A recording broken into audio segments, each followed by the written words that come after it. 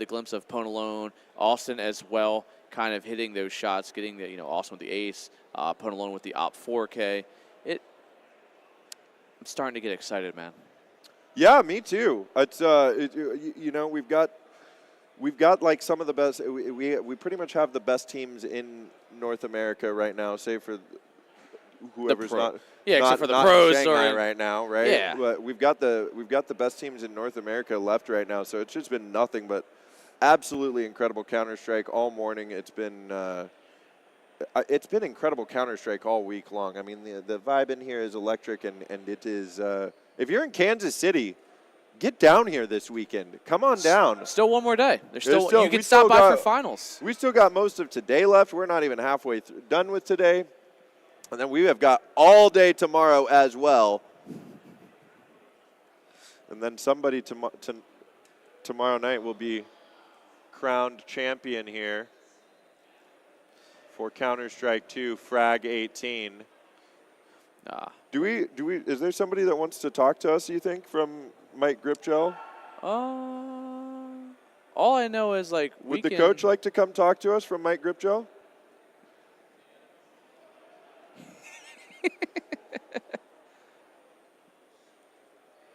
Just gonna move my food over here. Oh, yeah, all in. Where's ready wide to go angle? all Wide in angle's going right side, so he food. sits with you.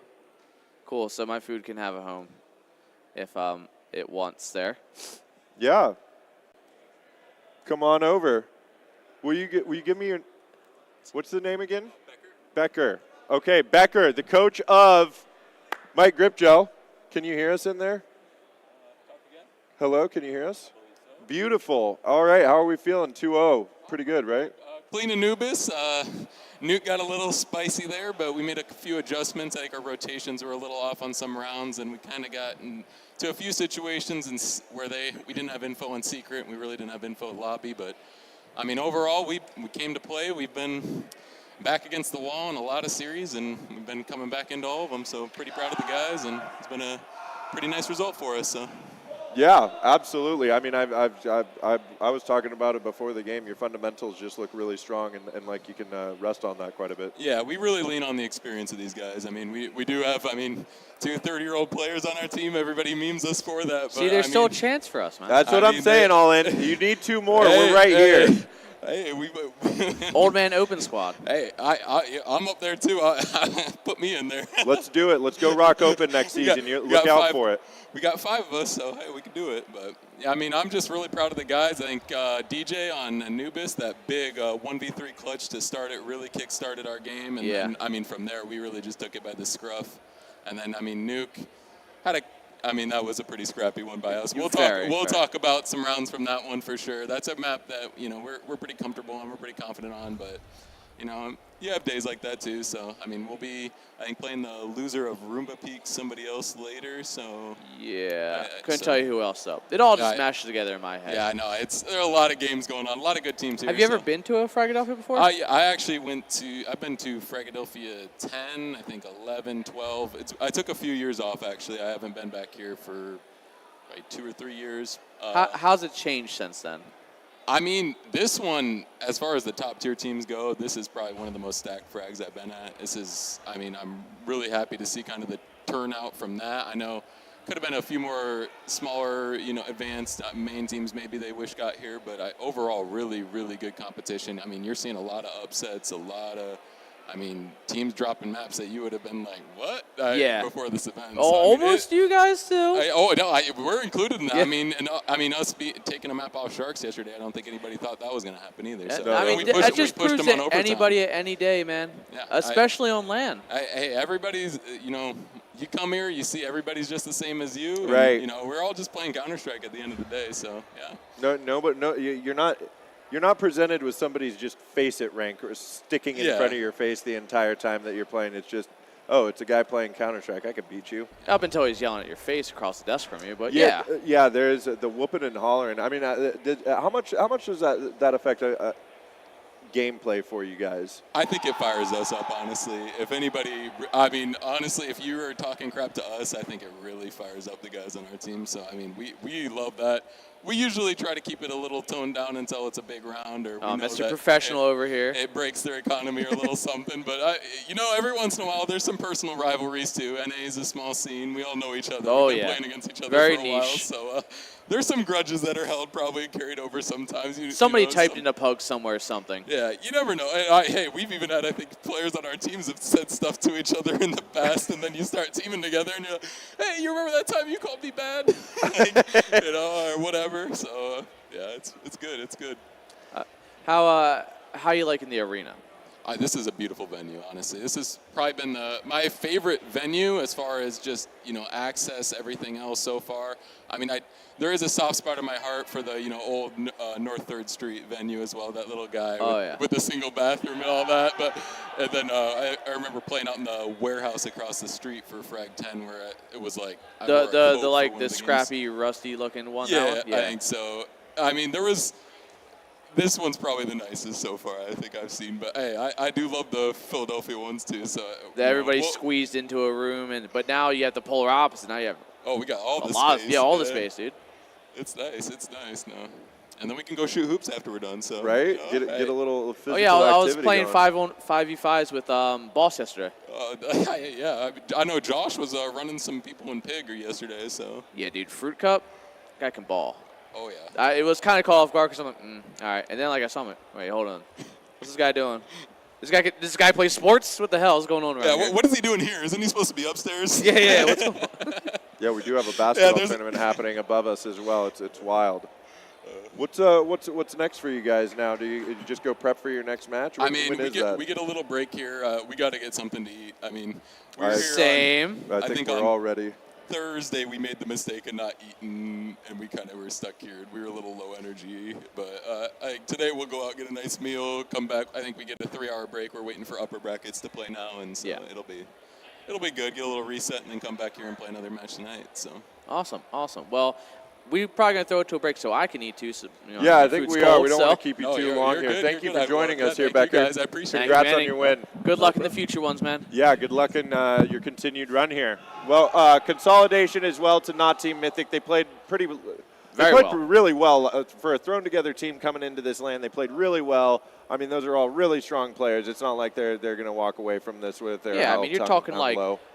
Top end tier 2 players right there. I mean, Punt alone has dabbled in the upper bracket, the upper scene too, towards the tier 1. So like, I mean, the fact that they brought a team like that close on map 2 over time, it shows their promise for like teams that are just thrown together and want to have fun pug style teams.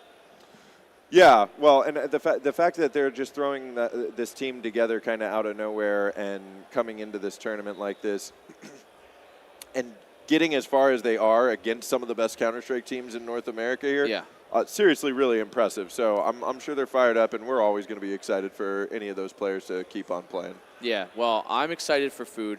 I'm sure you're excited for something too. Probably. I'm also excited for food. Okay, food it is then. So in that case, we're going to toss it to a break. We'll be right back a little bit later here for the next matchup on the main stage, so stick around. Shouldn't be too long.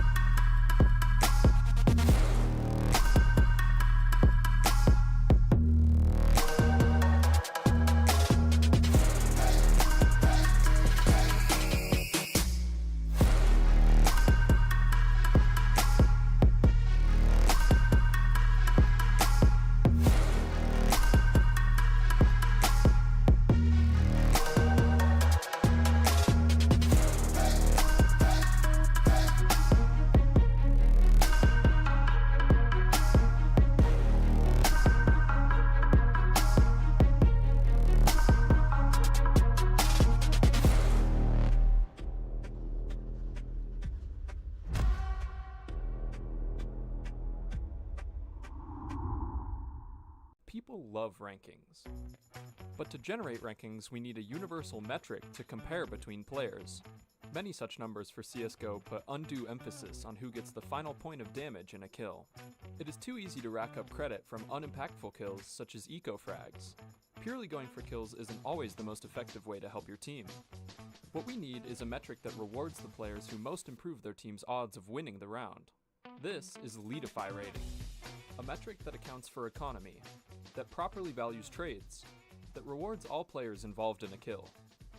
By knowing the odds of each team winning the round at a given moment, we can also determine how much every player's actions change those odds. If someone pushes in looking for eco-frags and dies to someone who spent no money, then they will be dramatically lowering their team's odds of winning, and as such they will lose more rating. In the long run, this leads to a higher rating for those who play smart and focus on helping the team win. This system also rewards you greatly for beating the odds, as pulling off an unlikely play creates a massive swing in win probability. Start celebrating true impact with Leadify rating.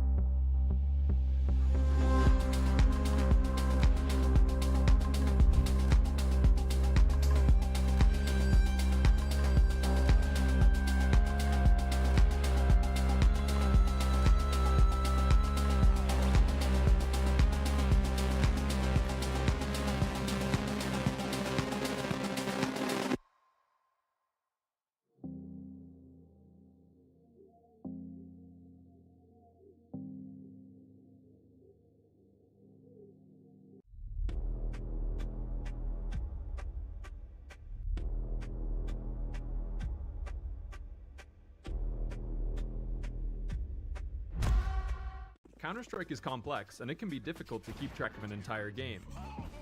Leadify is a free website which helps you celebrate your accomplishments. Match reports are sent to you when your game ends, so you can compare with your friends while you queue for the next one. Track your true performance with Leadify rating, a metric that punishes baiters and rewards smart decisions. Leadify automatically finds your best play from each game and sends you a highlight. You'll even see when one of your opponents is banned. Track your Counter-Strike performance for free at leadify.com.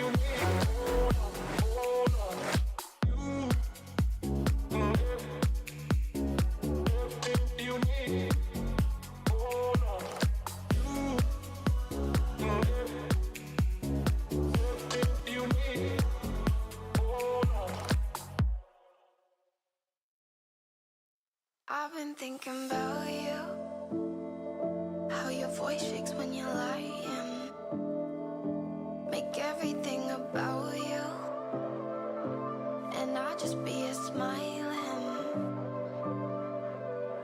But I'd still be here when we're in hard times. Baby, just join in the fun. Running around, might lose my mind. The summer's only begun. I'll still be here when we're in hard times. Baby, just join in the fun. Running around, might lose my mind. The summer's only begun.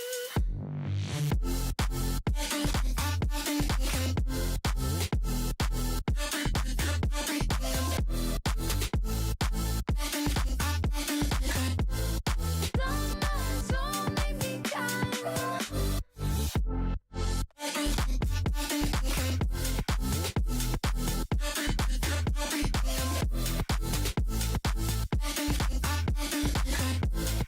Summer's only begun. Tell me, baby, it's untrue. Up all night just drinking, and I don't know what we'll do as the daylight starts to sink in. I'd still be here when we're in hard times. Baby, just join in the fun. Running around, might lose my mind. The summer's only begun. I'd still be here when we're in hard times. Baby, just join in the fun. Running around, might lose my mind. The summer's only begun.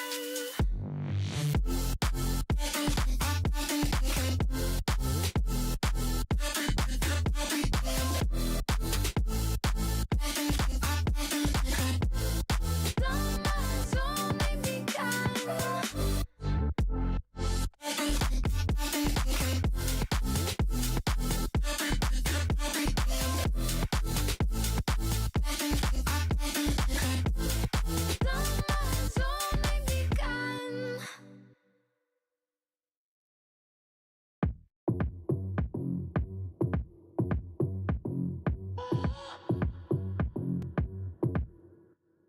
Together like honey,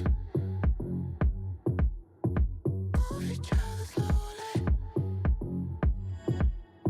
sweeter than it should be, softer than a melody. Yeah, yeah, you can have me. Close to me, you can touch me. Close to me, you can feel me. Close to me, now you love me. Come close to me, you can keep it low. Close to me, you can touch me.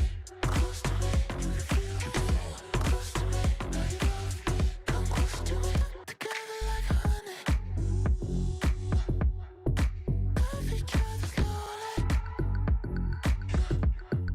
sweeter than it should be,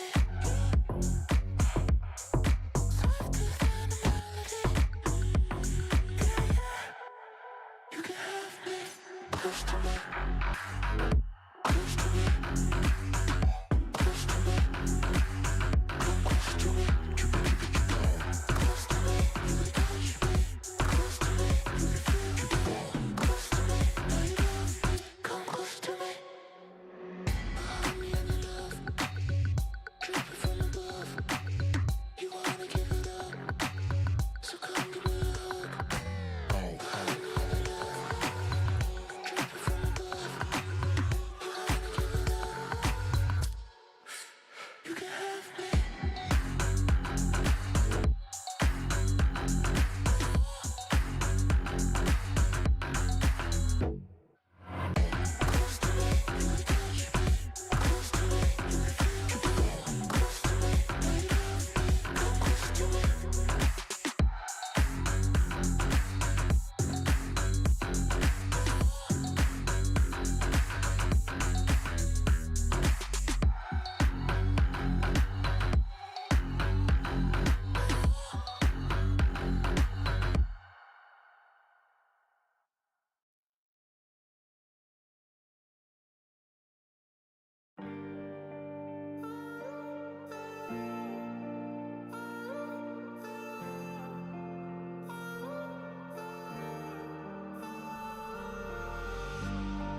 too codependent.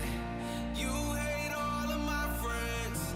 Don't know how to fix it, but losing you's like taking my last breath. We're so disconnected. Like every time we message, I really thought you meant it. You took it all and now there's nothing left.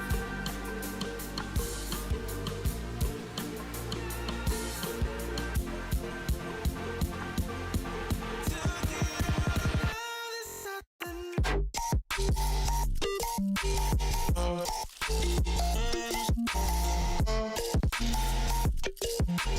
Took it all and now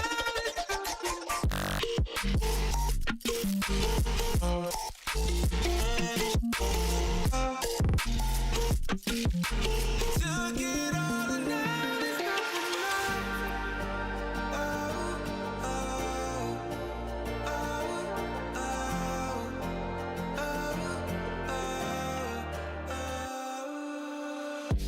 I can feel the distance when I look at you, you're missing. Who are you with when you're with me? Who's on your mind? 'Cause it's not me. I was addicted, wanted to face it. From dreams that never existed. We made a road, turn and missed it. Burn this bridge and now there's nothing left.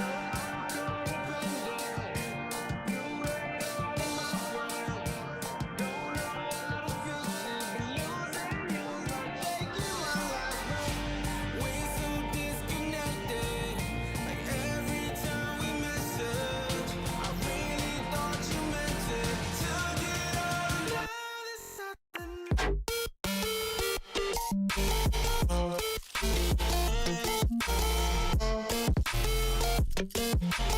Took it all and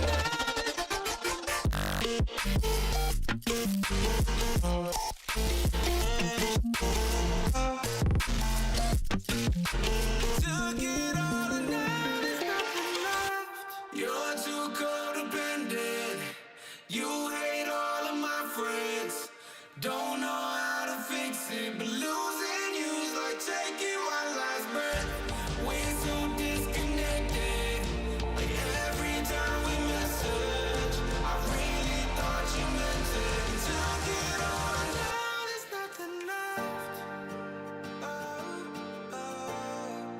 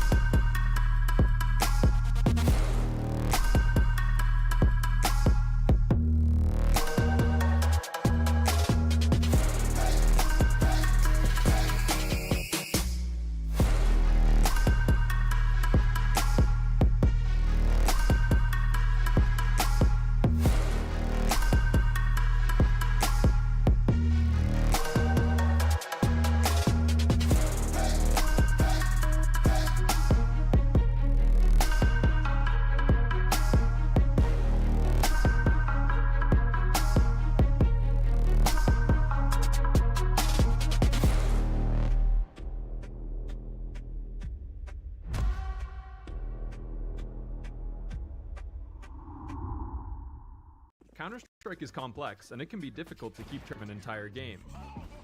Leadify is a free website which helps you celebrate your accomplishments. Match reports are sent to you when your game ends, so you can compare with your friends while you queue for the next one.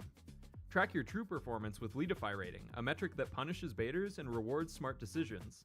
Leadify automatically finds your best play from each game and sends you a highlight. You'll even see when one of your opponents is banned. Track your Counter-Strike performance for free at leadify.com.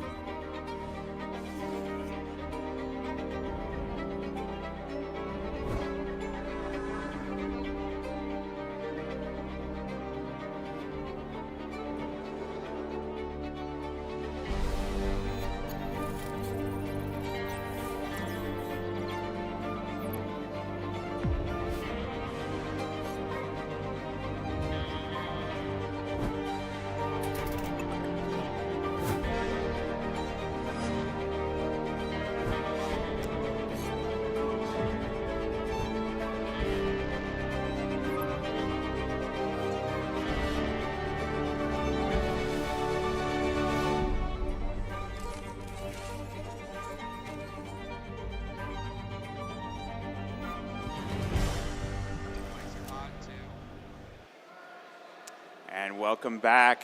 Here we are on Saturday afternoon at Fragadelphia. Today we'll be taking you into Nouns versus Party Astronauts here in the round of 16. Yes, sir. I'm Floofies. I'm here with Buckethead.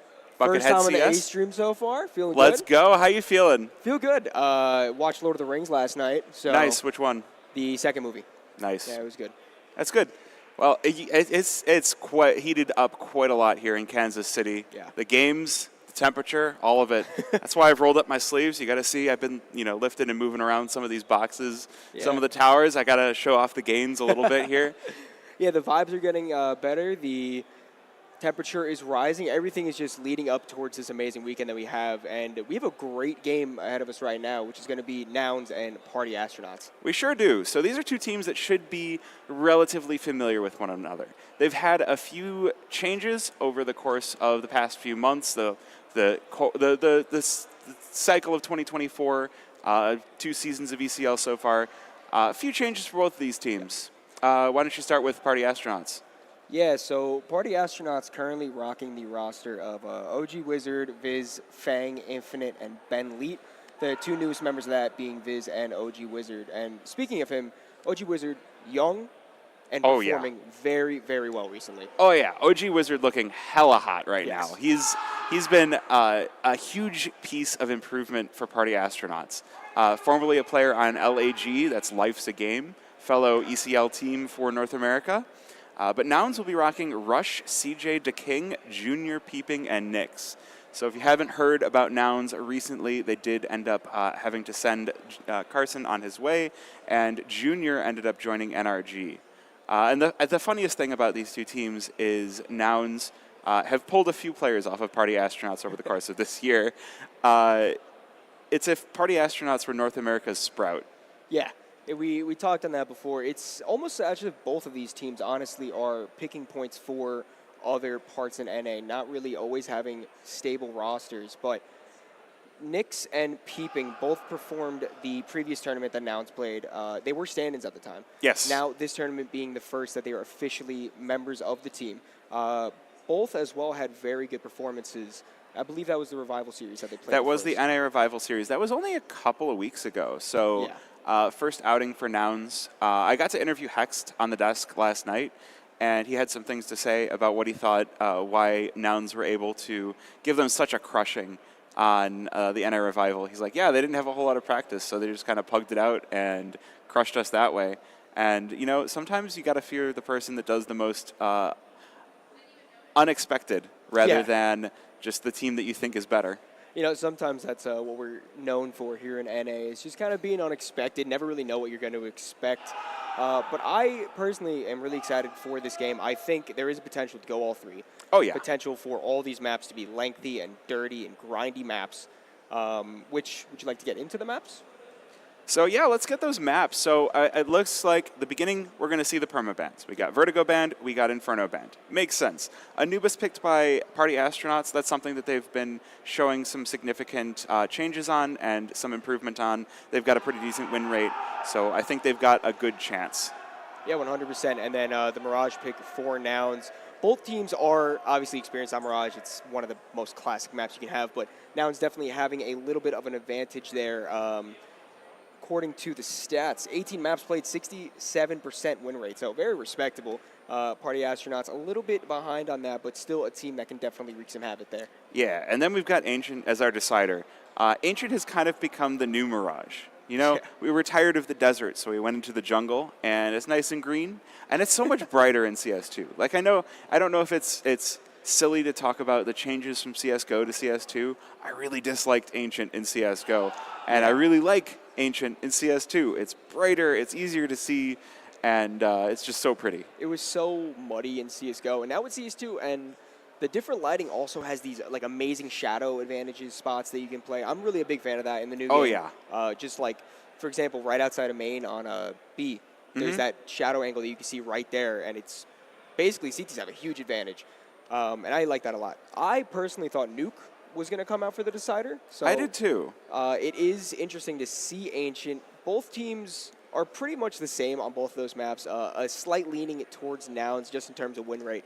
But yeah, this series is just going to be gritty and dirty, and I'm excited. Yeah. Oh, I guess the other thing I'm a little interested in is Nouns banning Dust 2. They have a really good win rate on it, even if they don't have many reps. But I'm sure Coach Adren has had things to say about that, and you know, bring out Mirage, bring out Ancient, bring out the 4 squares. Let's get it rolling. Yeah, you know, they might have just not wanted to go with 3 yellow maps in the rotation, already having Anubis and Mirage, so they were like, oh, let's switch it up, throw a little bit of green. But in all honesty, I think it's just one of those things of it's day by day you go into it. You may just not be feeling like Dust 2, even though it might be a better map for you. Dust 2 is such a puggy map. Yeah. If someone's just aiming that day, they're going to take away the whole game. Yeah. I guess I'm also excited to see map pool changes, just so we don't have 3 desert maps in the map pool next season. A lot of people are saying we're going to get 2 map pool changes. So, okay, I might be sipping the Kool-Aid a little bit with this one, but I think it's a little suspicious that they remove Overpass after completely, revamping the map texture-wise. And then after it's taken out, they're still doing these little updates about different angles. They added that wall up in heaven to rework how it works. I would love to see Train and Overpass come in, replacing Vertigo and hot take, and don't get mad at me. Okay. Mirage. No, I'm behind you. I think Mirage would be an okay map to remove. Yeah, it's just like, I'm not the biggest fan of having so many 3-lane maps. I like the variety that Counter-Strike can have with the different ways that the maps work, the different angles, the different ways you have to think about how to throw your util to smoke off this angle. And with a 3-lane map, it's kind of copy and paste it just with slight differences. So if we could take that down to 2 and then have, Train and Overpass both pretty weird map layouts, it would be exciting. So, and if we're getting a little bit spicy, what if 3 maps were removed? I'm going to bait chat a little bit here. Have you seen the work that FM Pwn has been doing on Cache? It looks beautiful. I will say that. I want it. Back in the day, I was not the biggest Cache fan, but since its removal, like year by year, I just kind of want it more and more. But Cobblestone will always be the map that I want back in the map pool the most. I think as CS fans, one thing is we're always going to miss the maps that we don't have. Yeah. It's like, man, no matter what map pool we've got, it's garbage, and I want a different map. Yeah, no, we're the fan base that is always hungry for new things, and I don't want to say never happy, as the work that Valve has been putting in recently, honestly, I think has proven all the haters wrong. They've been putting a lot of love into this game. Mm-hmm. But at the end of the day, we always want that new thing to just get our attention and get us excited to play again. New operation when? Well, we got the Battle Pass. That's not an operation, though. Also, it doesn't have new agent skins. It doesn't. It doesn't have patches yet. I think Valve forgot about the patches. Yeah, they did it for that one major, and then, what was that, Operation Riptide? And then just, they're gone in the wind. Then they're gone. I just like, okay. And they brought them out for Half-Life 2. Or Half-Life 2 Alex. Yes, when they drop, like, the music hit and everything. How do you feel about, what are they called? Little keychains on the guns. I like them. You like them? Yeah. I was really thinking we'd get more for this major. Yeah. I don't know if you remember Stockholm 2021. They forgot the autograph capsules until the second stage. So for a whole 16 teams, we don't have, or I guess it was 8 teams because 8 made it past and 8 didn't. There's just no autographs for them. You know what I miss from the majors? Were you around for Cologne and Cato of like 2015, I want to say, where they had the player pick'ems? Yes. You got to make the fantasy team. That was so much fun. It was cool, but I didn't know enough about Counter-Strike at the time to make a competent team. Although not a whole lot has changed. My fantasy for this stage is looking terrible. Here, wait, let me pull that up. I forgot to even make a fantasy team. But if I were to have, it probably would not have been the best, considering the upsets that we saw in the beginning of the elimination stage are now like evening themselves out, and it's pretty likely we're going to see all the favorite teams go through. Okay, so last stage, I put 2 complexity players on my fantasy. Yikes. I suffered a bit for that. This stage, I'm doing a little bit better. I'm a little bit confused as to why Na'Vi have been struggling as much as they have. Like, they're in the 2-2 bracket. That is not where they should be. Mauser in the 2-2 bracket. That does not feel like a team that should be in the 2-2 bracket. Do you want to hear a fun fact about Na'Vi? Sure. Snacks has a higher 2.0 rating than every single player on Na'Vi for this tournament. Snacks is at a 1.08, and no one on Na'Vi is above that. Snacks is on G2. No, I know. I'm saying Snacks is a higher rating than every Na'Vi player. Oh no. See, that stat is so crazy that you forgot what I was. It is. Yeah. No, I got a little bit confused. That's okay. But yeah, fantasy team, in shambles again this stage. All good. All good. Clearly, I have a lot more to learn as an analyst. I think Counter-Strike is one of those games where it's almost like making predictions about the weather. Yeah. Every single day you go into this and you think that this one thing is going to happen and there's no way that anything else can happen, and then they just prove you wrong. And MIBR goes 2-0 in the opening stage. Yeah. Yeah, like it's... Yeah, MIBR 2-0 in the opening stage. I had them as 0-3. I had was them and Payne. I had them and Payne, who are now both 2-2. I did make a 0-3 correct. I got big. I did not put big. I honestly had a lot more faith in them, and after watching the first stage of the major, I should have realized that not doing the best, but I was kind of riding that hype train a little bit. Yeah. I mean, that's kind of what I was doing with 3D Max. They got the 3-0 in the RMRs, and I'm like, great. This means that they're going to go through to the quarterfinals, right? No. No, it does not. I am a big 3D Max fan. I love the French national team. Yes! Like the old days. Yes, and G2 was a French team back in the day, and there was LDLC, and there was Titan, and it was such a, okay, but it was also funny because it was kind of like the North American scene where you'd get one team, and then they'd be dominant, and then they'd have the roster shuffle, and you'd just be like, what just happened? Yeah, hey, if you don't want to speak about roster shuffles, since we're talking about the major, huge roster shuffles are going to happen after this major. Oh, for absolutely. every region, the only area I think might not be affected is the higher end of the Asian scene. But I think NA and Europe are about to get completely shell-shocked with the amount of roster changes that are going to happen. Well, like there's the rumored changes to G2 where you've got Nico and Monesi rumored to be going to Falcons. You've got, I also heard that they're going to reinstate Sun Pias on Falcons. There's the changes rumored to be just home. We've got Lag that have 3 players. We've got Timberman with 2 players. What else? Viz just came back to Party Astronauts for this event after being gone since about March. Yeah, and with the performance that Complexity had, you have to think maybe they're going to try to reach out, grab some of those younger players since the money isn't completely there for them. Liquid, still huge question marks around Kinder. We don't know if they would go EU or NA, but I think there is a really big talent pool in North America. As we see at this tournament, one of the biggest pools in a long time just in terms of young talent, raw player skill. And I'm excited for the next few years of NA Counter-Strike. Me too. 2025 is going to be a very testing year. Yes. The VRS, a lot of people are very nervous about how it's going to affect who gets invited to what. I feel like I've got a spicy take. There's going to be multiple 13-0 games at the Austin Major.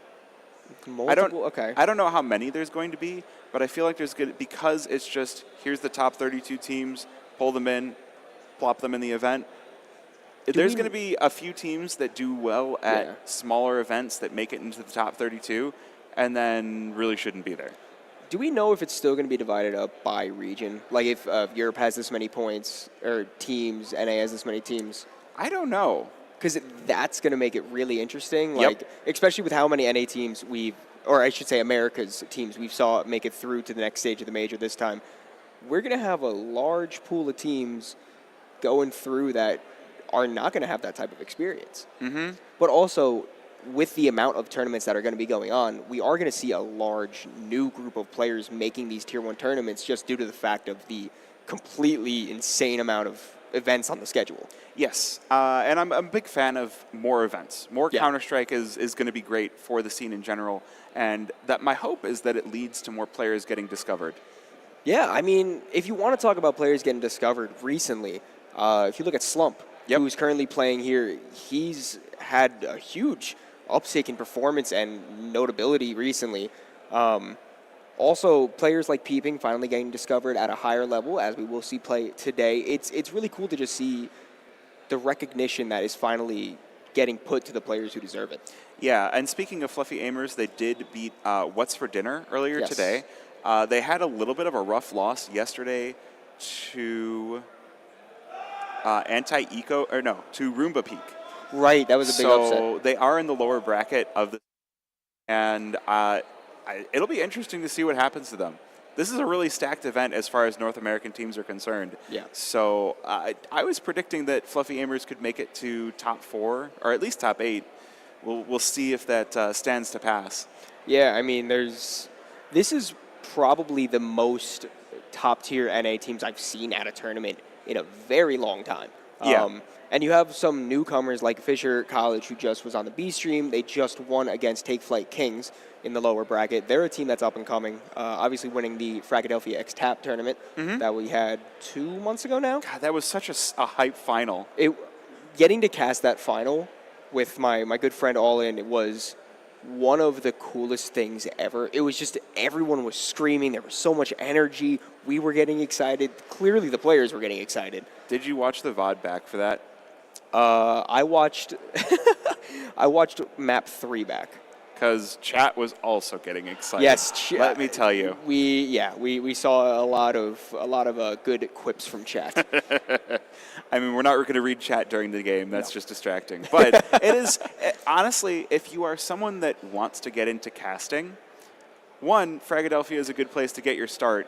But two, things like ESEA and ECL are a good place to get your start, where you can restream those various games and get a chance to interact with chat. Because a lot of times, there's going to be a lot of people interested in those, especially the advanced games, and especially playoffs, where you can go and even be on HLTV, have your stream featured on HLTV, and then have people go, oh, this is where I go to see this game, click, all right, let's hang out and chat for a little bit, let's see how this person does, and let's see how the teams do, and, spin that into something bigger. Yeah, 100%. I mean, for me personally, this is only my second LAN I've been working at. Last season, I casted as much of the advanced playoffs as I possibly could, and just the amount of experience you get from doing that alone, even if it's just like by yourself in a Twitch room with not a lot of people, you just get confident in yourself, you get confident in learning how to talk about the players, and anything's possible. Fragadelphia is an amazing place to start out if you ever want to get into anything from production to casting to playing or just observing. Like, you could really do anything you want. My other recommendation, if you're already going and streaming ESEA games, is make sure you're going back into your own VODs and, watching them back, because the best way to improve is to be your own critic. Yeah. The second thing is highlight all those VODs, because Twitch will delete them after 14 days, or I think 30 days if you have Twitch Turbo. But if you highlight them, those VODs stay around forever, and you can keep those VODs on your channel, and you can be like, all right, I'm going to go back in 6 months, see how I was doing 6 months ago. Yeah. You'd be surprised how much you can improve. 100%. I downloaded my VODs and posted them on YouTube, like not even edited, just full VOD. And watching back some of them, I'm like, ooh. This is how I was 6 months ago? I definitely have learned a lot more about how to speak since then. But yeah, I mean, this is honestly a dream come true for me. I'm getting to cast good players, like good teams that I've been watching, players I've been watching for so long. Rush. We have him on the stage right now. He won a major. Yeah, we got NA Legend Rush. We got Skadoodle and Steel here. Yeah. Stunna is actually out there coaching Undone, which is pretty cool. We have a professional caster sitting here in the studio. Arena. We're close enough. Studio someday, arena now. Yeah. And yeah, I mean, honestly, and if you do get the chance to come to Frag, getting to meet these people, it's really cool to have that difference of observation when you realize that, hey, these are real people. You can see them and interact with them. They're cool people, and they're happy to be here. You can see on your stream now, even more legends. We just had a Dren on the screen. Yes. Former Liquid player, Liquid coach, now coaching Nouns. Intel Grand Slam winner. Yes. As a coach. Yes. And speaking of Intel Grand Slam, Nitro of Energy, he's here. It's a who's so who. Cool. It's so good. Yes. Yeah. If you have the means to come out to a Frag event, I feel like we're positioned to be the North American dream hack. Yeah. We need a few more years. We need a few more people. We could make it happen. We are going to make it happen. We actually have not just CS at this event. We've got a fighting game tournament. Yes. There were some people playing Valorant. I don't know if they're in a tournament or not. There is a smaller Valorant tournament going on today. And I know that there were other tournaments that were slated to happen and unfortunately didn't have the signups. There was a Teamfight Tactics tournament and a Deadlock tournament that there was a possibility that we were going to get. But unfortunately, insufficient signups. There's our lovely crowd. And the fighting game tournament that I was just mentioning. Yeah, they have a lot of people there today to just spectate and play. And honestly, they've been getting pretty loud themselves, too. There's a lot of energy over there. Well, there is a lot of energy in the fighting game community. My goodness. It's just like when it's a one-on-one sport and you can sit next to the person you're playing against. I mean, we saw it at Frag Tap as well, where, you had Fisher College across the tables from Timberman. Yeah. We saw that energy.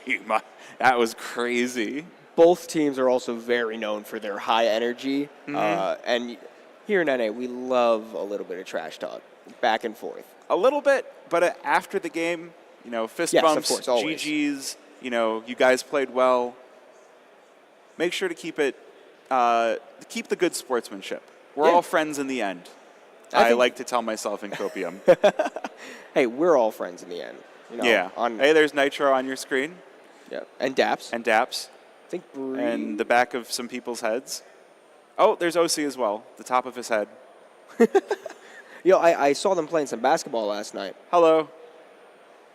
Hex was hitting some 3-pointers. There he is. Yeah. Well, he's not on your screen, but we can see him. Also in front of the casting desk, I see Undone. I don't know who's across from them, but a lot of that people is a seem- small L team. That is a small L team? Yes. Oh, wait. Is that, shoot. That's Tea Party. Tea Party. That's it. Yeah. So it's a good event. We've got legendary caster M&J also here with us. Yes, of course. He's Flew been on the a mic a long few way. times. Flew in from Netherlands, I believe. the UK. UK. We were going to have Copenhagen Wolves, but they are currently in their ESEA playoffs as well. They just hit the lower bracket. I saw they were playing versus 500 last night. You can go check on how that game I went. think they won, if I'm not mistaken. Which I totally could be. Honestly, I'm not sure. Let's go look. Sharks is here as well. We got some Yeah. Brazilian talent, a very, very respected team in their own right. Oh, Copenhagen Wolves did not win versus. So that's 500. my fault. That's my fault too. I shouldn't have brought that up. I should have looked it up before I said it. Look before you leap and all that. You know what? We tried our hardest. But Copenhagen Worms are here. They're Yes. having fun. They're doing having a good time. Might are here. We just had them up on stage. What else? Oh, it looks like Fisher College beat Take Flight Kings on the B stream. Yes. So the other cool thing about this is we're trying to stream as many games as possible. So if we were talking about ESEA and being an aspirational caster, if you have any aspirations to that, get in the Frag Discord.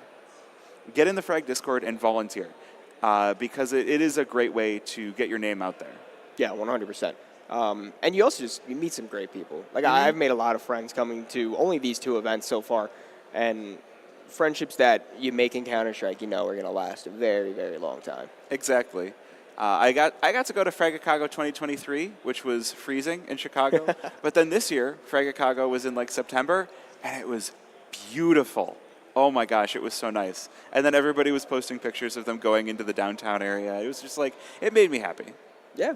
And honestly, this is my first time being in this area of the United States for this tournament. It's really cool to travel and meet experience the culture of different areas in the United States alone. It's fun. I love Frag. Yeah. It does look like we're maybe on a little bit of a delay. I see Junior walking in now, so we should be hopefully starting off soon. We had a Dren on one of the computers. We should be starting things off pretty soon, I think. It looks like... Yeah. We got just a couple more members waiting to join. So what else is going on in the Frag world? We can see what the game going on. So it looks like we're also going to have, on another stream, we've got Sharks versus Take Flight. NRG versus Undone. That's going to be a banger. Yeah. We've got Steel and Skadoodle and Undone versus NRG. That's going to be a fun one. And then Boss versus Roomba Peak. Yeah, Roomba Peak being a underdog story in and of itself, still in the upper brackets. Yes. A mixed team, I believe. I know Mads is on that team, and they've played good Counter-Strike so far. Oh, yeah. It's been fun to see Mads out from Impact and into a mixed team. I think that could be a great way to advance as Counter-Strike. Right? 100%. I think it's been cool to see the Impact scene evolve. I've been participating in that for the last couple of seasons, and it's been really cool to see at least the NA scene evolve. It's kind of like, here's FlyQuest Red up here, and then everybody else is down here a bit. But Shimmer is getting to the point where they can definitely challenge FlyQuest Red. Yeah. I think that would be really cool to see a new team starting to dominate. The other thing about that is that you want to talk roster shuffles. The Impact scene is just here's 52 cards. Play 52 pickup. First a little 5 bit. yet. Although we're about to watch Nouns. Nouns FE actually has a pretty stable women's team, so I'm excited. It's an organization I'm really excited to be a part of. Yeah, speaking of, there's a lot of organizations that are getting into that Impact scene too, which is really good to see. The growth that Impact has had over just the past few years is really impressive to see. And we're talking about the Valve regional standings before. Hopefully, with that, there will be more opportunities coming in for the Impact players to maybe play in these mixed tournaments. I would really hope so. I mean, and the last few Impact finals have been a lot of fun to watch.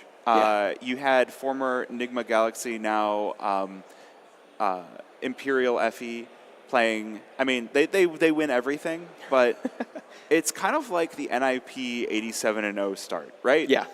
It's a new scene. It's a fresh group of people. And so it kind of makes sense that one team is going to dominate until teams start to figure out how to strategize against them. Na'Vi Javelins are pretty close behind. Unfortunately, I don't have the other teams really in front of me right now. I know Furia has a really strong women's team. Yes. I mean, it always takes those initial people to innovate the way that the game is played for people to learn how to play against it. And that's what builds the scene up. That's what progressively makes these games better, more tactical, more exciting to watch. It's when you need to make a deeper understanding for yourself in order to play, you know? Yeah, I mean, not only did it take a long time for Counter-Strike competitive scene to develop in general, it took a long time for Counter-Strike map making to develop in general. Like the example that always pops to mind is Overpass. I mean, Vertigo is a good example too, but have you ever seen what Overpass used to look like? Yeah, where Monster used to have like that upper part. Yeah. Oh my God, and Connector was disgusting. Old Cobblestone too. Old Cobblestone. I mean, old Vertigo was literally a map that was so weird and out there that you'd have people that would only play Vertigo and get to global that way. Yeah, I mean, listen, we've all dabbled in the old Vertigo. You know what was really fun to do? Old Vertigo and Strat Roulette back in the day. We're going back to like 2014, That's a real deep 2015. cut. Yeah, but those, I have pretty good memories of that. Okay, so you played back in 2014, 2015. Do you have any of the old stickers from back then? The best sticker I have is I have a Vox M&R. It's a paper sticker, but it's on my Glock that I have. I have a Renegades Vox Immunity and Greyhound sticker, and it's called Shoey. It's called what? It's called Shoey. Oh, nice. Yeah, because, you know, Aussie. Yeah. All right. It does sound like the game is ready. We are just about ready here, so we're going to head right into it. First map is going to be Anubis. So we'll see if these teams will be ready to be tested against the god of death in Egyptian mythology. I like that. Yeah. And we do see Nouns on the T side. Obviously, Anubis, a bit more of a T-leaning map, so they're going to have the advantage as with only one Molotov. Nouns seems to want to get a little aggressive outside of B main. Falling back, Quick Ben peek Leet is. Oh, go ahead. A quick peek for Ben Leet, but Nouns, they're sending a sizable chunk up mid. Oh, Ben Leet ready to watch the B main position. Gets smoked off, though. I wonder if the Nouns heard that nade run into him, but they're still going to take full control of the site.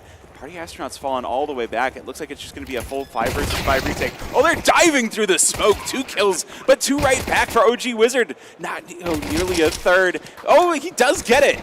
2 versus 2 now in the retake. It's an absolute bloodbath. And Nouns will be wrapping up Party Astronauts in a sarcophagus. Yeah, OG getting some nice shots there, but just ultimately getting overwhelmed by the rest of the Ts that were following behind. And with that pistol round, when Nouns are going to buy up, we're going to see 3 rifles, 2 MAC-10s, and I think Party Astronauts are just going to completely save here. Yeah. I've talked about it in a few of my previous matches of casting, but I've been skeptical of the upgraded pistol buys that we've seen on the CT side for round number 2, because you're spending that money that if you're either full buying on round number 2 and intending to buy on round number 4, or you're not buying and buying on round number 3 and doing the sort of weird half thing that I keep seeing seems weird. Junior getting caught here. Player over bridge, but he's not able to hit the shot, so he's just going to put the Molotov down in the water. Doesn't seem like it should be able to burn the water. It's a little bit of smoke on the water. Ooh, look at you with the music references. The Nouns are going to now have that B-bomb site, and Party Astronauts will slightly push up, maybe just try to get a gun or 2 or overwhelm, but Nick's already picking up 2, peeping 1 with a MAC-10. And as the CT's bodies begin to fall, it's just Infinite by himself, trying to see if he can secure a gun, but he will not. Nouns picking up the second round. Yeah, I mean, there was 1 kill in the mix there for Viz onto CJ, so at least Party Astronauts hurting the economy of Nouns just a little bit, but again, now we're going to get the full buy. OG Wizard bringing out that op, something that he's been praised for on LAG, and he's been praised for in his transition over to Party Astronauts as well. He's had really good ratings in the games that he's played with them, so I'm interested to see where this gets posted. It looks like it's going to be mid, so that's a big danger zone here for Nouns. We'll see if they're able to adapt to this. They're just going to get the smoke down to block him off. The counter smoke will probably slow them down just a bit. A little bit of a tag onto peeping out of A main as well, but typical defaulting outside of A, and Nouns may be looking for a quick execute. They do still have the MAC-10 in the mix for Rush. Yeah, Molly stops them for now, so we're going to see just a little bit of a gather. Smoke put down to continue the halt of the push. So Party Astronauts have a pretty good idea of what's going on, as we see OG now rotating over into that bow position. 3 CTs waiting for the inevitable push that Nouns will offer.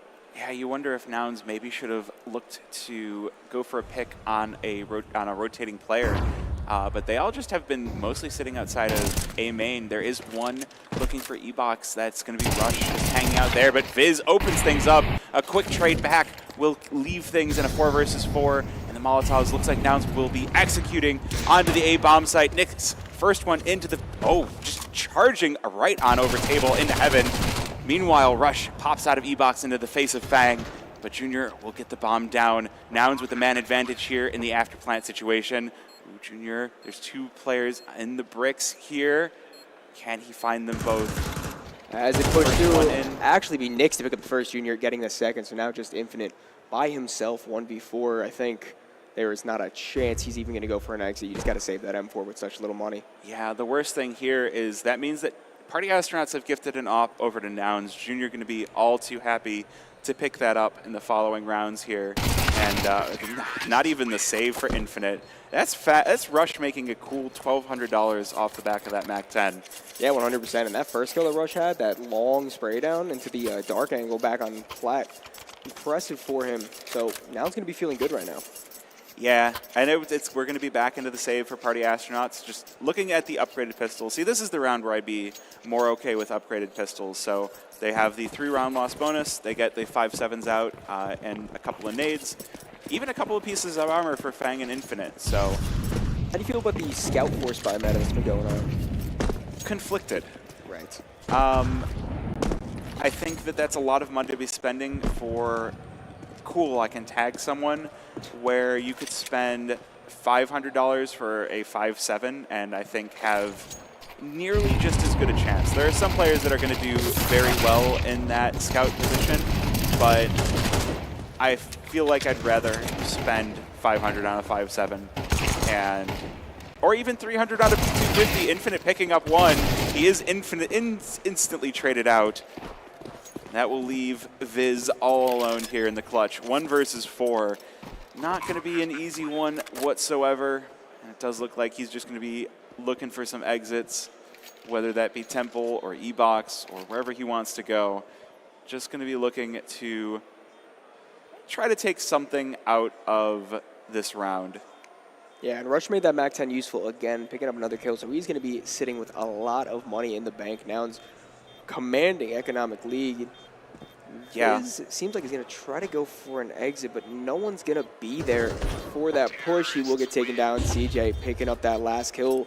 4-0. Pretty clean for Nouns so far. Yep. This is looking pretty rough. It is going to be a bye here for Party Astronauts. And this is going to be a very, very important round because if they can win this, they can possibly stop Nouns from running away with the economy. The T side right now is just going to be so rich after these 4 rounds that if Party Astronauts don't stop them now, it's going to be really tough as we get into the later stages of this half. And especially letting the T side on Anubis run away with things. Yeah. But I like the spot for OG Wizard. Hitting open the smoke. No one's home to fight. Oh, there's a, wait, peek? Nope, no peek. No peek. It was close, but CT's just going to play pretty close to that smoke, waiting for it to fade. Peeping nearby is going to be the first to take contact as the push comes in. The flash is perfect. Peeping doubles up And now that is an open A bomb site, except for the player Heaven. Infinite finding one, spraying onto his second, not able to convert that kill. Fang picking up one in mid, so very awkward right now. Now it's having the bomb site, but not feeling comfortable. Fang doubling up to make it a 2v2. Yeah, bomb planted now, but look at the health bars. Fang on 2 HP, Rush on 31. Junior does have his off, so that 100 HP on Ben Leet could be taken away in a singular strike. Ooh, the nade goes through right into the face of Rush. That's a damaged player down. Now Junior all alone in the clutch. He's going to make his way out through A main, but not going to be allowed to do so. Fang with biting down. And Party Astronauts will take a crucial first round. Combined 6 HP for the CTs there, able to pick up that round. Very, very good. It's good to break that economic just tumble that was going to go on, because the Party Astronauts lost that round as well. Yep. Probably going to see 6-0 to start the half, and you don't want the T side of Anubis to run away with it. So again, we'll see a full buy out for Nouns, as the aforementioned money is still plentiful. Junior with the op.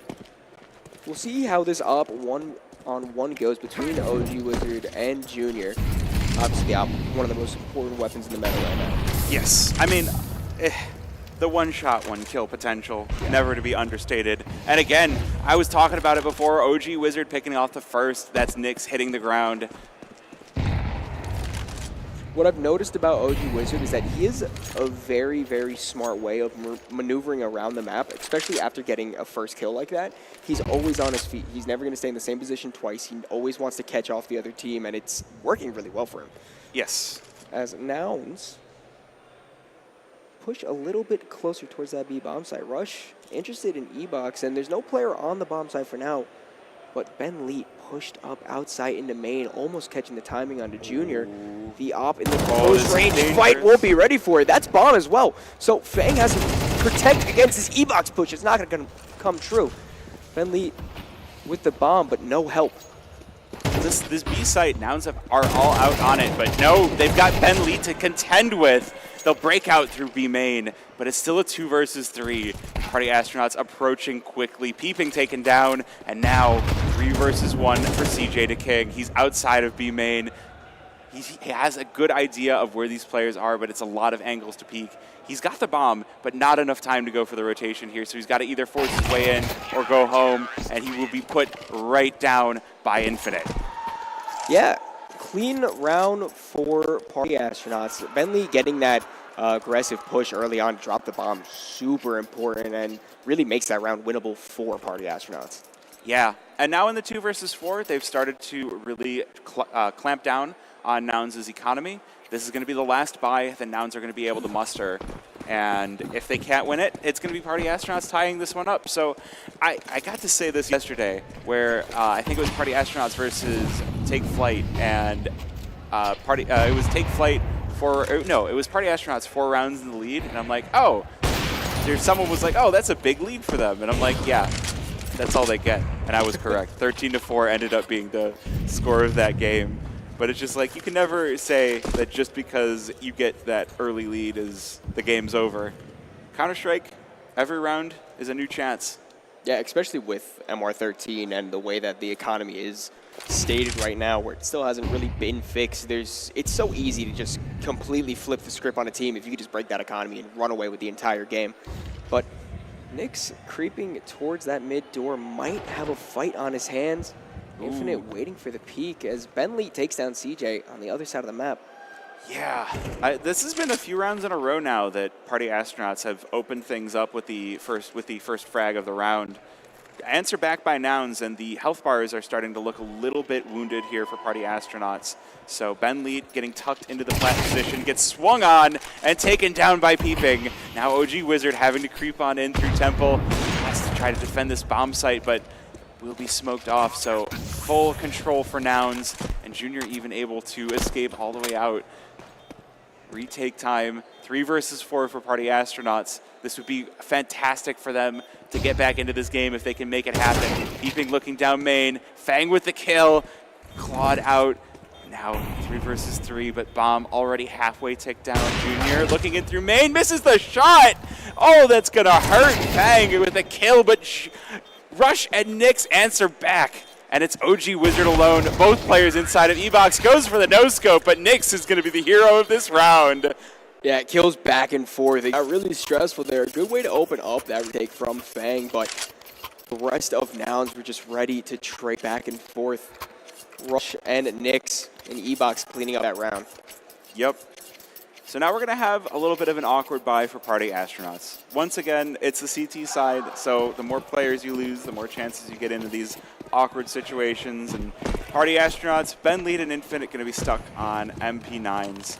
Good rifles for the rest of the squad, so should still be good news.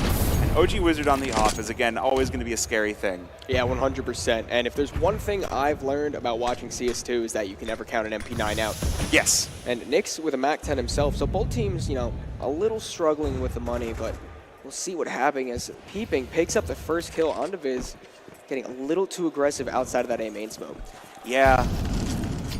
I mean, this is how Anubis is played. You go A, you look for an opening, you see if you can find it. Oh, but it's answered back with interest by Party Astronauts. Those MP9s find two. A good trade by CJ. It does put Nouns back in the advantage, but OG Wizard is doing magic with the big stick. 2 versus 2 and Ben Lead on the flank. This is dangerous. This could cause a lot of damage to Nouns as CJ goes for the bomb plant, but Junior is ready for him. Ben Lead taken down, and OG Wizard now all alone in the clutch once again. We'll see what he can do with this op. It's not going to be the most favorable positions as CJ is directly alone. He's going to need to get a quick shot. He spots it out, takes a shot, misses. And now this gets really awkward for him. You have to question if he wants to fall back and just try to save the op. A no-scope comes through. He's holding the angle, but eventually it seems that he's going to choose to fall off, saving the op as the economy is not the best for Party Astronauts. So Nouns will find their 6th early on into this game. Yeah, so on the scale of Anubis T-sides, I think you're looking for at least 7-5, if not like a mighty 8-4. Nouns already on track to get all of the rounds they possibly could ever want on this T-side. Yeah, 100%. I think the main goal you're going to want to shoot for is an 8-4. Like, I think that's when you feel the best about going into the next half. 7-5, always a respectable, but Nouns has the potential to just kind of run away with this game at this point. MP9's pistols are going to be bought around that op of OG, so unless some magic comes out from that stick, it's going to be a little rough. I mean, if there were ever a player to bring out magic from the stick, it would be OG Wizard. He's already got some pretty good stats so far this game, 5 and 6. Not the best game overall. I think he's done more magic on the T side, so we'll see what happens when he gets a chance to switch. But right now, Nouns taking things slow and steady. A little bit different than a couple of previous rounds. A lot of A executes, a little bit of A defaulting for them, but not this time. Ooh, Ben Lead. Ooh, he might have the read here. He's gonna peek out, but it's Junior too quick for him. And now the execute will begin. 2 players up on this B site for Party Astronauts. Fang first to fall. Now OG Wizard rotated over. Good first kill, but he doesn't have a lot of teammates remaining to work with. It's Viz as well, looking around the bridge. So it's just OG Wizard all alone here on this B bomb site as the bomb is planted. These are not good odds. Now Junior looking outside of B main will spot Viz. And it's the 1 versus 4. Still aggressive in this. You would think at this point he'd want to just start falling back and try to save his life, but potentially wanting to get a kill, try to just damage the economy of Nouns a little bit. But definitely a save coming through. Bomb is far tick, peeping up from behind. Ooh. Having a good game, but not getting the advantage in that. OG Wizard takes him down and should be able to escape with his life, it looks. Yeah, he's more than far out. Oh, but they've got the read on him too. The problem is OG Wizard is one that will take away all the weapons you thought you were going to save. 100%. I mean, even with Party Astronauts being down pretty well here, OG is showing great form, hitting all the shots that are expected to hit. And if you want to talk about great form on Nouns, Peeping. Having a pretty good game right now. He is 11 and 7 early on. Yeah, I feel like that's going to hurt Party Astronauts a lot. Like, to have 2 players that used to be on your team now against you and doing well. Yeah, I mean, if you're looking from the side of Party Astronauts, it's a little rough. They've been around for so long through so many different rosters, and there are just so many other teams that like to steal from them. And it's the ravenous nature of NA Counter-Strike, where just players are getting thrown around all the time from team to team, org to unorg, orgless. It's a hungry, competitive environment there. Well, you want to talk about rivalries in this game as well. OG Wizard and Nyx both used to play for LAG. OG Wizard was poached for Party Astronauts pretty early on. Nyx, obviously, after this past season with LAG, they got sent down to relegation, so he was looking for something else. He appeared very briefly on Timberman for, I think, one best of 3 before looking for something else. Oh my goodness, 2 lined up for Fang. Wait a minute. That's a good start. Again, Party Astronauts with the opening frags and a significant advantage for themselves. They can hold on to this. Bringing this back to 7-5 is the ideal. And Fizz with one as well. That's the op taken down for Nouns. At this point, there's a minute and 10 seconds. Are you going to save for this whole a minute, 10 seconds? That's a long time. But there's not a lot of money left for the buy here for Nouns. Nyx has 500. CJ's got 800. Yeah, I mean, Peepin and Junior both with a decent bit of money, but what really can you do from this position? Throw Molly, try to push out. Nyx will pick up Viz on the other side of the map, but as Infinite sprays down CJ, he will be left all by his lonesome. 1v4 situation. 2 players very low HP, so if he can maybe catch a timing or just catch someone off guard, there might be a chance. Yeah, I think, and again, of a player that you could leave in this 1 versus 4, Nyx is a very capable one to do it. If Party Astronauts move around too aggressively or too recklessly? Recklessly is the word I was looking for. It could definitely be left. a timing. Yeah, 15 seconds. It only takes 4 to plant the bomb. So he's still on pace to get this down, but he's also got attention outside of main, and it will be Ben Leet with the spray down. Nouns now going to be on sticks and stones as far as economy and weapons are concerned. Yeah, 100%. That's huge for Party Astronauts to pick up that round. And that single-handedly, that's the dream of having this half to go back into the favor of Party Astronauts. Just a little bit stay alive.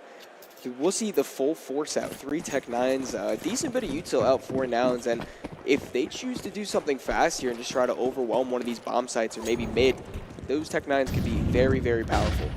Yeah, I don't know if I like the vision of forcing on this round. I mean, I guess you want to go for both rounds rather than just one, so... Yeah, but with a loss here, Nouns will be reset back to the Stone Age with how little money they're going to have. So, I mean, a B site, crazy execute, caused some chaos, not working out for Nouns. They've already lost 4. It's just Peeping alone, and he's only going to take down Ben Leet.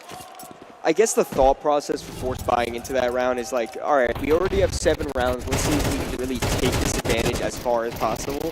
It obviously comes back to bite them as a fullest round comes in for Party Astronauts, and just Deagles, Tech 9s, and only a Glock on Nyx. Oh, yep. He picked up a Tech 9, so that's better.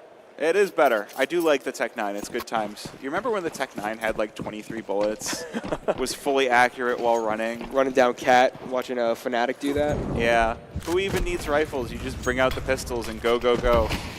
Who sprayed that Navi sticker? Who did that? Ooh, there we go. Peeping, letting the Deagle ring out early. Puts Nouns in an advantage, but as they begin to push onto that B bomb site, it's going to be rough. Ben Leet already finding 1, so even 4v4. Util bringing Nyx down very low. And as a player flanking through E-Box, Peeping goes down to the M4 of Nyx, who almost doubles up. Rush able to trade back, so 3v3.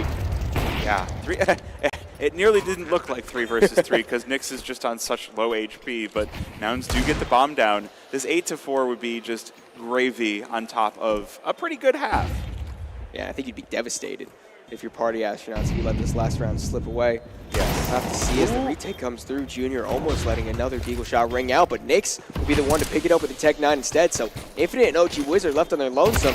Stray shots will take a few damage away. Rush gets one, and OG Wizard picks up one. Deagle coming out, not able to find the bomb. Is so far tick. I don't think there's a chance. And Rush will find that last kill to give Nouns an 8-4 lead going into the second half. Yes, the major winner to close things out for Nouns. And I mean, you gotta love what they're doing here. You've got the older players, the more experienced players here to really guide Keeping and Nick into some really fantastic roles.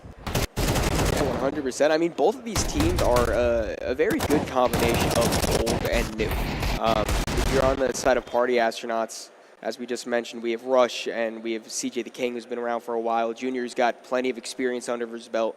And Nouns, you're going to have people like Ben Leet, Viz, both members of the EG rosters that went around for a while. So it's a nice little combination of teaching an old dog new tricks. 2 kills coming out for Nouns early on, giving them the advantage in the piss round, and Bomb's already going to get those ditches put in.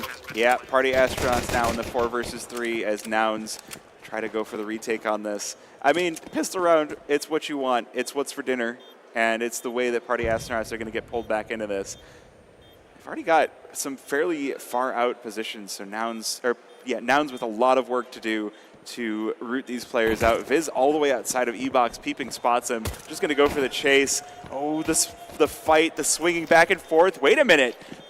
Nouns, they get the kills they need. Ben Leet stops the diffuser, goes for 2, and it's just a 1 versus 1. Peeping's got the kit, but he needs the kill before he can go for this. He's going to get it, but it's not in time, and Party Astronauts win the pistol. Yeah, it was very, very close, and we'll see what's going on. A big piss round 2 win, of course, to keep some momentum going. Yeah.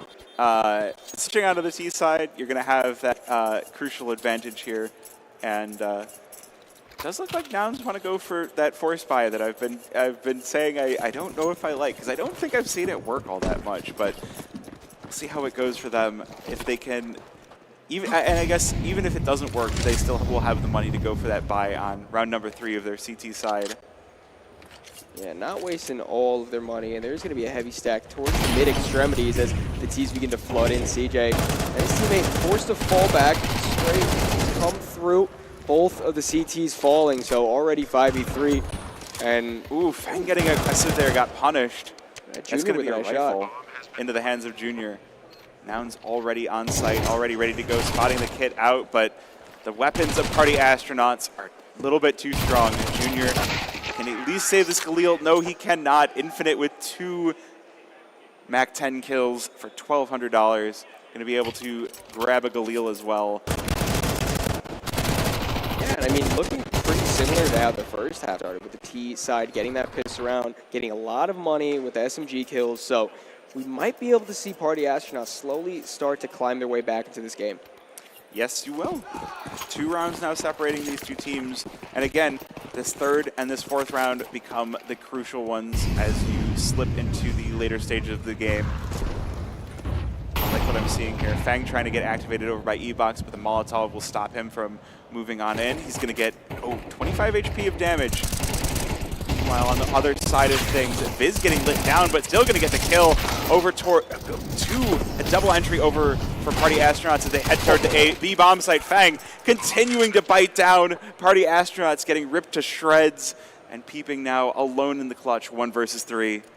Yeah, the flying Mac 10 from Fang, picking up 3 kills. That's going to make him feel really good, have that money flowing good. And now Peeping, really nothing to do but to just fall back and save. Party Astronauts also trade now all their SMGs for fully upgraded rifles. So yeah, I was going to say it hurts so much to save in this situation because there's so much damage done to Party Astronauts. OG Wizard down to 25, Ben Leet hit by half, Fang a quarter down. This M4 would be the perfect thing to go for the cleanup, but it's just too risky. Yeah, 100%. So now Party Astronauts only down 1 round, and as Nouns don't really have a lot of money, they do have a saved M4, so we'll have to see what's going to come out from the buy. Yeah. I think it's just going to be upgraded pistols. Again, we're in that 4th round of the half, round number 16. And yeah, it's SMGs and pistols. Now, granted, this worked out on the other side. So Yeah, you can never really count any team out just because they don't have the right weaponry, as anything can happen if the team play and the positioning works out for the best. But we'll see Party Astronauts just go for a pretty basic default here, spread out all throughout the map, and Nouns not getting too aggressive, not getting into any gunfights early on. Well, it looks like they really want to lean over towards B, which feels possibly incorrect against SMGs and pistols. Obviously, they don't know what weapons Nouns have equipped. At the 5-7, going to get activated early on. Deagle joining in, and it's a 2-for-1 for Nouns. Meanwhile, the Deagle on the other side of the map takes down Ben Leet, so it's a 1-for-3 for Nouns. OG Wizard and Infinite now in the 2 versus 4, looking for the A bomb site. They're like, the B bomb site stack has been called out, and now it's got to be Nouns on the rotation. This is the opportunity for Party Astronauts to take this round back into their own control, but it's not working out. Peeping the one available on the A bomb site, drops the bomb, and it's Infinite alone. Can he pull this one off? He spots the player up towards heaven, but it's Peeping again, and he takes down 2. Nouns now starting to stamp their foot right back down. Yeah, great timing from Nouns to go for that peek into B main and pick up Fang, and Junior getting a deagle on the other side of the map just bursted that round right open for Nouns. Yes.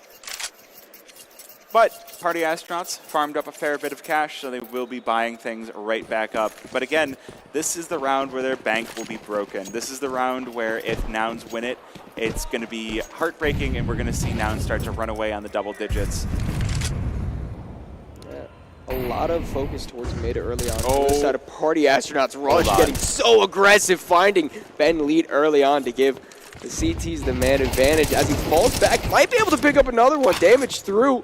Fang and OG both getting ticked a little bit, and Rush able to avoid losing his life. Yes, Rush with the unanswered kill, living up to his name, going, yep, I'm going to rush out through B main and get in your face. Love to see that. OG Wizard and Fang getting lit down pretty heavily here, so really, really good trades for Nouns. And they've managed to burn a lot of time off the clock as well. We're almost down to a minute here, and Party Astronauts are still kind of on the defaulting phase of the round, keeping things quiet and trying to keep themselves away from possible peaks from Nouns.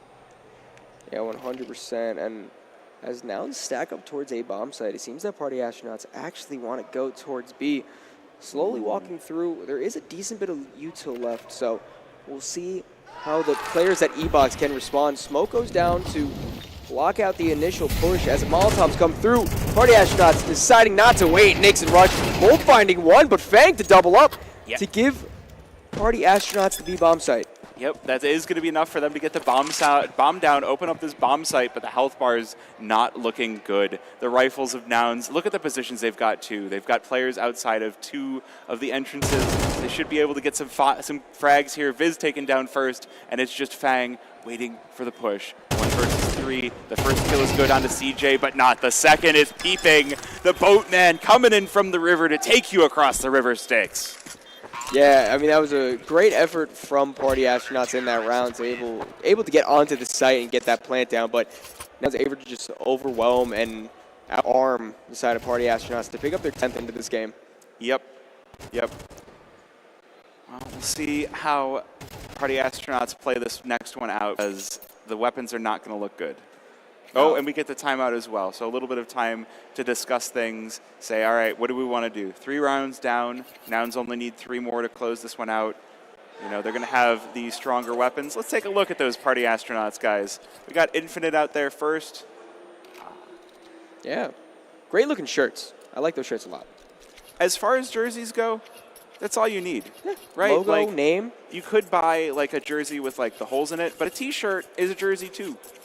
All right, did you see the jerseys for the stand-on business guys last night? Yes, Quote-unquote I did. jerseys. Yeah, or the lack thereof. Mm-hmm. I will say, if we're talking about jerseys, you see Boss's jerseys? Boss has Beautiful. some nice jerseys. Honestly, Nouns has some nice jerseys. Like, I'm going to be biased because I'm on Nouns, but Nouns has some nice jerseys. NRG has some good ones. They switched out the orange for black and hold the phone. Peeping getting way aggressive here. Only not able to take down anything, but Rush behind him will take 2 in response. But look at this. Viz already in through main. Tech 9 into the face of 2, but it's not going to be enough. OG Wizard will get the bomb down, but there's 3 players remaining for Nouns. In the 1 versus 3 for OG Wizard, he's got a P250. He's already had his feet burned off, 57 HP, and it's going to be Rush to clean him up. 4 kills for Rush on round number 18. Yeah, I mean, if you look at that round from the perspective of Party Astronauts, though, it's not a complete failure. They got 2 guns out of the hands of Nouns. They were able to get the bomb down, so a little bit of an economic boost there will be. But Nouns have a lot of money, so that economic damage they were able to do won't really mean much in the long run, but having that bomb plant boost will feel pretty good. Indeed. Do you know what the boatman's name is for the River Styx? No. I think it's Karan. Karan? Karan. Or that might be Greek mythology. I played a bunch of Hades, so I know Greek mythology. That's how that works. Fair enough. I'm not too familiar with a lot of mythology, except for Norse. Norse mythology, pretty cool. It's Zeus going around and having sex with everybody. Yeah. And speaking of pretty cool, Peepix found himself in a pretty cool spot. His teammate will fall, but he's able to trade back as not expected to get deep into the corner of water. Fang trading back, so kills back and forth. We'll leave Party Astronauts with the man advantage. Wait, Zeus is Greek mythology too. Yeah. Never mind, I don't know what I'm talking about. Junior bringing out the Norse gun here. The Gungnir takes down Viz, doubles up on OG Wizard, and now it's a 2 versus 3 for Party Astronauts. They do have a player on site. Ben Leet going to go for the plant here, and he's going to get the numbers entered in. Fang down to 22 HP. Again, very dangerous position here for Party Astronauts. We'll see if Nouns have what it takes. The first one down, but now Fang with the trade. Rush and Nyx, 2 versus 1 versus Ben Leet. Look at the position he's in. He's got too many angles to check, so it's Rush to close out the round. Nouns on 12, and a hefty comeback here. The story for Party Astronauts. Yeah, I mean, it's going to be really hard. The money is good enough to buy into this round, but it's going to take a lot and a lot of firepower and just real better play, may I say, for them to come in. I mean, I think that their CT side did go pretty well. You know, 4 to 8 is not great. And but look at Fang, 21 to 15. Yeah, Fang has been outstanding. I am waiting a little bit for Viz to get activated. The new player back on Nouns after a few months. Maybe still getting warmed up here, but it's going to be mostly Galil's out here for Party Astronauts. Ben Leet lit down to 50 HP right off the bat. And Party Astronauts looking for the A site. They're all hanging out by the boat, by rugs, looking for the default. Nouns not going to give them anything, though. Yeah, but if you look, Nyx already pushed all the way through B main. He's going to get to mid, so the information from that, he's going to tell his teammates, hey, guys, be ready for something either deep into mid already or towards that A-bomb side. And I don't think Ben Leet's going to be ready for Nyx. Not even with his gun out, going to get taken down. So huge advantage for Nouns early on. Yeah, now Fang trying to go hunting here for the player that was flanking, but he's already gotten away, already all the way back into B main. It's like, all right, cool. But that is the dinner bell rung for Party Astronauts. You're like, wait a minute, if they're that far out, is there anyone on B? The answer to that is no. They do have to rotate back in. There's Nyx outside of B main. He'll take down Fang, burned to death. But there's 3 players on site here for Party Astronauts. And Viz, flanks on flanks, is going to avenge his teammates. 4 versus 3 on the retake now for Nouns. So stressful is the beginning of this post-bomb plant for both teams.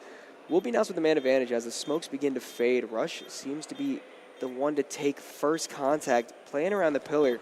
He's going to push towards the bomb. Infinite able to take him down. So 3-on-3, Junior loses his life as well. And Infinite able to find 3. Viz cleans up. Party Astronauts might be back into this game. We play on Infinite with the infinite number of frags there to keep Party Astronauts rolling along, flying around to the moon. To the moon. And the stars. And the stars. And all space-related things.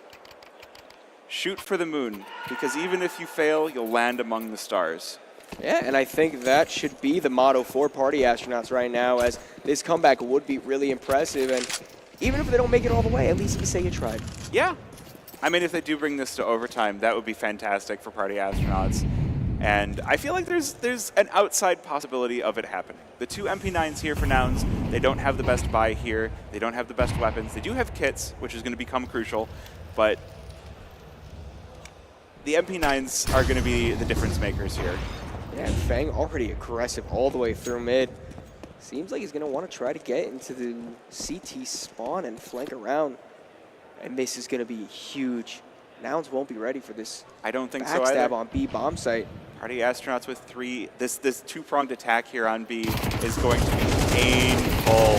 Oh, they're heading on out through main. They get the 2-for-1 trade, but they're not aware that there's a player behind them. They haven't turned around just yet. They're still taking down players for Party Astronauts, but it's still down to the 2 versus 3. And Fang feels like he has good control over B. Oh. He takes down Nyx as well, but peeping on the trade. And now 2 versus 1. Can Fang win this one for Party Astronauts? He's bitten down. He's tasted blood. Can he get more? 2 kills already on the round. He's got bomb, and he's going to quickly rush away from the B bomb site. 35 seconds remaining. He's going to make this one quick.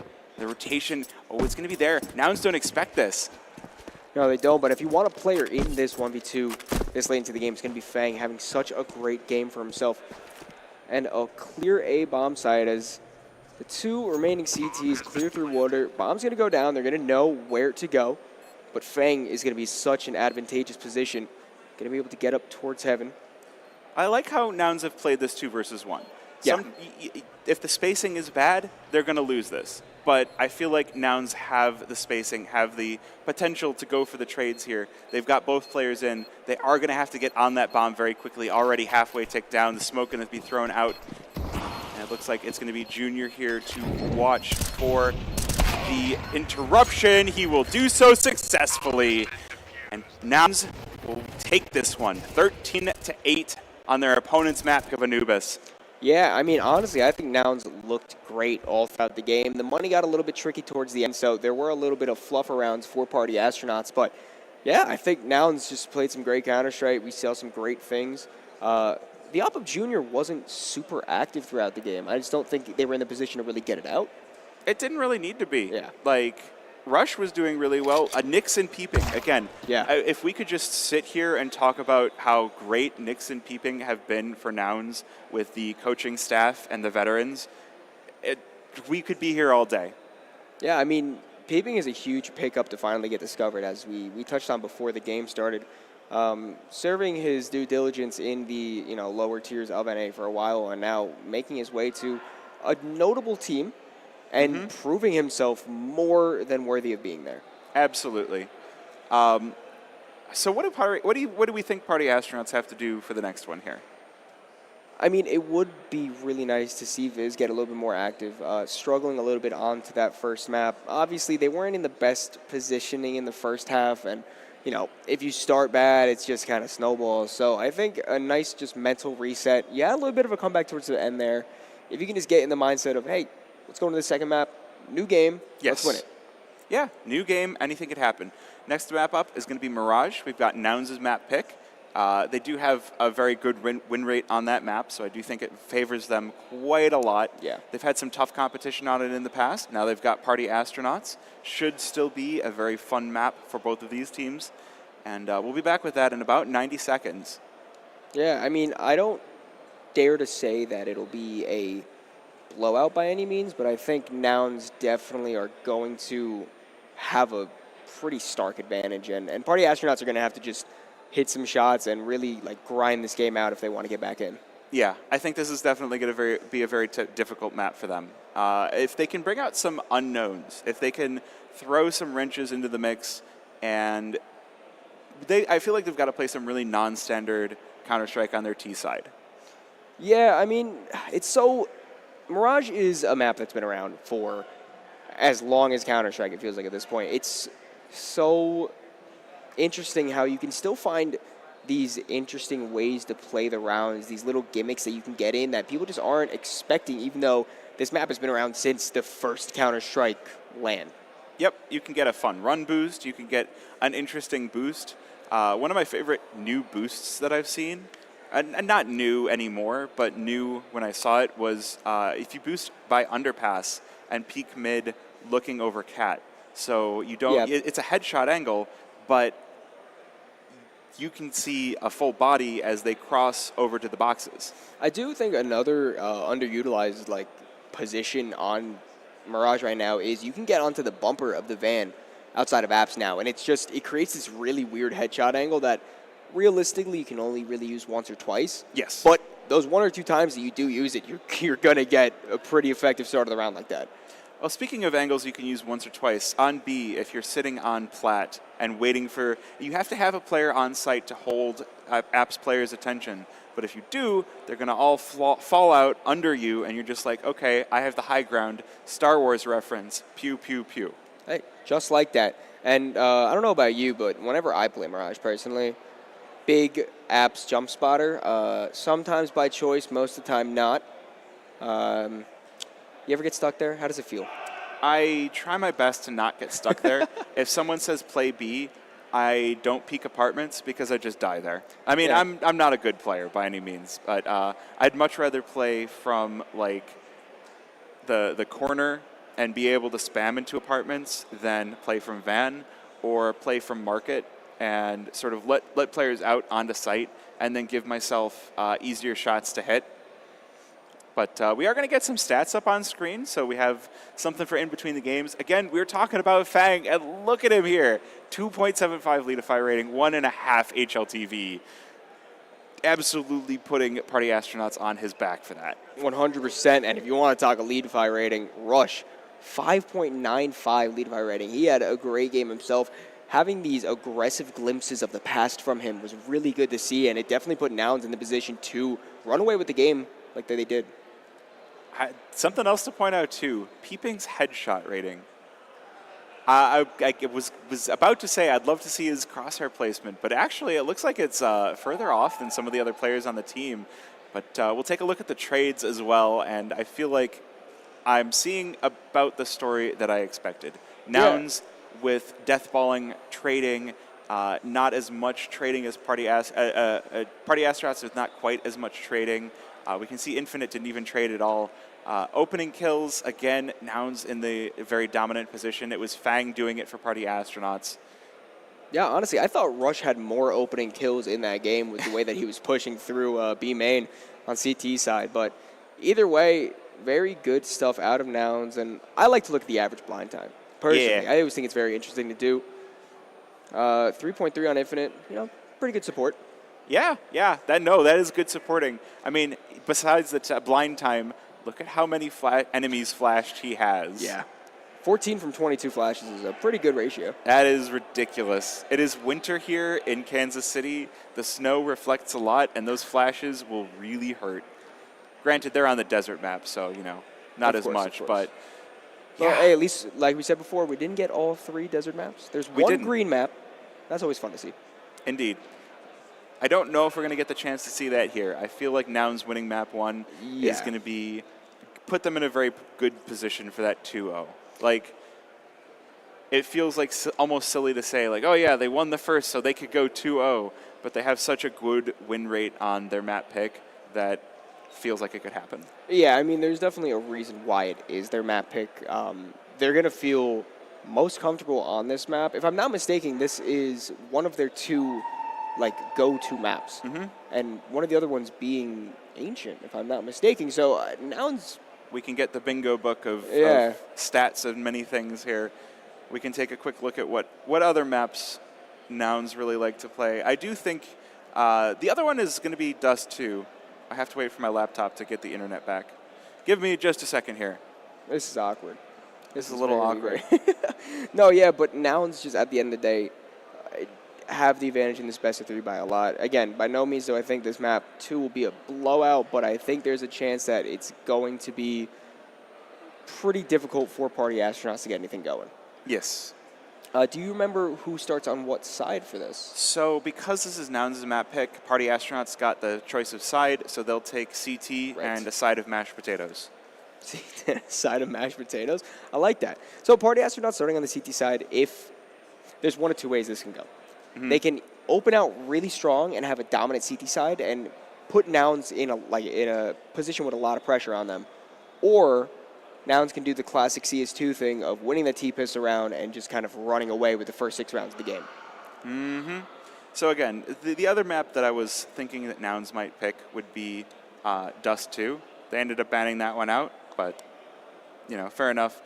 Yeah, Ancient 79% out of Yeah. 14 maps. So I mean, I think if this does go to 3 maps, I think they still have a good chance. I would love to see Party Astronauts answer back, though. Bring us to a full 3 maps, get us a full series, more time to watch some great Counter-Strike. yeah, 100%. I think if Party Astronauts can battle back to go to a map 3, the stats on Ancient TV are a little bit deceptive. I actually think Party Astronauts have a pretty decent chance to win an Ancient map against Nouns. That's true. I haven't gone and checked on who Party Astronauts have played Ancient on, and honestly, 45% doesn't even feel that bad depending on who you're playing. Yeah, I mean, and plus you got to remember, Party Astronauts did have some international games this year. They went to the Challenger League event, where I know they played Ancient at least twice. Yep. And they were playing against pretty good opponents over there. I can't remember the exact games, but... Well, so which Challenger League did they go to? I do remember, you're right, they did go to ESL Challenger League. Was it Jönköping? I would like to say so. It definitely wasn't Atlanta. No. I remember they flew out. I mean, I imagine they'd still have to fly out for Atlanta as Well, well. Hey, I look, meant like out of the another caster we've got All In Gaming. Oh, it's What's my going on? girlfriend. Look at that. And Buckethead's girlfriend. Hell yeah. Do you have anything you'd like to say to her? Yeah. Love you, babe. Aw. Also, All In. Love you, babe. We can't hear what you're saying. Can you, move your mouth in a more defined way and we could read your lips? That is not works. nice.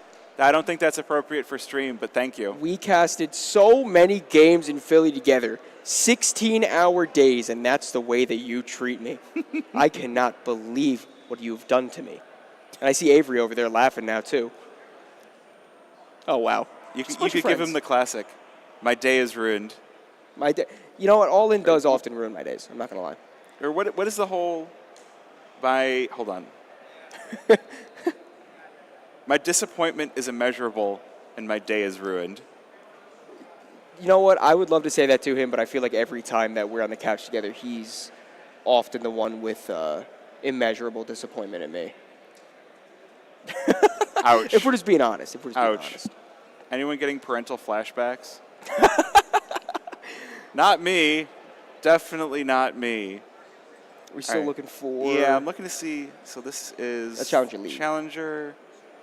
This is Challenger Katowice. That's going to be qualifiers. Challenger League. Oh, we're at Atlanta as well. I actually don't remember that. Let's see. This is IEM Rio. I think that's going to be qualifiers as well. Yeah. Open qualifiers. So, yeah, I'm having trouble either finding way. it. Yeah, just, take my word for it. I know what I'm talking about sometimes. Sometimes I don't. So it's I believe 50-50. him. Yeah, you should. I think you should. What do you think This about dude this? has a bucket head. How can you not trust that? Yeah, I don't know what that actually means. Hello, Ponalone. Oh, look at him. So I guess that's Caker's Mike. over there too. We've got Sasquatch talking to somebody. Yep. Seems like everyone's just hanging out, having a good time today. There's you'd love to Mr. see, Killer Sway. Yeah, you love to see small L and Frag main event running at the same time because it's just there's so much energy going on. The small L event sometimes can get a little more hectic. Where are you? You're on that side. What's up, buddy? We've got Mr. Marky over here, just hiding behind the couch. Yeah, is he going to join us on the couch? Come on. He is. What's up, buddy? All right. Hey. What's up, Mark?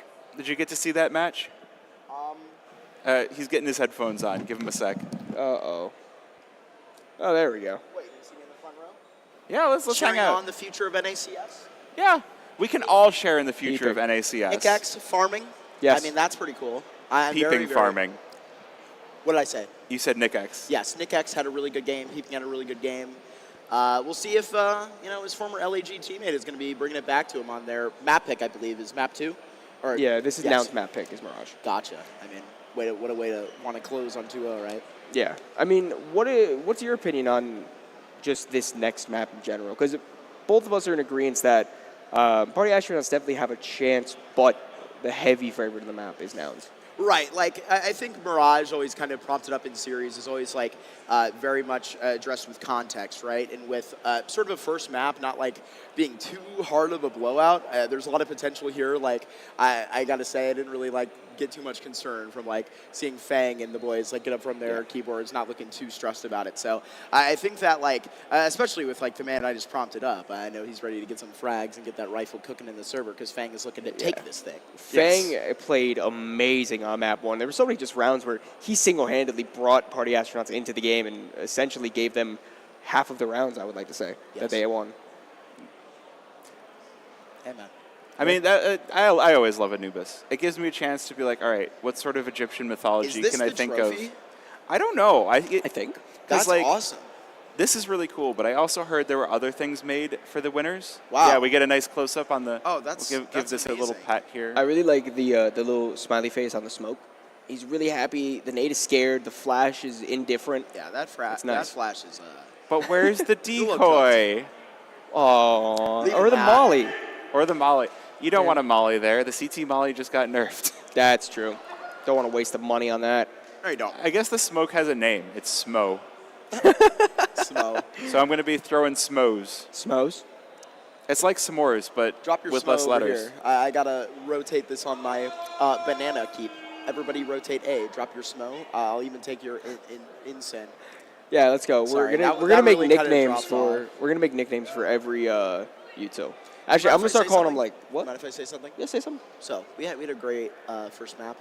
It would not have been as great without the two of you behind the mic. You guys are doing an excellent God, job. thank you, Excellent thank you. job, gamers. I don't want to. You don't want to? Tell me what you I don't want, want to what you steal really, the limelight really for want. too long. There you So go. I'm going to cap this thing off. Buckethead. Hey, Don't- always appreciate you, please brother. Don't mind my sweaty hand. Yeah, I'm just a sweaty. It's okay. Doc, have a great map too. Yep. I can prompt this up. I'm gonna challenge this because I can hear myself over these speakers. OG Wizard, obviously the prompted up Opper with this squad. He had an okay first map. I want to see him smash it out of the park here and get a map 3 for us. Hell yeah. Is that the consensus over here? I feel like I mean, that's Mirage the is a map where operas can really shine. Yeah. So seeing OG Wizard, let's see if we can get the 20 bomb, maybe the 30 bomb is what is the watermark that I'm setting for OG Wizard. 30 is a tall ask. It is. What I'm saying is that it's Mirage, so we're going to No, overtime. 100%. Oh, we calling overtime. That's what we're predicting now. Look, I'm rolling up my sleeves. I don't We're want to going be. very nice long shirt, by here. the way. Thank you. Yes. Thank you. I picked this one out. I was like, I'm going to find something that's very loud that I'm not going to wear on the last day. But I thought, let's and look at this. You've got plaid, and then you've got diagonal plaid on the pockets. And like I thought that. that was pretty. I thought that was pretty great. I like Not that. something to wear out with family, but something to really make a statement on the broadcast. Yeah, looks good. And I'm going to ask one more thing, and I'm not Sure. going to ask Fliffy's because I know he's not going to give me an honest answer because he loves nouns. And I do. I'm not either, but Okay. I love these jerseys. I think they're rocking them. They're really cool.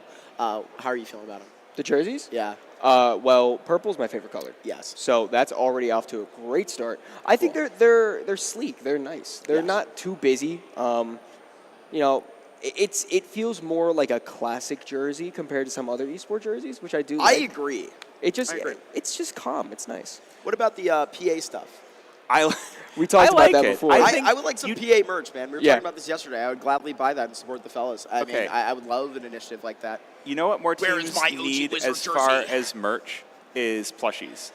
If you could give me a Party Astronauts astronaut helmet Oh, as a yo. plushie, like not as something you could put on, but just like, you have an astronaut head as a plushie. That would be fantastic. Meanwhile, nouns on the other side of things, you could have just a ball that has the noggles on that's a noun. That's a plushie. And I think that would be great. That'd be More nice. teams need plushies. M80 could have a very risky plushie because it would be a bomb. Probably don't want that one. I do. Well, I mean, I would love a little plushie like that, but Just don't bring it on an airplane. Jesus. Got to get the frag somehow. Yeah, I mean, No, gotta you get don't the bring the frags M80 on. plushie to frag. Fellas, But I love the talk. Like I said, I don't want to walk the walk, so I'm going to let you guys find that path yourselves. And you'll be able to see all that action. I believe we're kind of on a pause in that B stream. Dougie Dugate is holding it down over there, and they're ready to get it going. So I'll act as the host here. You guys are going into the game. We got Floofies. We got Buckethead. Go have some fun, fellas. hell yeah. You always bring love it to see on. Mark. Hello, Mr. I love Terrorist. when Mark comes around. Hello, Mr. Terrorist Head, turning around in circles. All right, now starting things off on the T side. Party Astronauts on the CT. Let's dive in. 100%. And as I stated before, me personally, what I think needs to happen for Party Astronauts to get really strong into this game is to get this pistol round. You don't want to see Nouns running away, especially on the T side where the economy is so much more forgiving. Party Astronauts need to come out swinging. Yes. I do love that in the second and third days here, as we've got the player cams. It's really nice to see the reactions. During the pistol round, we got a really good one. Just because everything was so chaotic. Ooh, OG Wizard starting things off well. Junior taken down here. A lot of players outside of mid here for Party Astronauts. It's going to make things difficult for Nouns to get out from underpass. The high ground being gifted over to Party Astronauts. Once again, Star Wars reference. And OG Wizard picks up a second. Viz joining in as well with 2 of his own. And CJ now, all the weight on his shoulders, but he's not able to keep it. It'll be Infinite to close this one out. What a beautifully clean round from Party Astronaut. OG Wizard picking up first 2.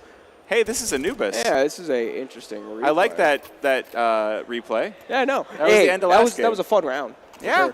Sure. But no, extremely clean from Party Astronauts in that round, only taking a combined 10 damage from the Glocks. And now 3 M4s are going to come out, 2 MP9s. We'll see if we can try to get some money flowing on the side of Party Astronauts. Yep, and we do have a little bit of a light buy on the side of Nouns. We've got the Deagle out for peeping. It does look like we've got an upgraded pistol for Junior as well, so not going in fully on the Glocks, but we'll see if we get the classic we lose to Glocks on round number 2. Otherwise, Party Astronaut's going to be sitting quite pretty. These MP9s have the opportunity to farm so much. But 100%. Fang just spotted out basically the entirety of Nouns down there. Peep being able to get a 1-ding on OG Wizard, so gets a little tricky, but Party Astronauts still should firmly be in control of the momentum of this round right now. Yeah, well, I mean, I always like to see pistol stacks like that. Yeah. We've seen them on a few different teams, and now with the 1 kill, Nouns are like, all right, you know, we've been spotted, let's do something else. All out mid here, Viz with the shooting gallery, but he's not able to hit, and it'll be peeping to close it down. Unfortunately for Nouns, though, they haven't been able to pick up the weapons of the 2 players they've killed. They're still stuck on those pistols. So they're just rotating around the map. They're going to go for a B push, keeping things quiet. It's going to be Mr. Ben Leet on the MP9 to try and slow them down. And I was talking about it in the pregame. He's playing that once-a-game kind of spot where if you've got someone to hold their attention, but he doesn't. And so the pistols can easily overwhelm him. Able to spray it out, too. He runs out of ammo. That's going to be enough. Nouns take the B bomb site. It's 3 versus 2 as Junior gets the bomb down. Molotov as well to block off Market. So Fang, first one in to spot these players out. Taking the shots down range. Half a clip remaining. This is going to be tricky for Party Astronauts. Really needing to find their way back into the bomb site. Prevent the piss around flip from happening. Infinite finding the first. But it still will be 2 more T's on the other side. Nick's able to find Fang, so Infinite by himself. Half HP, bomb, half tick, able to find the first. 1 HP. Nick's doesn't hit the shot. Infinite with the headshot. He doesn't have time to defuse the bomb. The kid has been left up on apps and he's not able to get it. Nouns trade the round. What a shot, however, though. Oh, and he loses his life to the bomb, too. Oh, everything that can go wrong did for Party Astronauts. That's just so unfortunate. Infinite putting everything into winning that round. Just not enough time for him to really do anything. So now Nouns with the clear economic and rifle advantage, forcing Party Astronauts to be on a bit of a very, very weird force buy. Yeah, this is awkward. FAMAS, MP9, and pistols on the CT side. I mean, again, let's see if OG Wizard gets activated. There are some players for him to fight as he looks down ramp, so this is the place that you want to be, Party Astronauts, with a very aggressive A-site setup. If Nouns walk into this just a little bit incorrectly, it could be devastating for them, but the nade smoke doesn't work out at all. Double entry for Party Astronauts. Infinite picking up that AK, goes for a third. It's going to be Junior, and Fang will put that FAMAS to work. It is a flawless force buy for Party Astronauts as they close out round number 3. Back and forth early on to start this game off. neither team letting the other one get super comfortable as Party Astronauts just completely halted the push and Nouns there with the limited guns that they did have. Yeah, NACS always getting the heart racing. Yeah, 100%. You get the blood flowing. You never know what's going to happen. A little bit of an anxiety attack. But now Party Astronauts in a very, very good position to pick up this next round. Yeah, we do have a rifle for Nyx, and we were talking about how well he performed in the last game. So in a pressure situation for him, and then Peeping picking up the 1Ds again. Oh Nyx my taken goodness. down, but another for Peeping. Wait a minute, 4 versus 3. He's gonna have access to the rifle from his teammate as well. This suddenly looks disastrous for Party Astronauts. 4 versus 3. OG Wizard down on 22 HP. These pistols, they're happy to hit that and do that damage. And Ben Lead's going to be under some pretty heavy fire coming up soon. He peeks into the first. However, the spray comes through. He's able to find 2. CJ able to trade back, but now with 2-on-2. Peeping very, very disconnected. He's going to come up the catwalk. So a bit of a B split to come in here late. The only player on the bomb site is OG Wizard with that FAMAS. Down on 20 HP. This is a dangerous situation, but if you're in that sort of situation, this off angle, such a good spot to play. He's gonna, I think he heard Peeping, but it doesn't matter. Peeping gonna find him first, and now it's Infinite back in that 1 versus 2. He managed to nearly win it 2 rounds ago. Can he pull it off this time around? He's got the kit, he's got the smoke and a fire to flush out Nouns, so he's got the utility that he could possibly ask for here to make this round happen. He's going to keep this one slow, keeping checking all of the angles, no one behind bench. That timer starting to get low. He's going to throw the molly to flush out Van. Gets the kill onto CJ. Now it's just Peeping, and he gets the kill, and he's got the time. He's going to get the defuse. 3-1 for Party Astronauts. Infinite able to redeem himself from 2 rounds ago, where although getting the kills wasn't able to get the defuse, this time almost the exact same situation, just with better guns for all people involved. And right now, I'm convinced that you could give Peeping only a deagle for the rest of the game, and he could top frag. Yeah. Well, I got to watch another fun game with pistols. No Namers on Thursday played against, I think it was Stand On Business, and it was a game that No Namers were not expected to win. They do have some solid players. They also have some solid workers inside of esports, and we got to see the first round out of that was Mr. Cole Exner Henry behind a smoke on bridge, putting down an ace with dualies. It was lovely. And so throughout that, he was using pistols. So there's the power of the pistol is not to be understated. Yeah, 100%. You can never count anybody out in a round of Counter-Strike. And now we're going to see Nouns with Force Buy back into it. MP9, Tech 9, Deagle, 2 Galils. Definitely not the best guns. Hey, whose phase spray is that? I wish I could tell you. Why are you not putting down an NA team? I thought we were all standing behind Wildcard and Liquid at this point. I have my wildcard spray. I do too. I will say. They didn't make it out of this stage, but you know what? They still punched way above their weight, and it was so great to see. Although I'm very happy to see Liquid in the round of 8 as well. Oh yeah, I honestly, them and Mongols. I'm so excited. Mongols look like they could win the major. But yeah, they do kind of feel like it. Oh gosh, jumping around, it's Nyx to open things up. Viz answers back with 2, but he's taken down by Rush. That Tech 9 answering quite loudly. Oh, nades raining out of market. Nouns know where the players are coming from. The smoke broken, but no kills to come from it. But look at the health bars though.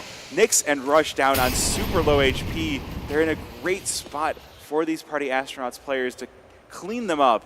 Junior on 100, the only one available, but they're all taken down. They line up. OG Wizard with 2 and Infinite with 1. It's going to be Party Astronauts picking up the 4th round on their CT side. OG Wizard with the defuse.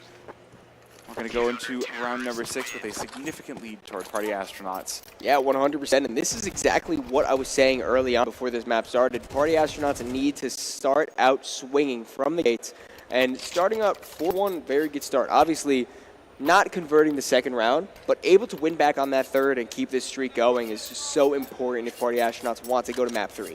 Now, granted, there have been 2 bomb plants in a row for Nouns, so that does mean their money is in a pretty good spot. This is going to be the saver for them. but I do feel like we're going to start to see some momentum start to creep back as we get into the later stages of this game. You know, they haven't won the rounds. There's actually been a few players alive for the past couple of rounds here for Party Astronauts, so they're starting to build up their own economy. A good start for OG Wizard, but again, the Deagles come out swinging. Not just swinging, but swinging for the fences. Peeping taking, Viz taking down Junior, but Nick starting to get activated inside of Connector. Oh, this feels so dangerous for Party Astronauts. 3 versus 3, Peeping rearmed with the AK as well. And the retake. And a round that Nouns do not have the rights to win. 2 for Fang. He chomps down. Once again, tasted blood. Can he find more? The Deagle not able to hit the shots for Nyx this time around. And Party Astronauts 4-round advantage. And we're getting to see Viz getting to stamp his foot down as well.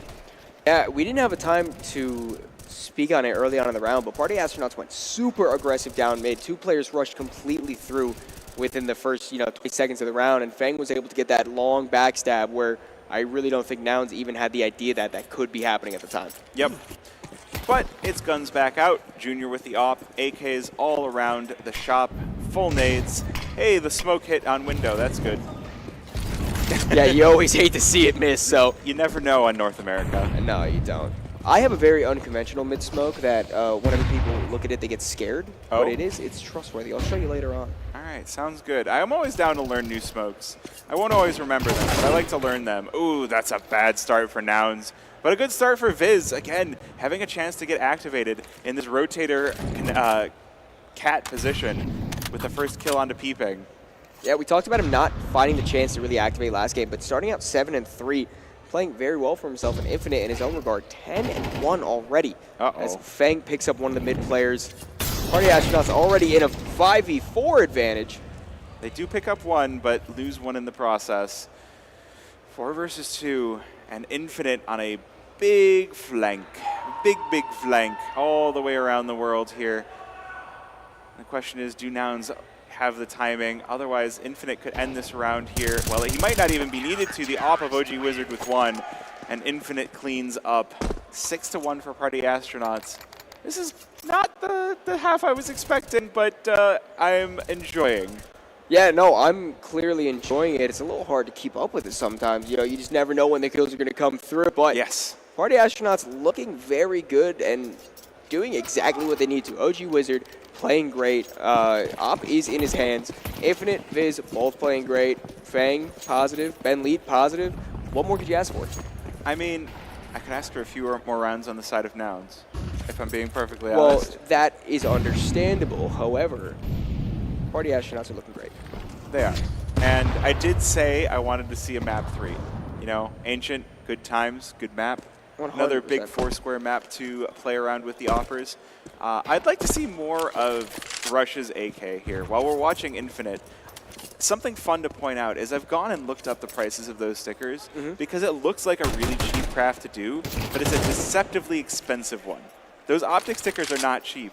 The Rush sticker is not cheap. The Green Line AK, though, is cheap. Yes. So, but it's one of those, like, it looks like a really cheap sticker craft to make, but turns out a little more expensive than you'd expect. Rush, again, just talking about him, picks up the kill. Garrett grabs the man advantage here. Nouns is trying to make this round pretty expensive for Party Astronauts. Coming in with very limited guns already. Finding 3 kills, so 4v2 to start off. Junior will go down as Fang doubles up. Bomb does get planted in time. CJ finding Fang. OG Wizard by himself. Pistol picks up the first kill. Peeping will peek at the perfect time. M4 spraying down OG Wizard, so Nouns pick up their second. Yeah, about time too. I mean, they've been on the board with that first round for so long that, was this going to be 11-1? I don't know. But now we've got only 1 player surviving for Nouns is the difficult part of that, because now your bonus actually goes down from what you've had in previous rounds. The win bonus is lower than the 4-round loss bonus. Yeah, so we'll have to see more than enough money for all members involved on both teams to buy. A little bit of a lack of util out from Nouns, so we'll see if that will come back to bite them. As Party Astronauts want to get aggressive into apps here. Yeah. We do have the ops out for both players. That op picked up by Peeping for Nouns. Oh, Ben Lee getting a aggressive here, spots the knee, but it's too late. And now OG Wizard is going to have to deal with this on his own. He's flashed from every direction, and it's full control for Nouns. Party Astronaut's going to elect to save early on here. But Rush doesn't want to let it happen. No, he doesn't. That was beautiful timing out from Nouns, knowing that once they get that first kill on the aggressive player Apps, they should just have full range, OG Wizard being the other one on the site, but the op, not easy to defend close Apps with. Yeah, I mean, I like the idea there for Ben Lee because he's found a lot of space in previous rounds in the B apartments. Nouns have been going for mid. They've been playing a lot underpass. And so I like the idea of getting really deep. But again, Nouns called his bluff out this time around and does net them around. It's even going to be worse here for Party Astronauts because if you're looking at the money, the save that they were going for was 100% necessary. These two rifles are going to be all they have going into round number 10. Yeah, we'll see. Nouns have the chance to bring this all the way back to a tied half, but they're going to have to keep letting the momentum swing them in the right direction. We'll see what Party Astronauts choose to do around the two rifles. It does seem like just a complete full save for those three other players. Viz might have had enough to upgrade, but electing to probably save for the op next round instead. Yes, I agree with that assessment. I think that OG Wizard, he is getting the opportunity to really shine on the op this time around. Again, Mirage CT side, it's a good place to be an opper. And although that's a good start for Fang, picking off the first, a good trade and a flurry of frags down to the 2 versus 2. Infinite now, the only player on Party Astronauts with a rifle, but there should be a smorgasbord of things for OG Wizard to pick up. Yeah, it's one of those blink and you miss it moments. It's now a 2v2. A lot of fighting may cause that. So we'll see what Nouns want to do. It seems like a little creep up cat for both players who are going to have to worry about OG Wizards, who's playing in that ladder room. Yeah, this pistol from this spot could find something very sneaky, stealthy, sneaky beaky like. Oh, he's going to spot this. Spots the first. Didn't quite spot the second. He's going to go for the backstab, but do they turn for this? Oh, he hits the dinks, but it's not enough. Infinite taken down and peeping with the cleanup. 4-6. Now, Nouns with 3 in a row. Oh, that was heartbreaking. That was so close to being a double kill for that USP. I love that play from OG Wizard. I know that it didn't work out, but waiting and following them into Cat, getting that crossfire with his teammate in order to take those shots, it's just a shame that, you know, Nouns were ready for the player in Apps and the pistol shots just weren't able to ring true. Yeah. But full buy now, 2 rounds left in the half, and Party Astronauts with the opportunity to take the advantage here. Nick's taking initiative here, all the way out on site already, finds the player lower, double kill for Peeping, as only 1 falls for Nouns. They take the command of round number 11, and they will start to aggress. Oh, CJ spots the barrel of the rifle for Fang, takes him down. OG Wizard answers back, but it might already be too late. Peeping down on 11 HP does have the thought that he might be dunked, does not come to pass.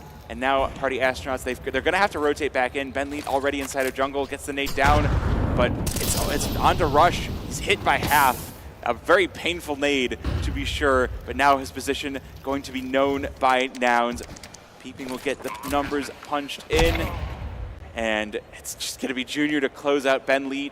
Now it's just OG Wizard 1 versus 3. It might be time to call out the save on this op. There's not any money left for Party Astronauts. They'll be reset back to the Stone Age here, so this op might just be Jame time. Yeah, you know, and I think getting out of there as soon as possible is 100% the right play. You know, some players like to stay around, try to get a peek or two. OG Wizard doing that on Anubis, but they have nothing.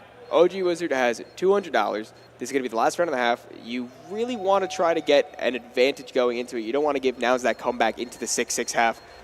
But it seems that the backstab is going to come through. Rush one-tapping OG Wizard. So now Party Astronauts are broke for this last round.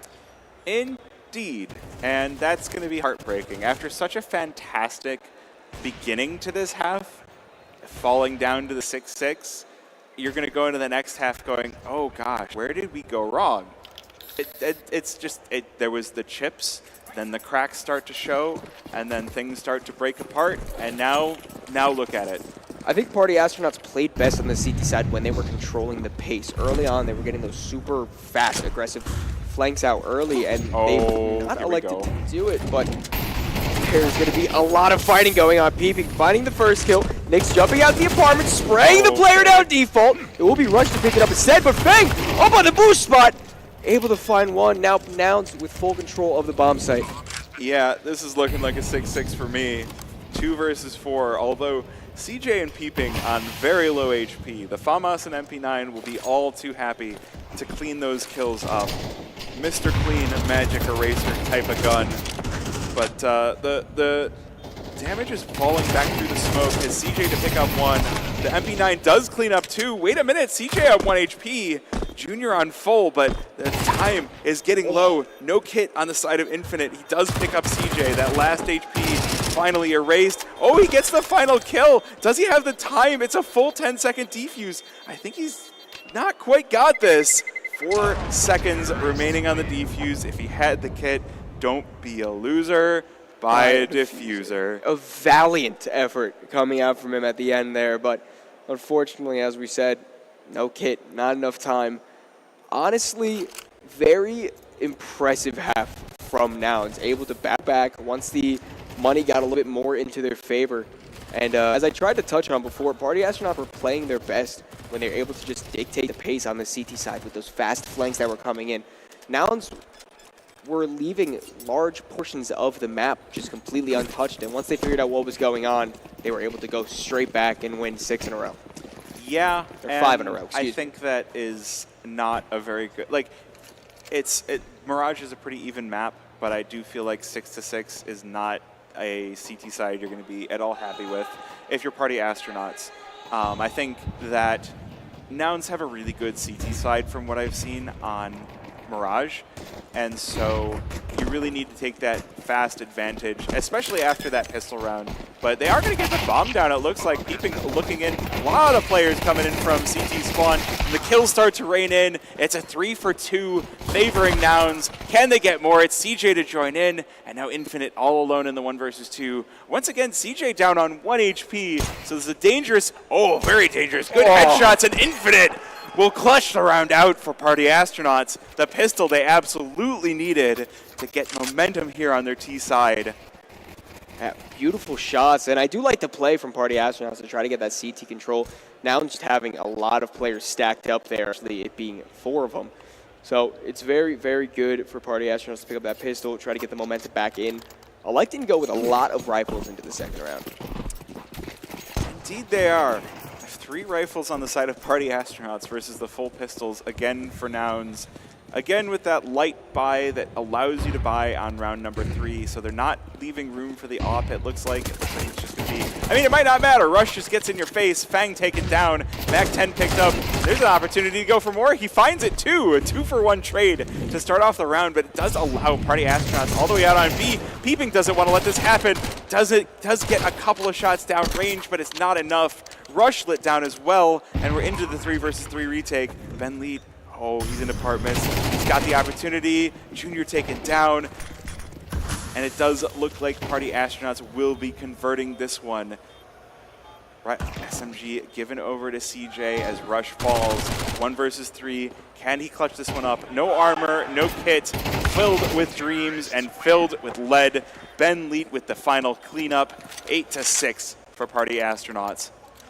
Yeah, and now Nouns, we have a lot to prove here as the first buy is going to come out. Party Astronauts, I will say, do have a respectable T-side on Mirage from what I have seen from them. So it is anybody's game up until this point. Well, we're going to get the first test here for Party Astronauts. We've got the full buy from Nouns. Sadly, again, no op here on round number 3. But, I mean, Junior's been doing a solid job with the M4 as well. So I don't think that he's going to be too uncomfortable here bringing out the M4. And it's A1S's all across the board, not a single A4. Good. A1. I don't think one is supreme over the other. I think both have their situations. It's a good trade 100%. Of frags to start things off. Fang with more, catching Nyx lacking. But a quick trade back brings us to the 3 versus 3. Viz will get the bomb down, and we'll head into the retake situation. I like this spot for Ben Lead. don't think they expect him to be here, but they do. Junior with the frag brings us down now with a man advantage over toward Nouns. And it's starting to get a little bit activated, but he's going to be shut right back down, slapped back down by Peeping. And now it stands to Viz. He will not stand up to this. Rush with a defuse, and Nouns answer back. Yeah, Peeping crispy as always. Getting that second to last kill, really opening the site for Nouns to begin to push on and fully retake it. Good sights out from Nouns in this first gun round. We'll have to see who can continue the momentum in which direction, however. Yep, there should be the buy here for Party Astronauts. They had a sizable number of players surviving in their last couple of rounds, so they've got the money, they've got the rifles, they might have a couple of SMGs here. It does look like Infinite will be picking up the MAC-10, and I think maybe Ben Lead as well. Yeah, there it is. We do have a quick tech pause here, so Adren is pointing at the camera. Hi, Adren. Hi, King. How's it going? Oh, and there's Rush. Yeah.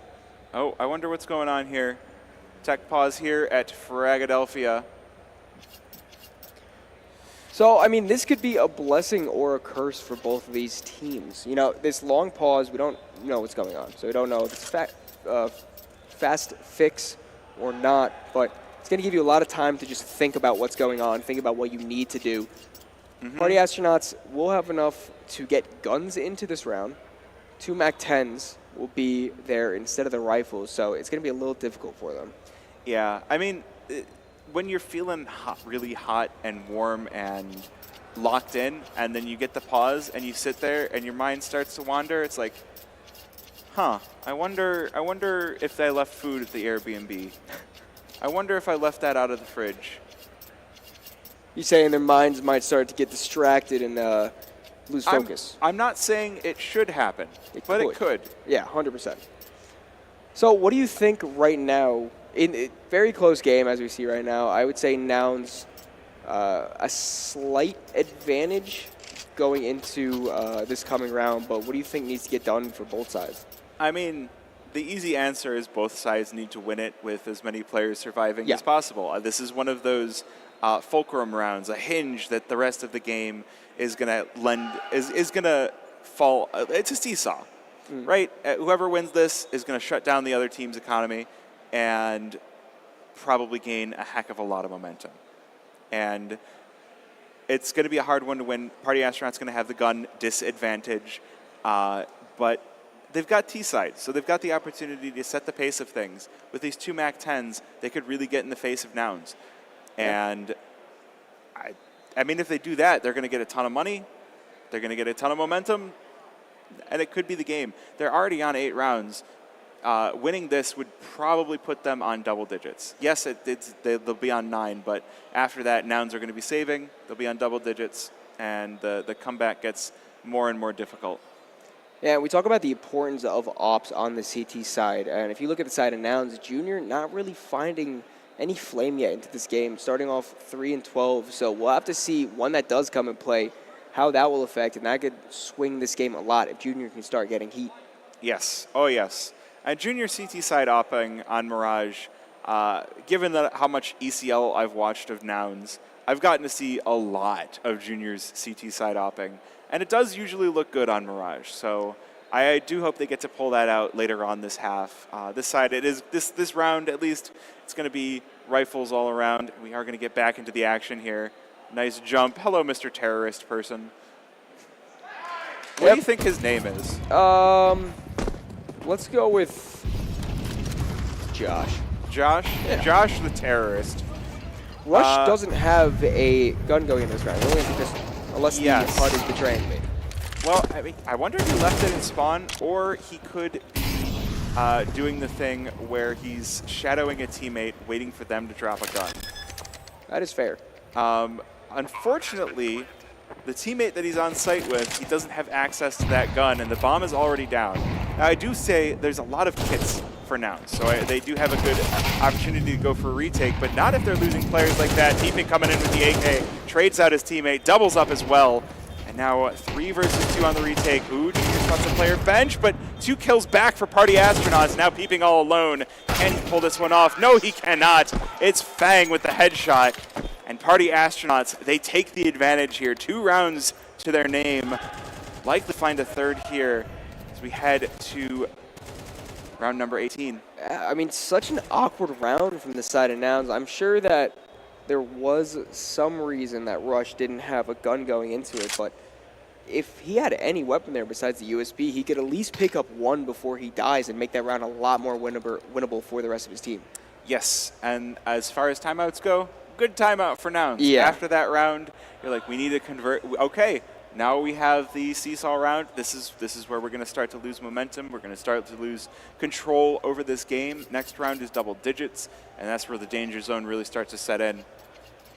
Yeah, and we do see the Scout force buy out for Junior, electing to do that instead of an SMG, so I'm excited to see what he can do. Obviously, the Scout, you're going to look to hit the enemy more than kill them sometimes. If you can get the headshot, it's always nice to get that kill, but just being able to tag them down so the gun like the MP9 on CJ can get those kills could be really, really high impact. Oh, yeah. You get to cause us so much damage as a Scout. We'll see what Junior is able to pull off with this one.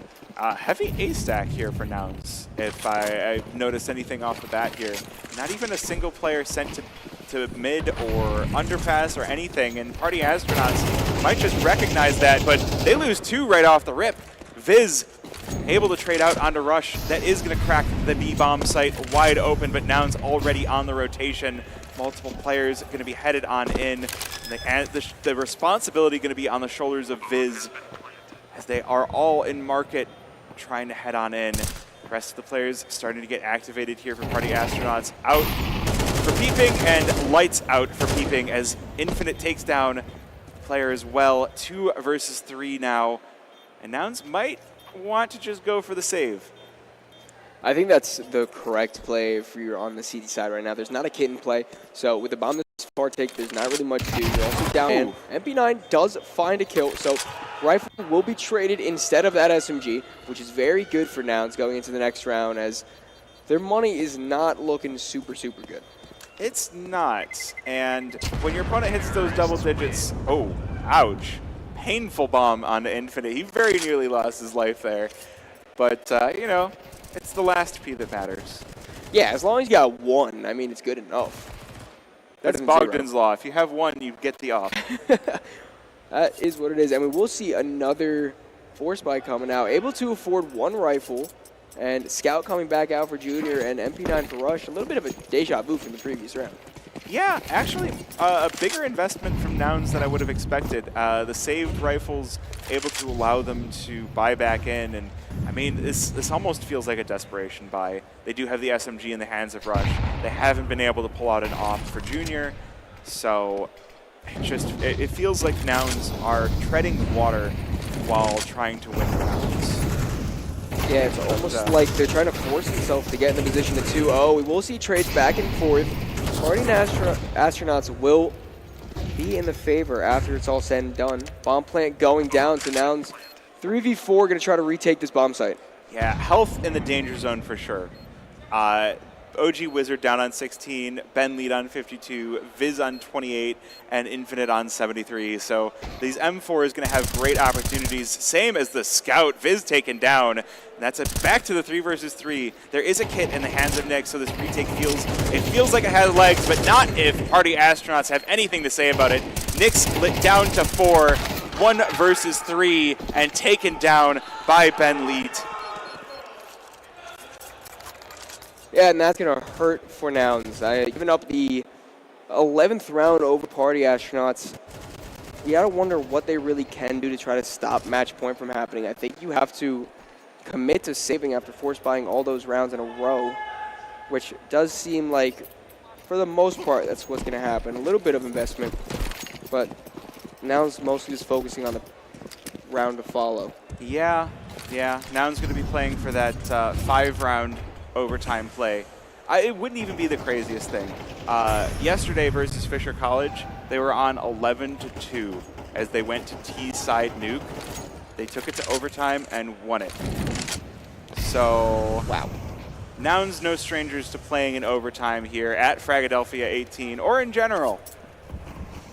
No, they are not. So we'll see if that's what's going to happen as Party Astronauts get a lot of pressure into Khan early on.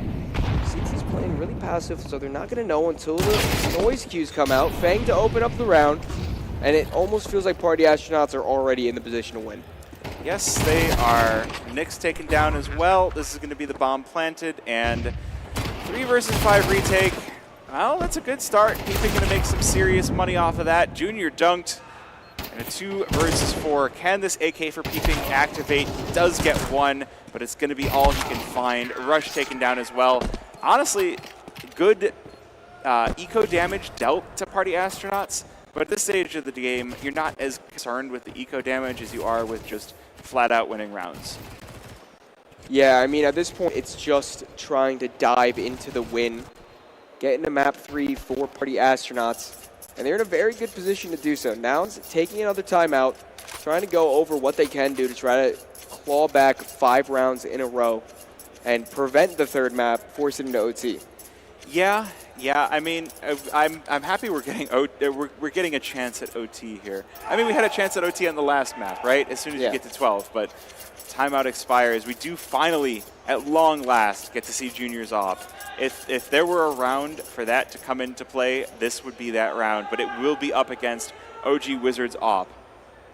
Yeah, and right now, if we're just going off of this map alone, OG Wizards definitely on a bit of a hot streak compared to Junior. We'll see if he'll make me eat my words, though, as a lot of mid-pressure coming out. For Party Astronauts early on, OG Wizards op already towards connector.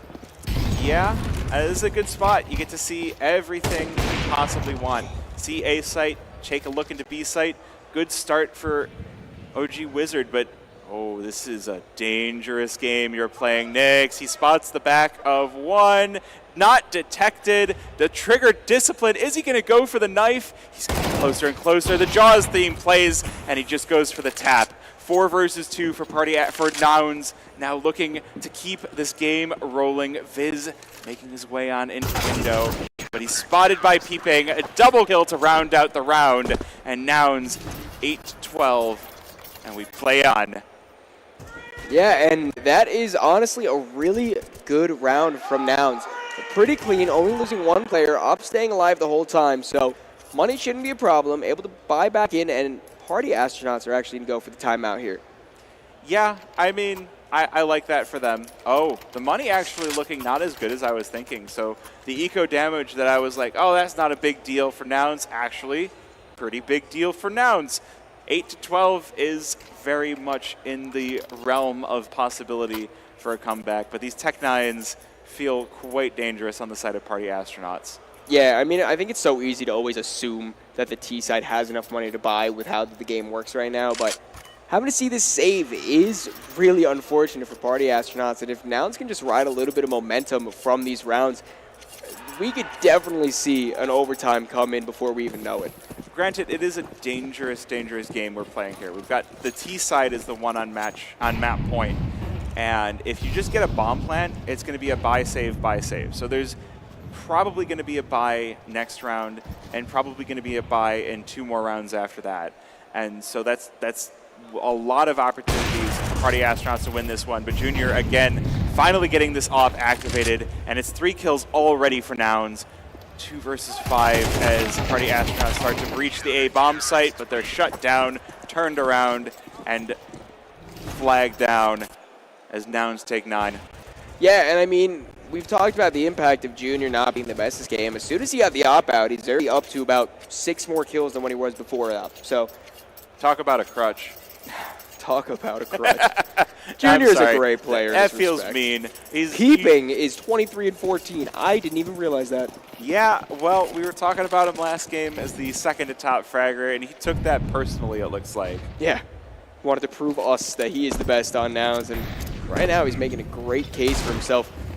Party Astronauts already losing a member. Junior's up, as we mentioned before, finding the first, so we'll have to see what's next. Bodies are flying all over the place, not even sure where they are, but Party Astronauts, only Viz is left with the Deagle in underpass. Well, so before I was saying that if Party Astronauts can get the bombs down, it can be a force buy. If they don't get the bomb down, they're just going to get not much of anything. We're going to see the fight for the win here, but this game is looking like it is going to go the distance and maybe beyond. Yeah, pit in the stomach of Party Astronauts if I were them right now. Not really knowing what you have to do to close this game out. You feel like you've done everything you could. You started out so well, but with the limited money, 2 Galils are going to be in play. Nouns definitely in the position to bring it back. Yeah, look at this. We've even got AKs on the side of Nouns. This is a dangerous buy here if you're Party Astronauts. You're feeling like, oh no, we've got Galils out and they've got the AKs. We're going into a possibility of 11-12 scoreline. This is nerve-wracking as it can possibly be. So we're going to get the fast execute out on A. But CJ's good for 2. Is he going to be good for the 3rd? It doesn't even matter. Nyx is here. Headshot onto OG Wizard. There's no off in play. 4 versus 2 now for Nouns. Turned around. Infinite with the U-turn. And he's going to head right on back through T-spawn. What can you even do if you're Party Astronauts? Well, Ben Lead is making his way out on B. He's making his way downtown, walking fast, faces past, and he's got the kill that he might just need to make this site take happen. He doesn't have the bomb, though, which is going to be the crucial part of this. And Nouns, they've got so many players ready for anyone coming out onto A. Infinite still looking for this. Can he make this one work? Junior takes down Ben Leet. There's only 1 player left. The buy for Party Astronauts is going to be abysmal going into the final round. They'll probably have Galils at the very least, but having lost the bomb, it's all too easy for Peeping as he cleans up the final member. 11-12. Party Astronauts, rounds. they started that round off the exact way they should. The perfect util, the perfect pathing, but CJ is able to spray down 2 people from inside a sandwich. It's got to be heartbreaking if you're Party Astronauts to lose the round basically as soon as it started. Yeah. Well, we got Galils and MAC-10s. This is a chaotic buy that has legs and opportunities. Party Astronauts are doing exactly the right thing. They're like, we got MAC-10s, we're going to get in their face. There's an underpass, there's some looking over towards B, although that's a painful HE to start off the round. And look at this, Fang just burns to death in the Molotov of Peeping. Nouns looking like they're getting ready for this overtime. Ooh, Nyx inside of a lot of smoke. Feels very dangerous here for Party Astronauts. Man advantage to the side of Nouns. They're going to look to get into window, boosting up, going for the silent boost as well, but Peeping ready for this, takes down Viz. 5 versus 4. Nyx able to take down 1. OG Wizard with the trade, but he's got 2. He's got himself into the 1 versus 3. He's got the bomb as well. He's going to make his way over to B. Opens up Murder Hole. But Nouns won't give him a single shot. Dancing away on Cat, just spraying bullets everywhere. I don't care if anyone's here. Maybe I'll hit something. Luckily, randomize, hit that natural 20. Takes down Junior. Now, he's got his op in hand. He's got his op in hand in the 1v2 with 30 seconds left. Bomb is on his back, but he's going to have to decide where to go. He's pincered in from both sides. 1 player Cat, 1 player CT. Yeah. I mean, again, he's got his op and he's got bomb. Yeah, but with only... Never mind. But he does not have HP. All of the blood has left his body, and Nouns force overtime. Yeah, and I mean, forget about Nouns coming back and Party Astronauts having to battle in overtime. Party Astronauts have to battle their mental right now. Yes. It's got to feel so bad to have to go into overtime on a map that really felt like you should have won about 6 rounds ago. Yeah, Party Astronauts having some real trouble closing this one out. And I think that's going to be... I mean, and they have to start again on T side as we go into overtime. So this one feels bad, it feels rough, it feels awful. I could break out the thesaurus, but the end of the day, oh, Junior going for his own Cold Zera play. I like it. I like the aggression that's coming out. 1 player is very close to being seen, and the aggressive rifle of Rush will find him. Viz back, he baited in 2. his teammate. Viz with 2. That's going to give a lot of space over to Party Astronauts looking over toward B. Oh, that's got to hurt. He's Junior not expecting the swing from that. And it was just looking for a trade, but it was such a good one. Party Astronauts, they're not satisfied to rest on their laurels. CJ now in the 1 versus 3. Can't close this one out. Party Astronauts opening things up strong on overtime. And isn't that always how it goes? You're battling to get that last round win to prevent overtime, and then as soon as overtime starts, you get that round win. Well, it's the money. That is true. Like, they were, that last couple of rounds, they're like, yeah, we got SMGs and rifles, SMGs and rifles. Suddenly you've got the AWP, you've got AKs. Yeah, you're going to have a better chance at winning. Like, and I think it does look so weird from a spectator's point of view. It's like, why didn't they just do that before? Because they didn't have the money. They couldn't? Yeah, they literally didn't have the money. Well, we'll have to see how Nouns will answer back in the second round of overtime. Ooh, good nade. OG Wizard taking 60 damage from that. Missing the And out now they shot. know. Nade back to answer. Oh my gosh. But it's the AWP on 12 HP. So I would say he's sitting pretty on that 12 HP. And Party Astronauts just choosing to forego the opponents altogether, falling back. Although, as I say that, OG Wizard deciding to come back, not wanting to leave alone, even though he's only got 12 hit points left. I mean, B-Bomb Site's kind of working for the Astronauts. Yes. Like, every time, it's not that they haven't gotten A Site to work, but B Site feels like it's working better. Oh, Rush. Getting in a dangerous, aggressive spot right in the face of Ben Leet. Oh, can he double up? No, he cannot. One answer back. The trade's hitting the feed. 3 versus 3. Viz again. We were saying how he was quiet on the last map, and he has spoken his voice here. CJ now in the 1 versus 3. Finds one, finds a second, but can't get the third. Party Astronauts Infinite able to clean up the B-Bomb site. And it's 14-12, 2 rounds on first half of overtime. Yeah, and if you're Nouns, you really need to at least get one round win into this.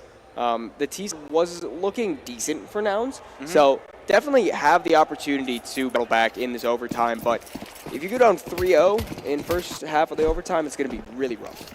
Yes. Yes, it's going to be rough. We can see that in the weapons of Nouns. 10K overtime money means MP9s. It means a scout for Junior. It means that now suddenly Nouns are in a situation where they have to do the same to keep the overtime rolling. 3 rounds on your T side of Mirage. It is a bad omen. And that is also a bad omen. Rush taken down first. The Molly doing some solid damage, and it allows Nyx to answer back. Yeah, so now 4v4 as Party Astronauts slow down. Fang creeping out mid, Infinite finding one his own. Ooh. Trade from Junior. That scout does prove to make itself useful. So 3v3, Nyx is in a great spot. The shoulder will be spotted by Fang, but it prevents any pushing into the connector. So a stalemate has seemed to be found. Yeah, I do feel like this round is so important for Nouns. Peeping with the kill onto Fang will give them their best possible shot here. Man advantage now. OG Wizard's still active, and that feels so dangerous for Nouns. That AWP has been such a crucial piece for Party Astronauts. Yeah, and the bomb site is open right now. Junior's pushed very aggressive. Oh, no. Thought he saw A someone. little bit of a desk pop. Yeah, so giving his position away, Molly comes to block him out. Now they're going to have to try to retake with a man advantage, I will say. Yeah. But in the most important round that they've seen in a while. Oh, yeah. This is it. This is the round. Good start to things for Nyx. And it's OG Wizard, a dangerous player in the 1 versus 3. Next time on Dragon Ball Z. No, it's OG Wizard still alone. Nyx going for the defuse here, but the kill comes through for Peeping. And on the next episode of Dragon Ball Z, it will be Nouns picking up 1 on their CT side. And that's really, really important for Nouns, as we touched on before. You're not going to want to start overtime by losing all 3 rounds of the first half. Nouns, getting that last round doesn't put themselves in a position to try to win this out still. I gotta say, doing that voice, I'm feeling my throat now a little bit. I'm gonna get some water and try not to talk very much after this best of 3. Yeah, you got to go on a vocal rest. We still got another day. And the rest of this day. Yeah, I've got another cast at the end of the day. Me as well. Chat, if you're enjoying what I'm doing here now and you enjoyed seeing me last night with Bonamont, I'm going to give you a little spoiler. And that is it. All right, 5 versus 5, but we're going to pay attention to CJ on Nouns. 2 kills to open things up, but 2 to answer back, and that's bomb knocked loose as well. CJ answers, and it's a 3 versus 2. But Nouns in the man advantage here. He'll try to open up the A-bomb site. Ooh, that's a good kill for Peeping as well. And Viz just going to turn around, take the U-turn, maybe save onto this M4. No, he's not interested. Overtime money feels different. 1 versus 3 now for Viz. Yeah, I get why he's going for this. He's takes able down to another. First. I think, even though you got a lot of money in overtime, in a position like that, I still think the save is the best play. Try to prevent that if you do lose those first 2 rounds, that you're going to have no money towards the end. But completely understandable why he went for it. It's just already, look at the money on Viz now, $50. Oh boy, yeah.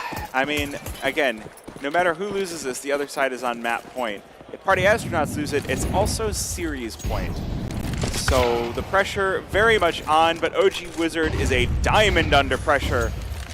Starts things off with a nice kill onto Peeping. That is a good piece to take down to start off the round, but it looks like Nouns mid, not even the most interesting part. Ooh, good opening for Rush, but it's answered back by Ben Leet, but it's answered back with profit by Nouns. 2 versus 3 now. Nick's on 6 HP in a painful position here. Doesn't matter. Junior with the op, finally pulling that out for T's side. And Fang in the 1 versus 3. Did a fantastic job on the last map, not to be here in overtime. Map and series point here for Nouns. Party Astronauts looking at being sent down to the lower bracket. Yeah, and I do again want to give Junior his flowers, having such a phenomenal performance since he's been able to get his hands on that op. He's really showing a lot of impact right now, and now Party Astronauts have a lot of pressure on them. I know you said OG Wizard may be a diamond under pressure, but the cracks may seem to follow through. Yeah, OG Wizard a diamond under pressure, but Nouns are making magic here on Mirage. This comeback has been enormous. They're looking at the win here, but Fang will not just turn over and let them have it. Evens things out versus Nyx. 4 versus 4. These MP9s have to go huge. There's a whole 4 of them. And CJ will take down 1. There's Fang down. It's Ben Leet, OG Wizard, and Viz here to keep this game rolling along. Yeah, a little bit disconnected right now as well, as Nouns take their foot off the gas. They follow back a little bit, throw a little bit of smoke, try to fake a double pump, but B site seems to where they want to be ending as Viz's aggression ends up biting him. And now Nouns have full control of that side of the map. Yeah, that should be the rush called out, but it's also OG Wizard has already started to get active on the rotation. He's already set in mid. He's going to need that backup from Ben Leet, though. These MP9s not going to be nearly enough. And they've only lost Nyx on the side of Nouns so far, so that's only 1 rifle available to be picked up for the retake for Party Astronauts. And they're not going to have a heck of a lot of time to do it. No kits either. So this retake does feel like a Sisyphean task. They are climbing the mountain, they are rolling the boulder, but it is falling back down. Yeah, so now bomb's already halfway ticked. Really nothing of aggression shown from Party Astronauts as they will both push out the door, but Rush is sitting and waiting. CJ finishes it out, so that will be Nouns winning 2-0 in this upper bracket playoff game. Yeah, Nouns the overtime heroes of Fragadelphia as far. That's their 2nd time closing things out from behind. Oh, that's a sweet camera angle. Look at those poses. Yeah, looking all high and mighty. Yep. All right, Nouns close it out, head into the next round of the upper bracket, and we'll see the Party Astronauts again in the lower bracket later on today. Yeah, and I mean, if your Party Astronauts, obviously losing isn't ideal. You don't want to go to the lower bracket, but you do have things to be proud of in that game. Yep. Didn't end the way you wanted to, but you did show great Counter-Strike, and there's still definite contenders coming in to sweep that lower bracket. Yes. A thing I always want to call, again, is after the game. At the end of the day, you know, GGs are said, and sportsmanship is done. You get the fist bumps out. Everybody played a good game of Counter-Strike, and while we're here to win, making friends is good too. Yeah, I mean, you always want to show respect. At the end of the day, Counter-Strike, it's not a huge community. We're still very small. We're a growing esport, so want to just make sure everyone's happy at the end of the day. We're having fun. Obviously, competition can get a little bit hectic, but we're still members of the same overall sphere. We sure are. I don't know if we're getting an interview here for Nouns. So I don't know if you saw. I got to have a fun little content piece filmed yesterday, which it's going to come out soon, but I got to do 20 trivia questions. So no matter who comes on if we do get any interview, I want to see if they've got any trivia questions for me. Okay. That could be fun. They are wrapping up, so maybe we can try to just pull aside somebody. Yeah. We're going to have to wait. How you feeling about this best of 3? I think good Counter-Strike was played. It was somewhat what we expected. Yeah, it was what we expected. I think in the beginning I was giving Party Astronauts and Nouns about a 55-45 in the favor of Nouns. Maybe that was a little bit generous for Party Astronauts, but I also don't want to discount the fact that Nouns have 2 new members. Even if they're doing really well, you can never say, suddenly you're just going to win with 2 new members. Sometimes you get that honeymoon period where no one really knows what you're doing anymore because of that. But it does sound we're going to have NA Legend Rush here for the interview. So it should be over here in just a second. Make sure you get a nice question ready for him. Oh, I've got questions. No, but I think it definitely could have been a 2-1 win. I think at the end of the day, Nouns did have the advantage going into it to win it. But yeah, I mean, Party Astronauts can't really be upset. They could be frustrated with how Map 2 went, but still, it was good Counter-Strike. They played well. Yeah, I mean, again, we've got so many great teams here at Fragadelphia 18. Some of the smaller Frag events, we would see a lot of Advanced, a lot of Main, and maybe one ECL. But being that this is the first Frag Main event since 2022, Frag 17 was September 20th, 2022. So it's been a long time coming for us to really get this ball rolling. But much like a snowball rolling downhill, we are just starting to hit our stride. 100%. We're building. We're trying to remake NACS. We're trying to build it from the ground up, bring back that spark that we once had. And as we said before this game started, the amount of talent that's coming through the scene right now, the amount of amazing players that we're seeing at this tournament alone, it's so reassuring to see that we're heading in the right direction. Okay, I just had a thought. Yeah. Could you imagine if the next Frag main event we have is a Boston Frag, and we get the Cloud9 Russian roster here, and they take it down? Could you imagine the memes? I would be great. It would also be terrible for North America. Yeah, I was going to say, it would kind of go, it would kind of hurt the whole thing that we're trying to build up, but it would be cool to see a Tier 1 team like that come to a Frag event. Oh, yeah. I do wonder if the fact that there's so many events next year, if a Tier 1 team is like, we've got a lull in our schedule, let's go to Frag and see what happens. I think there's definitely an opportunity, especially now that we're having these main Fragadelphia events happen, like Frag 18. Who knows when Frag 19 will be? At that point, maybe we'll be seeing some more legends, some more top professionals come. Well, the cool thing about the Frag main events has been that it did pull out big team. Does pull out high-level teams from other nations. We've talked about it a lot on the desk here, but we have Sharks here. Yeah. Frag 17, second place, went to Big Academy. Yeah. Flying in from Germany for a North American event. And if I'm not mistaken, I don't remember which event it was, but there was Apex made the quarterfinals of a Frag event. Yes. Actually, that Frag event, there was 3 European teams in the top 4. We were set to even have Copenhagen Wolves here. Yes. But they were playing in their ESEA advanced playoffs. We did check the scores. Unfortunately, I think they did just drop out of those. So condolences out to them. But, you got to... If you're going to pick one of your playoffs or Frag, I can't really blame you for picking your playoffs. Yeah. At the end of the day, I mean, advance is a big deal, especially when you get that deep into the playoffs. You're fighting for that Challenger League spot. Like, you really got to put all your attention into that. And it is unfortunate that they weren't able to stop by, but, I mean, it's good for them to have that type of progress just on their own teams. Yes.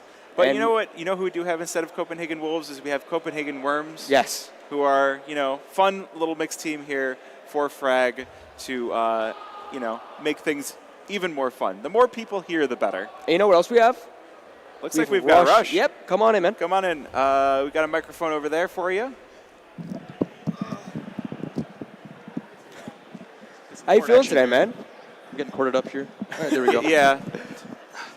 Start. I'm good. All right. So welcome back from Frag. Last time we saw you was Fragacago. How does it feel to be back on the LAN again? Feels good. A lot more prolific teams here, which makes Yes. it more interesting, and also the format's different. So double elimination means more VO3s and there's more games, and yeah, I think it's good for especially the new guys we got on the team.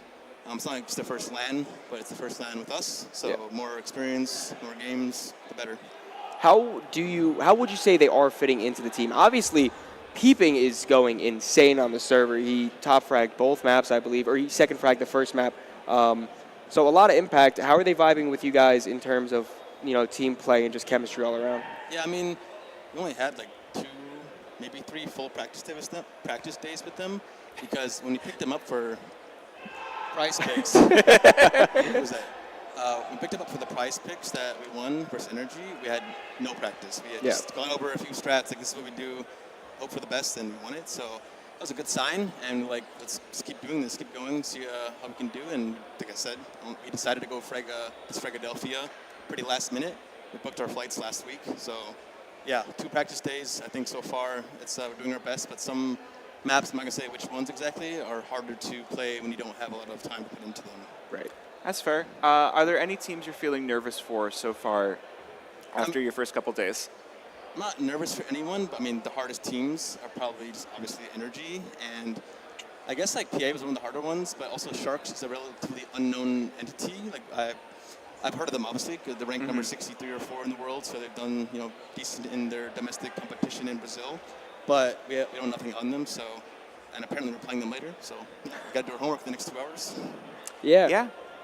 What sort of things do you think you can prepare for a Brazilian team that you don't really know? Just gotta, besides watching demos, use third-party softwares that you can watch them efficiently. Yeah. And just see what kind of veto it's gonna look like. That's the main things, because I looked at it briefly last night because I know it was potential to play them today. So after PA, and that's what it's looking like. So just gotta make sure we nail the veto and do whatever homework we can do. Yeah, and really quick, I do want to touch on your individual performance. That first map, we were seeing some nice flashbacks of your really aggressive CT side. How did it feel to just be in there? You were playing really well. What was going through your mind for map 1? I have the most experience on this team, so it's kind of, if I don't perform, even though I'm calling, it's kind of on me. I know I'm old, washed up, as the guys yesterday were yelling at me, anyone. But I think it's more of just experience and just knowing what I have to do and just do my job. And if I play in the top 3 of the team, I think I'm doing above my job, So I think, I'm playing well, and I hope that the young guys keep fragging, just pop some hits for me. Please. 100%. Peeping and Nick certainly are fragging. So if you are who player-wise are you looking at in NA for possible competition? Against us? Yeah. Just any NA players? Yeah, what players really are making you worried at this point? It's hard to say worried, but if I'm talking Tier 2 Counter-Strike, excluding, I'll exclude M80 Cole and Liquid, but talk about the Tier 2. I feel like, Gage and PA played really good today. Infinite. He was I think Jackson or Peeping was saying he was 26-4 at one point. It's hard to realize that when you're playing, just kind of focus on your own game, but that's, he also went plus 30 in one of his first games yesterday. So he's farming. I think he's proving himself because he plays on 50 or 60 ping in most of his online games. Oh, does he really? So it's like playing baseball with a donut on it. It's really heavy at home, and he comes here and he's just this is how it's supposed to be, and he's just killing. Yeah. I guess final question from me is, shoot, it just fell out of my head. Hey, take your time, man. I'm also old, and your back's getting to you, dad jokes. Well, there is one thing that I want to bring up, not necessarily Counter-Strike related, but I got to say I love the mustache. Yeah. Big fan ever since you grew it out. It looks fantastic. I appreciate that. Thank you. Yeah, of course. So dude. is that a No Shave November, or is that just something that you've decided to? It was my girlfriend wanted me to do it, so I just conceded. You know how it is. It's like she said she wants me to try to grow it out because I actually have never look at all my HLTV pictures or team pictures. I've never had any facial hair. I'm always clean shaven, so I'm like, I'll try it, and I think it fits me, suits me pretty well. I've been called the 70s porn star by Daps, 80s porn star. A little bit. So or like a 80s with a cop, but it's not, I don't think that's an insult necessarily. No. Hey, listen, we think it looks good. That's all that matters. Appreciate it. Hey, yours looks good too. You got the goatee. I can't even grow that out, dude. I appreciate that. I've been I can't growing it grow out. facial hair to save my life. But I did think of my question. So Fisher College earlier, you guys were down 11-2 and then brought it back in overtime. Tell me about that game. Yeah, I mean, that's one of the maps we have less reps on. I mean, we did practice it, but that's one of those maps that's hard to play. It's a lot of team-oriented CS, and they were doing a lot of set strats on T-side, and it's really hard to hear in this, especially in these areas, the non-stage setups. So when they're doing like quick strats outside, and you can't hear them dropping from mini into like upper, and all of a sudden, boom, they're there. It just caught us off guard a bit. And I wasn't necessarily worried, even if we lost that map, because the next two maps are really good for us. So I even said to the guys when it was 10-2 or 11-2, I was like, we're still going to win this game, even if we lose this map. So just shoot. Let's just play normal. And yeah, we equaled them and came back. I don't think any of us were lost faith or were tilted, even though we're losing to considerably less competition, But yeah, we just stayed mentally strong because we knew we were the stronger team. All right. Do you have any other questions? No, I think that's it. We'll let you get back with the team, and best of luck in your next best of 3, sir. Yep. Thank you. See you guys. All right. See you later. And for the A stream, I believe that's going to be all for us. Yeah, let's go see who's next up on the A stream, game-wise and caster-wise. We're going to get some stats up here for Leadify while I figure out who's up next. But yeah, let's break that game down in stats. So to start things off, I was calling for a 30 bomb, and Peeping was the one to deliver. Yeah, no, I mean, you called it exactly what happened. Peeping just took over the server, almost an 8 Leadify rating, 1.59 HLTV, 32 kills. Absolutely amazing performance, and Infinite on Party Astronauts definitely pulling his weight himself as well. Rush just brought up Infinite, and my goodness, look at those stats.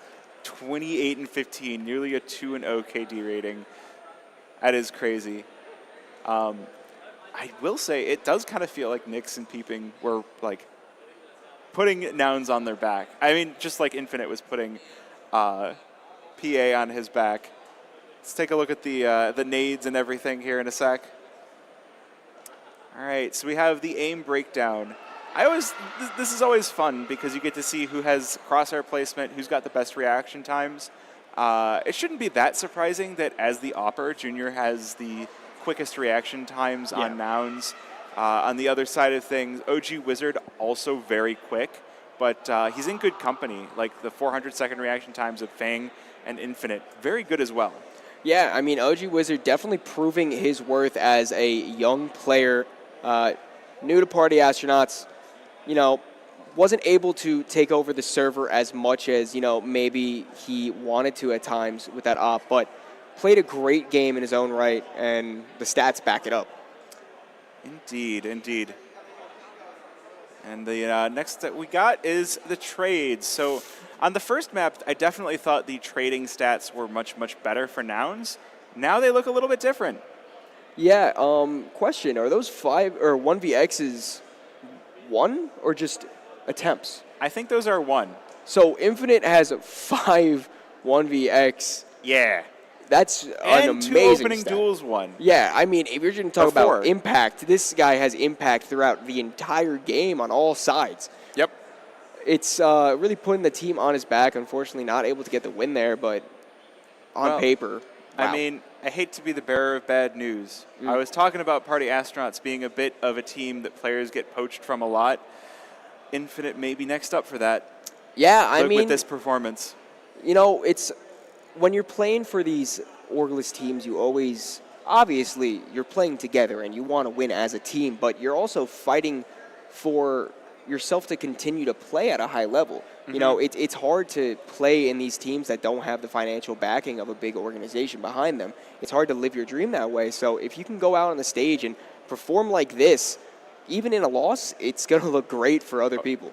Yeah. Yeah. If there's anyone in the audience that's like, hey, I'm looking for a new player for my team, this is kind of how you find those players. You got Boss here. We've got Boss and Party Astronauts here as Orgulous teams. We've got a lot of signed teams as well. There's Fluffy Aimers. There's Fisher College. There's we just saw Nouns and NRG. A lot of good teams here. But the question is, when do Party Astronauts and Boss get signed? You know what? I hope soon. I love these teams. They've both just shown so much progression throughout the entire year, especially, not to get off topic of the game we just had, but Boss are a team that continue to just fight and make the places that you wouldn't expect them to be. They were just in China playing for a spot at a major as an NA team not signed to an org. That's almost unheard of. Yeah. I think if they had made that RMR, they would have. The next Bad News Eagles story. Yeah. The problem is Bad News Eagles never got signed either. Well, they got signed by Guild and then and then fell apart. Really, really bad. I honestly think that there is part of the mindset of being in an orgless position where you need to fight tooth and nail. It's almost like you're being starved and you need to just fight as hard as you can to get that little bit of food, and that being the money from the major stickers, and not splitting that with an organization. The Bad News Eagle players made generational wealth off of those stickers. Oh, yeah. So, they made multiple majors, too. So yeah, that's was just it 3? I think so. I I don't have it off the top of my head. Yeah. Going back to Boss, though, it does look like they have 2 owed Roomba Peak, so we will be seeing them soon, too. But next up on the stream is going to be Sixtum and M&J. And it looks like we're getting likely Roomba Peak versus Might, but could be... Actually, I'm wrong. Take Flight versus Fluffy Aimers. So I was just talking about teams with orgs. Both of these teams, very much homegrown NA orgs, right? You've got Fluffy Aimers. Fish the Husky, the owner over there, has been picking up team after team. He got Valorant. He had Overwatch. He let them go. He has a women's team in CS. I think he's got Apex. He's been picking up some mobile teams, just all over the place. This dude putting together a dynasty for NA. And on the other side, you've got Saban doing a very similar thing. Obviously being a little bit more selective with his teams, but still picking up a lot of them. He's picked up Take Flight Kings, who are also at this event. He picked up a Take Flight EU team that have been doing pretty well as well. And I don't want to leak anything, but I think he's got some other plans in the pipeline. Fair enough. I'm going to be honest with you. I don't even know, so I'm not going to ask while on stream. But yeah, it's really great to see these organizations and these individual people who are focused on making NA better and just giving people the opportunity, because that's what is lacking here the most. Is just the opportunity to invest everything you have into it. Yes. But I think it's time for us to sign off, go to the break so that System and M&J can start getting started, getting set up. So we've been your casters. I've been Floofies. Buckethead. And I'll see you later on tonight. So will I. Well, Buckethead will be on the B-stream. B stream. Don't go anywhere. We'll see you soon.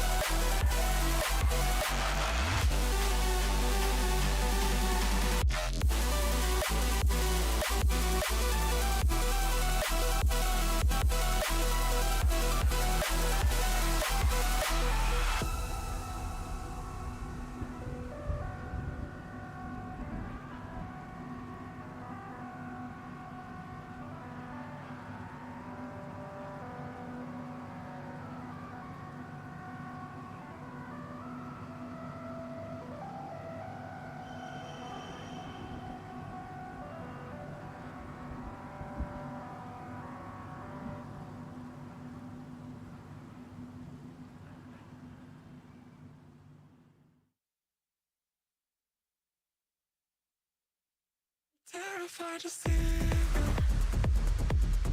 hiding in the darkness, colder when it's twilight. I've been feeling restless. Terrified to see you hiding in the darkness, colder when it's twilight. I've been feeling restless. Terrified to see you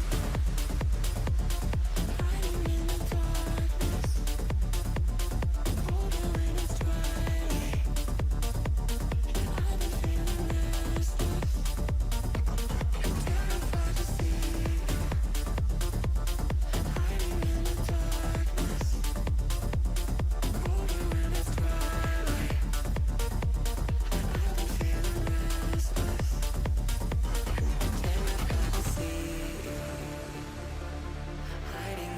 darkness, colder when it's twilight. I've been feeling restless. Terrified to see you hiding in the darkness, colder when it's twilight. I've been feeling restless. Terrified to see you hiding in the darkness, colder when it's twilight. I've been feeling restless. Terrified to see you hiding in the darkness, colder when it's twilight. I've been feeling restless. Terrified to see you hiding in the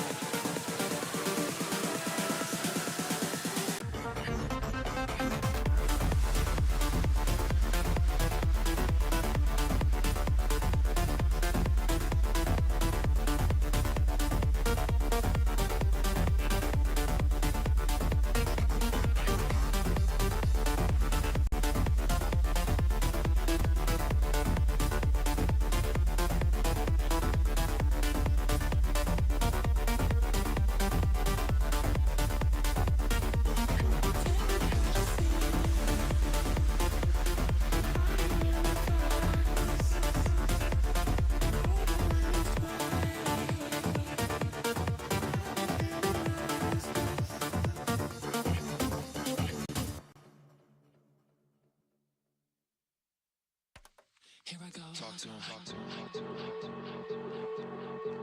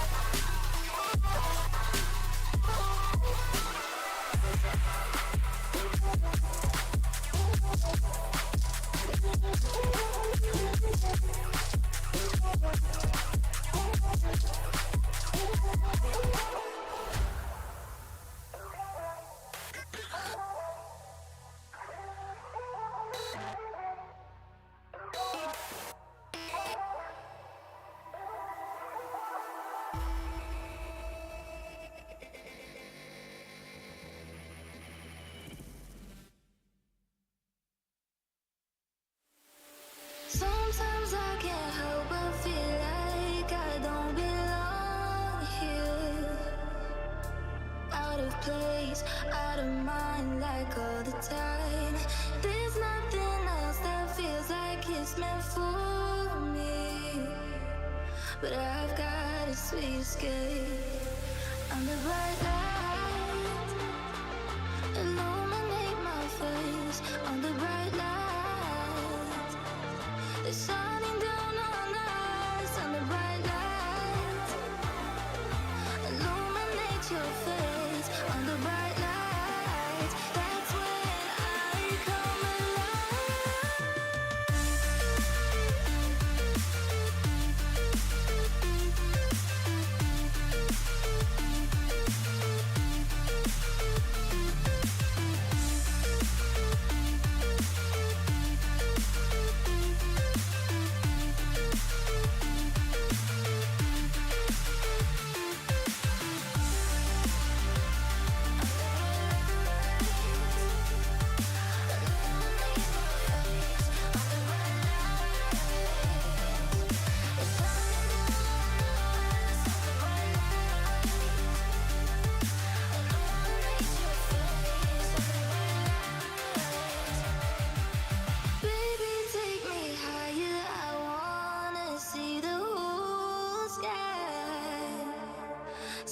galaxy's reflection in your eyes.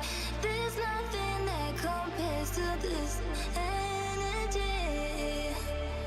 I've got a sweet escape. Under bright light, illuminate my face. Under bright light, it's shining down on us. Under bright light, illuminate your face. Under bright light, that's when I come alive.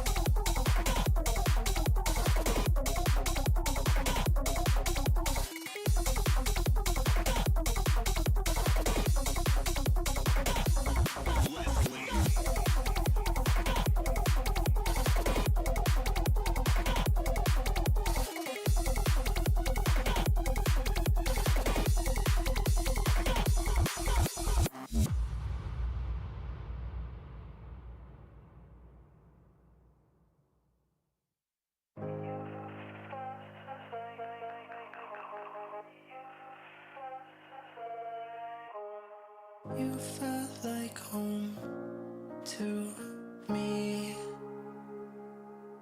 and this all felt real, truly. And you felt like home to me, and this all felt real, truly. And you felt like home to me, and this all felt real, truly. To me.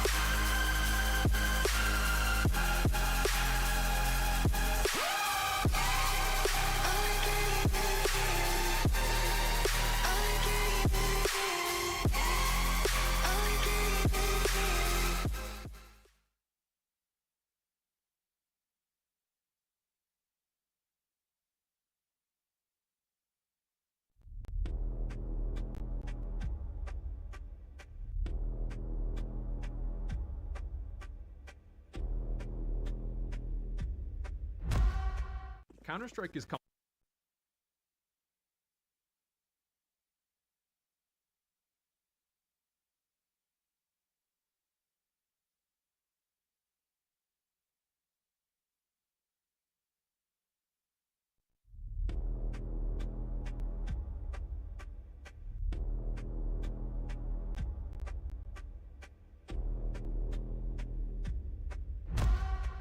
Counter-Strike is complex, and it can be difficult to keep an entire game. Leadify is a free website which helps you celebrate your accomplishments. Match reports are sent to you when your game ends, so you can compare with your friends while you queue for the next one. Track your true performance with Leadify rating, a metric that punishes baiters and rewards smart decisions. Leadify automatically finds your best play from each game and sends you a highlight. You'll even see when one of your opponents is banned. Track your Counter-Strike performance for free at leadify.com.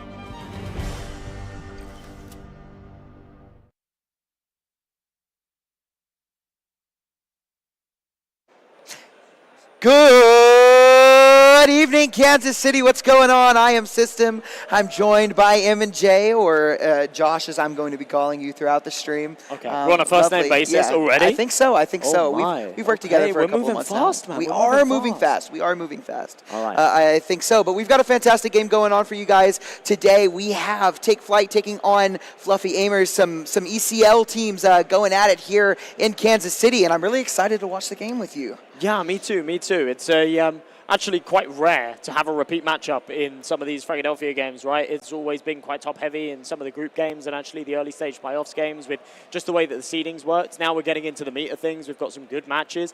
And, yeah, for Take Flight and Fluffy Aimers, these guys played against each other a couple of months ago in ECL. Fluffy Aimers actually took it 2-0. They looked a little bit better, but both maps were still quite close. So I think that this is going to be a little bit of a grudge match, a little bit of a revenge chance here for the Take Flight boys. And, yeah, I mean, I wish them the best. I think this is going to be a good game. I think so as well. We've got a pretty common map pool, I would say. We've got Ancient, Anubis, and Dust, right? Yep. Ancient, Anubis, Dust. So that seems to be the favorites right there. It is on your screen. We've got, Ancient, Fluffy Aimers pick, Take Flight CT side, Anubis Take Flight pick, and Fluffy Aimers choose the T side. No surprises there. Yeah. And Dust 2 will be our decider if we need it.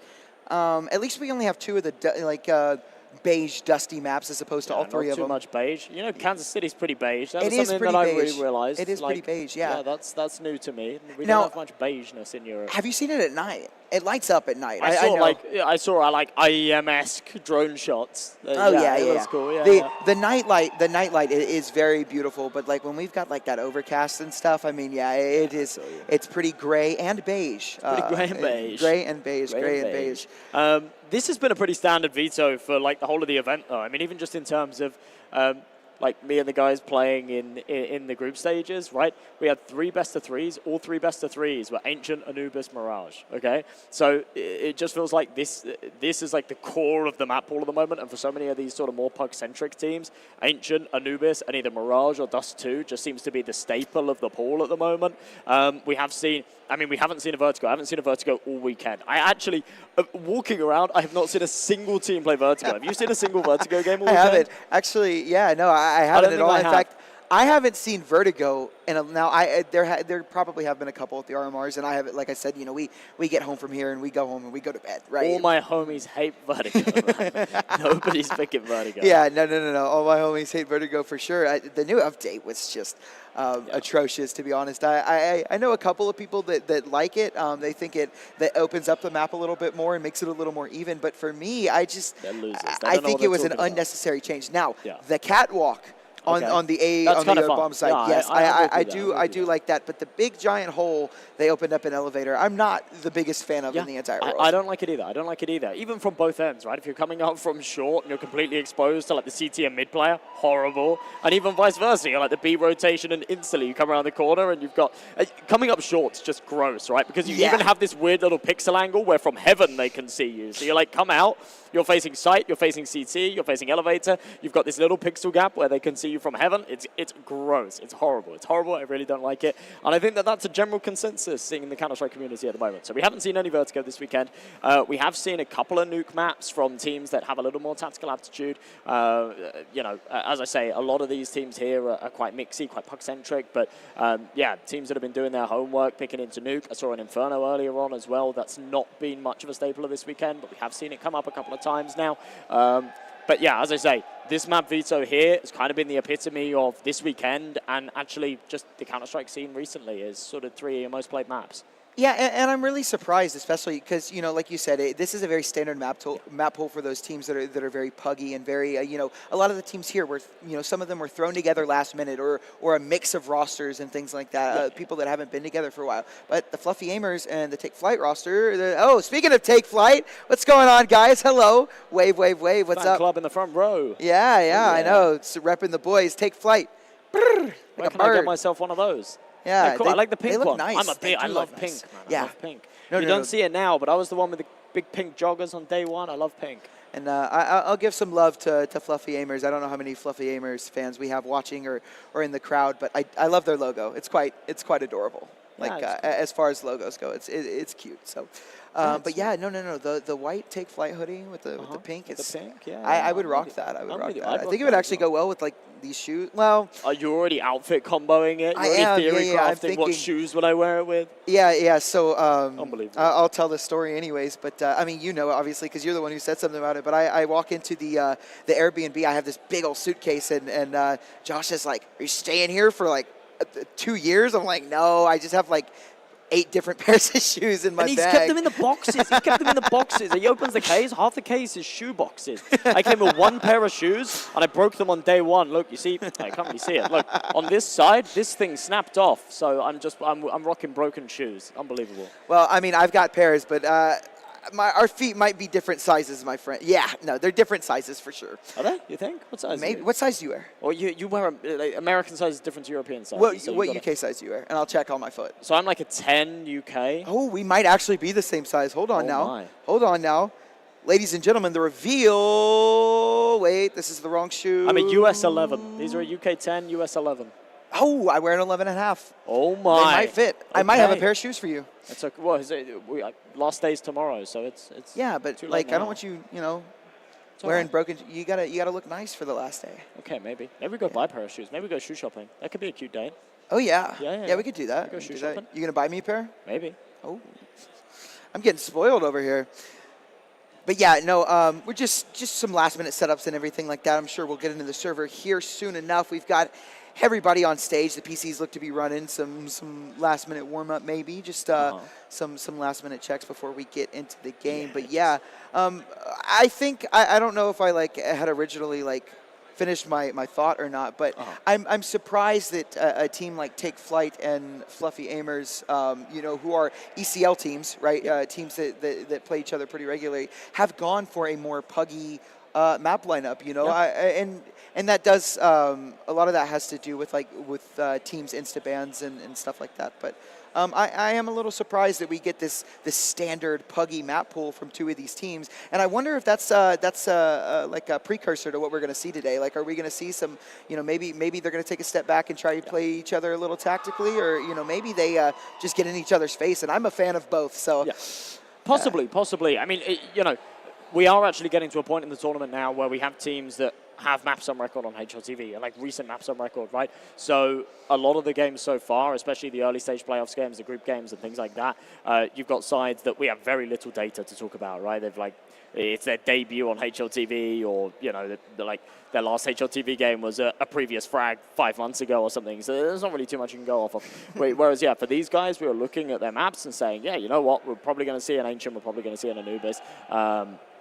Third map was a little bit up in the air as to whether or not it would be a Mirage or a Dust 2, but yeah, I think that I don't think that we're going to see puggy Ancient or puggy Anubis. I think we are going to see well-drilled maps. These guys are teams, these guys are players and a collective that have played together for a while. They practice together, they scrim together, they play on a high level together. So I don't think that we're going to see the same kind of scrappy brawl that we've seen from other teams and other matches so far this weekend. But yeah, you are right. It's interesting that it still falls into that kind of category. It's a bit of a weird one.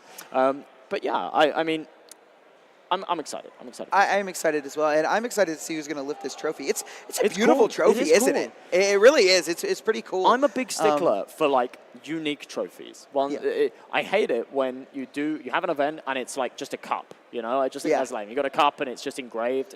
It's not the same. This is super cool. And this would look cool going on your shelf. This you can put this on the background or on your whatever you have in the back for streaming or something like that. This is something that you can display and look at, and a cup is that's cool. I won that event, but it's what event was that from? You go and check it out. Yeah, you got to check it out. This one says Frag 18 right there, champions. Right, 2020. I mean, you know exactly where it's from. You know exactly, and what game? I like Counter-Strike 2, specifically Counter-Strike 2. Do you think they had other ones made up for the other games that we don't talk about? Yeah, and talking about just placement, right? We've got it set up on an Empowered PC. Shout out Empowered for providing PCs for this event. But yeah, quite lovely. I love that we've jerry-rigged a little table here, and it's nice. I love it. I love our little setup. It's cozy.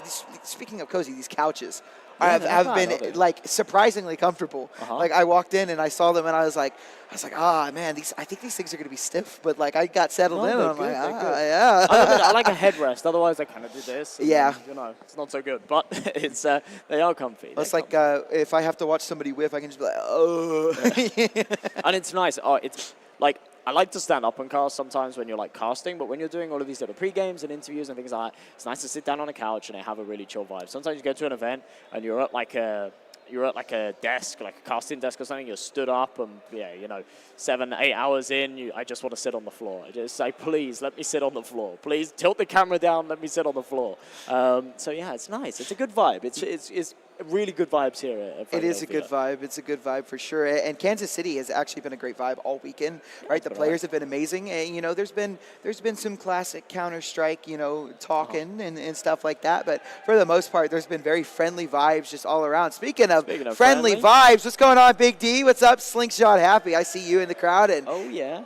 Yeah, there's behind him as well. What's up, Big D? Hello. No more propeller hat. What happened to the propeller hat? It took off. It flew off. It flew off? Yeah. That's what happens with those things. It took flight. Oh, man. Oh, yeah. Getting in the references already.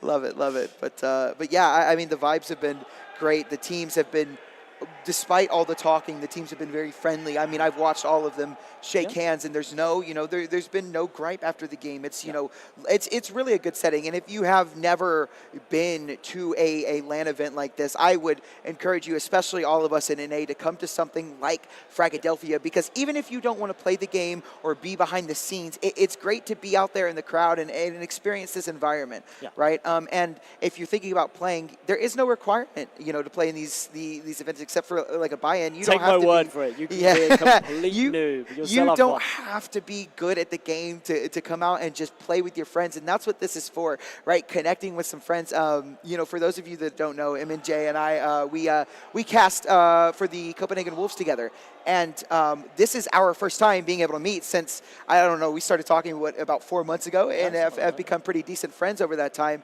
And because of Fragadelphia, I'm able to come out here and meet a good internet friend. So it's a really good opportunity for those of you out there that are internet friend. Yeah, that sounds like a weird phrase. Yeah, but now we've transitioned. we've met. Now so we're real friends. We're real friends. We're real friends. I Might love it. transition even more, but we'll see. Anyways, but yeah, for those of you contemplating, I definitely just suggest coming out. This is my first Frag event, and I'm super excited to be working in it. And the next one I think I'll play in it as well. I'll play and work because you're gonna play for the Worms. Yeah, I might play. The for Worms are gonna make a Worms. reappearance. Hashtag Worm Sweep. Hashtag Worm Sweep, man. We did okay. We did okay.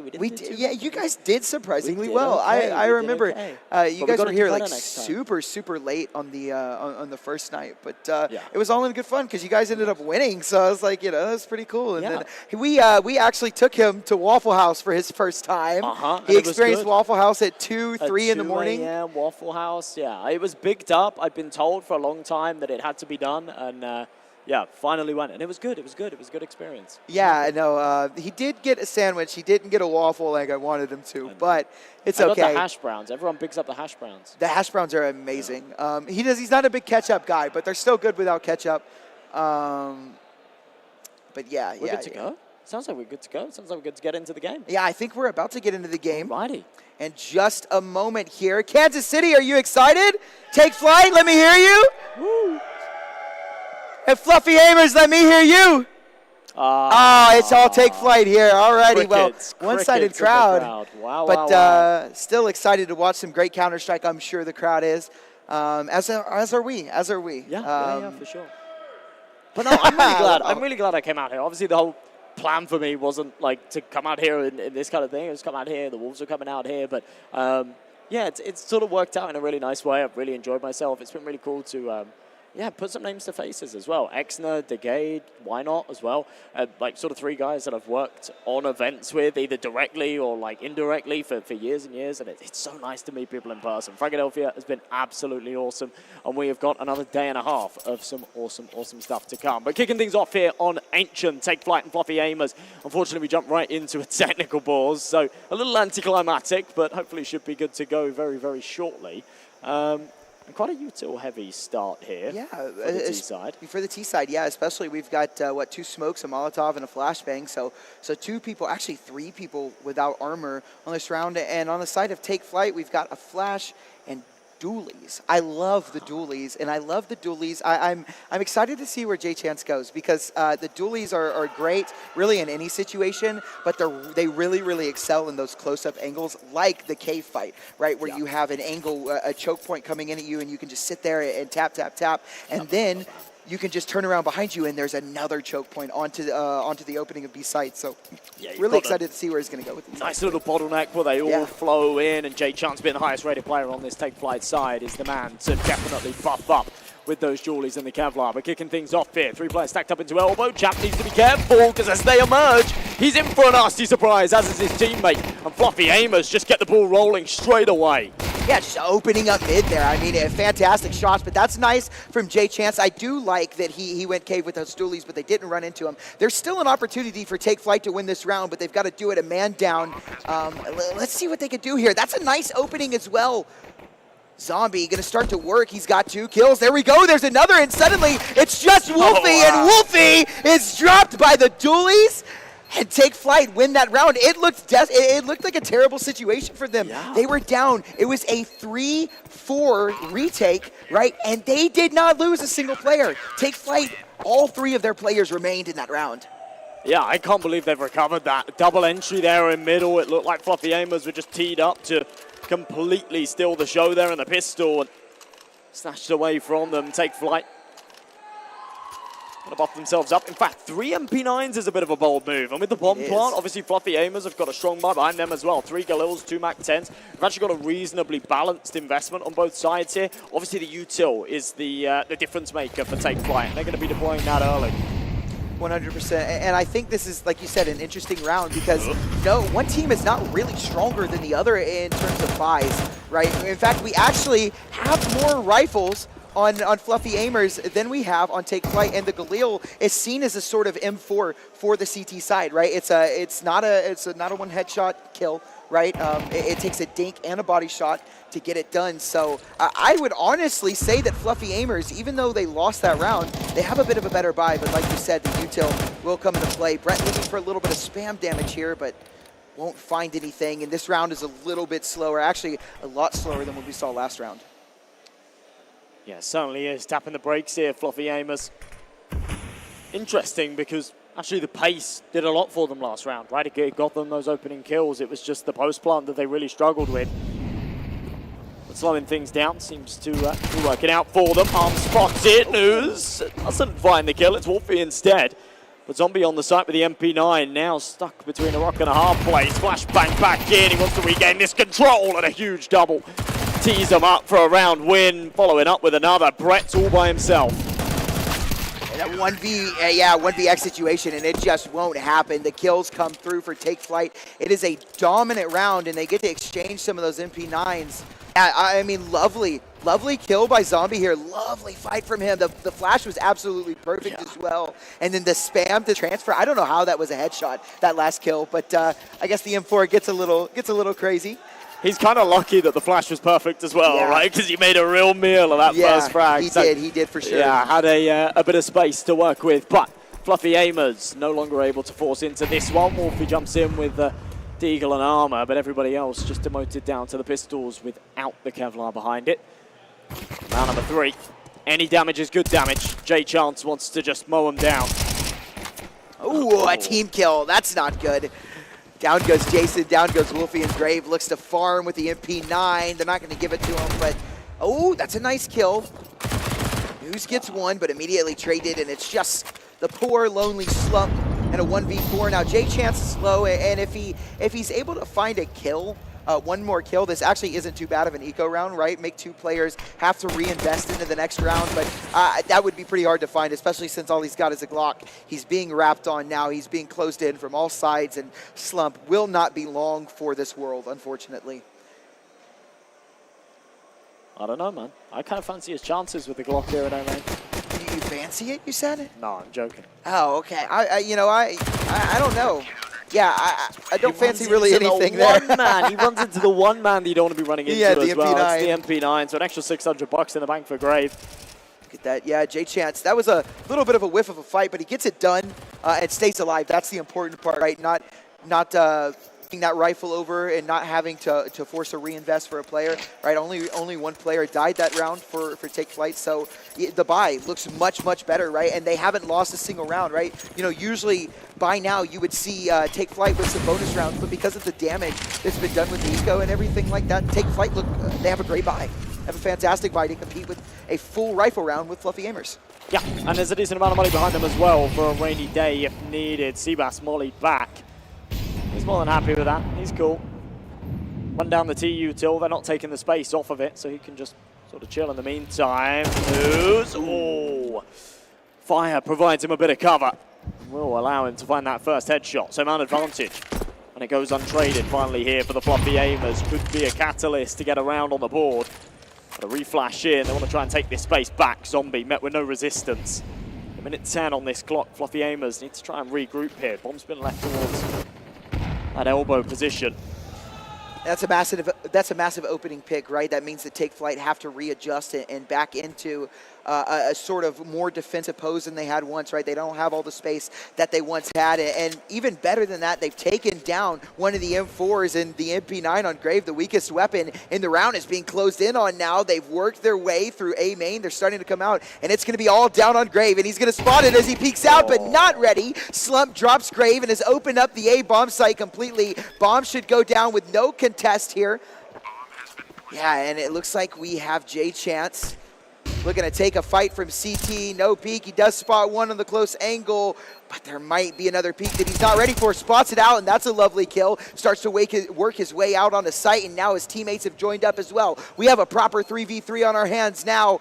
It's Fluffy Aimers looking to just wait for Take Flight to make a mistake, and that might be one as Slump finds a kill, but pulls out some util, traded by Jay Chance, and now down goes the CTs, and it's a 1v1. Jay Chance versus Jason, the two Jays, and Jay Chance can't get it done. Jason with the final kill in the round. Bomb not going to explode. Plenty of time. He gets away with his life, and Fluffy Aimers get away with their first round.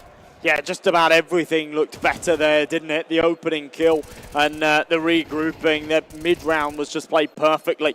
And whilst it did get a little bit shaky towards the tail end, they still close it out. Jason maintains composure. So 3-1, Take Flight finally challenged, and the Fluffy Aimers now snapping at their heels. You've got two MP9s and no cash in the bank for any kind of reinvestment if they lose this one. I mean, both of these teams in the same situation, right? Yeah, this round, it can be make or break for both of these teams. Jay Chance on a good angle with the AWP and flashed off.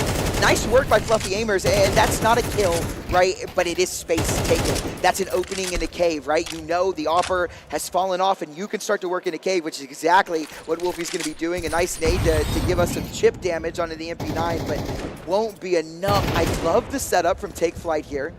Some nice damage on the Jay Chance. Slump going to be clearing out that close angle at first.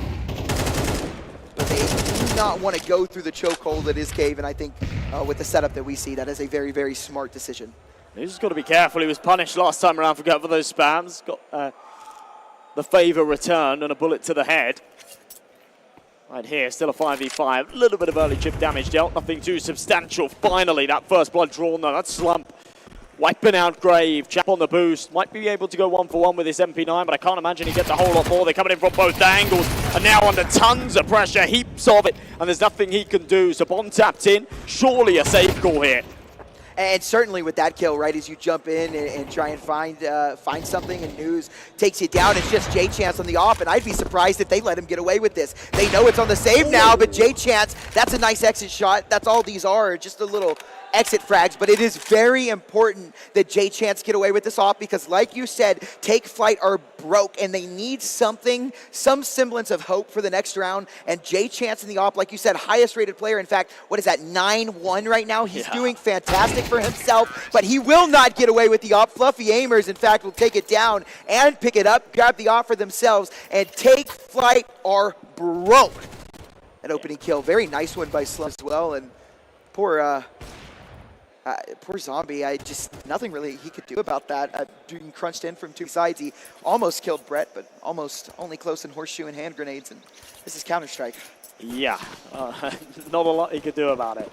Take Flight, no money. It's a full eco here. They have to bite the bullet. It will be 3 apiece, surely. It's all just about how much damage can they do. If they can find a couple of kills, this is a successful round. If they don't, then Fluffy Aimers can keep this money flowing, keep these rifles in hand, and really start to take the reins of this map for minute 30, and they're already aggressed into the T-spawn. 1-for-1's not too shabby, and that's going to be an AK that could perhaps do some further damage. Yeah, there's really no talking point for Take Flight to win this round, right? But if there is a one positive that you have, it's an AK that might be able to be carried over into the next round, but they look to be going for something. Like, they want more damage, and the office here as well, that could get taken away, but down goes everyone, and like, that's the AK gone, so you won't be able to carry that into the next round. And I mean, they've got money, right? You know, you'll be able to buy, but that AK would have been really, really nice. This is interesting. Yeah, Wolfie finds it out. But it is 3-3. It's a tied game. It's been very, very even here early on. Yeah, it's nice that Fluffy Aimers sort of bite back. I think Take Flight looked very dominant in those opening rounds. When you got J-Chance just smurfing on everybody and going 9-1 in those opening few rounds, it's quite difficult to get your head in the game. It was just him and Zombie kind of doing all of the heavy lifting. You can see that's quite apparent from the scoreboard. But yeah, Fluffy Aimers biting back, taking advantage of the fact that, and the fragility, I guess, of that Take Flight CT economy. Chance wanting to get aggressive here into elbow, smoked off. 3 players to snatch this mid control. It does leave the bomb sites rather vulnerable, so they need to be careful. The opening, there's a potential opening up on the B site. They're actually crawling up, but that's nice. There's a nice kill from Seabass on the news, but Brett looking to get the refrag. Pulled out a molly and goes down because of it. Not the best opportunity that you have, but Slump going to try and get away with this op. It looks like he will be allowed to, but Take Flight have taken fantastic control of that Jaguar position. Now, Jason, I don't know that this position is known about, but it looks like maybe we're careful, diligent, but no, that's a lazy clear. He doesn't go up and he doesn't clear it, and he actually baits out the runaway, and that fight may be a little closer than it should have been, but it does go the way of Jason, and we've got an even 3v3 here, but J-Chance takes us into a 2v3. That's a nice hold. It's all on him to hold on this site as his teammates rotate in. They're coming in fast, and J-Chance does go down. The site for now has been opened up. There is a quick walkthrough on Temple. Zombie very fast, and his teammate Seabass looking to join up with him from A main. It's a 2v2, a reverse plant, and Slump and Jason have elected to take CT. That's where they fancy their chances, and Seabase and Zombie start to work out. Things go quiet for a minute. Not a lot of util being thrown, but there goes an angle smoked off, and Seabase trying to jump onto the bomb, gets taken down, and Zombie has got the kill. The reposition might have actually messed over Jason. Hits a 1v1. Zombie now gonna back off and grab the op, and the Fluffy Aimers have done it. They found a 4th round off of a fantastic mid-round management from Take Flight. It all ends in disaster, but a nice op taken away. It's not the worst thing in the world. Jason is so damn cool in these clutches, and he does it again right there in the 1v1. Does not break a sweat. The bomb's tapped, and they're waiting for him to spam so they can trace those bullets and send the shots back the other way. He's on 4 HP. A stray shot would have finished him. Doesn't pull the trigger, calls the bluff, runs away. It's absolutely perfect, and with no kit, the best they could hope for is the save with the AWP. And I mean, that's great. It's the best of a bad scenario, but with no money to invest around it, we come into a situation where you got J-Chance in that AWP, you got 2 MP9s, in fact, sorry, 3 MP9s, a 5-7. I don't have high hopes for this round. We'll see what they can do with it. If J-Chance can get the ball rolling, then perhaps there's something malleable, something workable here for Take Flight. But we're teed up for a 5th round for Fluffy Aimers. And it's really just going to be all, like you said, on this op now. It is in the hands of the right person. So J-Chance has an opportunity to give his team a nice solid round. He really did some great work there on that A-bomb side. It can't really be understated. That's a nice kill from Grave. A good find. A rifle is gone, and Seabase looks to get activated with this MP9. No kill, but lots of lovely damage will be given over. And Fluffy Aimers realize that they don't have as much control of this map as they need to, and they start to slow things down. That is ridiculous. Shadow was spotted. They were clearing the angle. 5-7 should never be able to get away with a frag there, but he does. MP9, further damage dealt. And this perhaps leaves the door open for the finisher, but it's the AWP. That's the problem. He's all by himself. Has to get overwhelmed here, surely. One, peeks out for the second. No chance it goes his way. And with a man advantage, a T, surely. Look at that, there's a round ender coming through red, and it's Wolfie who takes one down, leaves Champ in a 1v3. Not an unwinnable 1v3 at all, and he gets one kill and gets away from the op. It's a 1v2. Champ on 19 HP. He's got to find two, but he can't find one. And Fluffy Aimers take a 5th round, take flight again. We didn't fancy their chances in the round, but made it close, but they just couldn't get it over the line. And Ancient is relatively considered a CT-sided map. Take flight, need to find something to stop the momentum that Fluffy Aimers have found. Yeah, absolutely. They have just looked better. They have looked better. Slow to start, but 5 in a row puts him in a beautiful position. Mat 10 on Brett, that's okay. Someone out of choice. They did have enough cash to get a rifle over to him. J-Chance's shot misses, but Seabass doubles down. Look at Jason's spot, though. He's walked all the way through Red Room.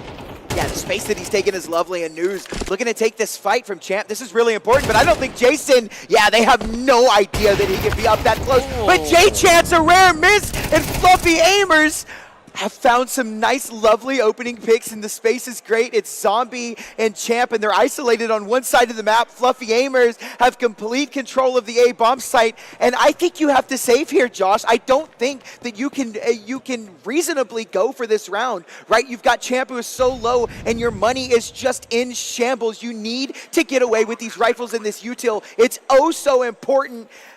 And I wonder if Fluffy Aimers know that, and I wonder if they're going to look for this and try and take that hope away, and it looks like they will. Take flight, that's an unnecessary look. I really don't like that at all.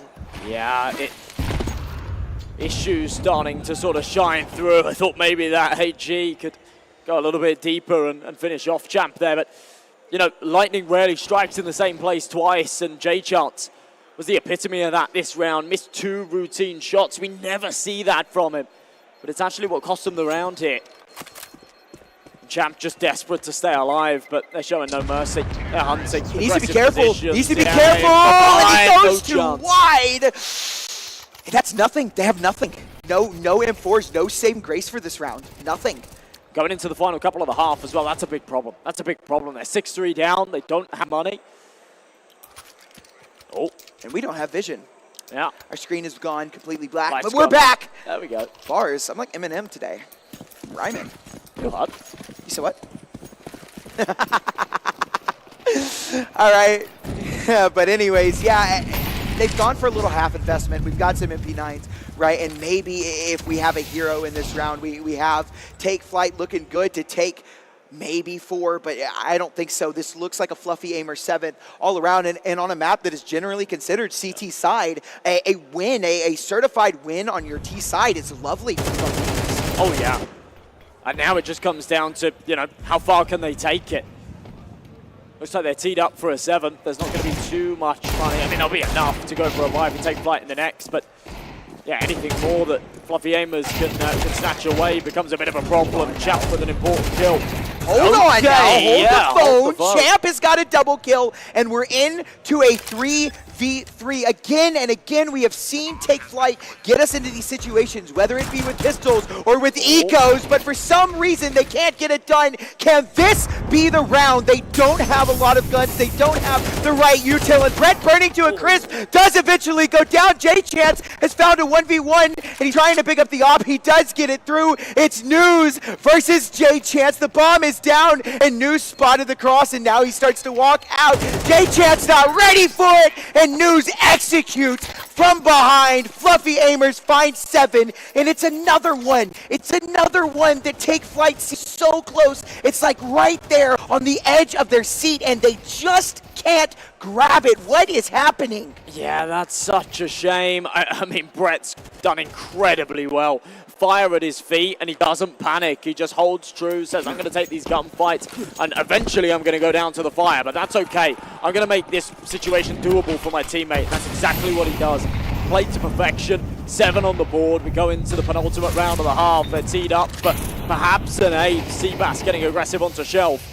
But Brett's already through the smoke. He's into Cave. That information not been relayed. Morphe will go down as a result. That's a much better start for Take Flight.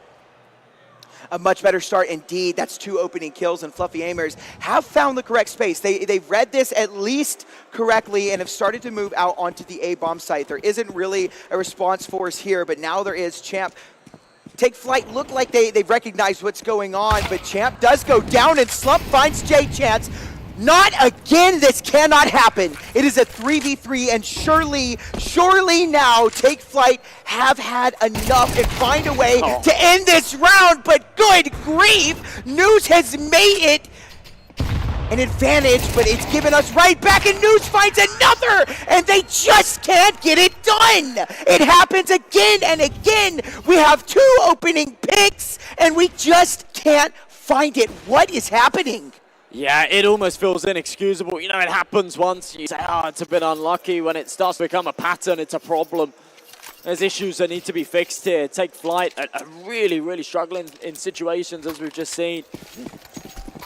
Going into the final round of the half, it's a bottom of the barrel investment. It's whatever you can buy. It's 2 MP9s, 2 FAMASs, and M4. A couple of players without helmets, no kits. That's a luxury they cannot afford. Especially with how close these rounds have been, right? Yep. They've come down to some defuses and things like that, and 2 opening picks go the way. I mean, completely destroyed and dismantled. Josh, I don't want to call things a little bit early, but this looks like a 9-3 Take Flight. I mean, you've got Zombie and Champ left alive. Runs out of ammo, and Zombie, it's labored, but he's able to get that kill. Brett should find the refrag, no problem, and he does, and it's just Champ on the FAMAS, the worst gun in the game, by the way.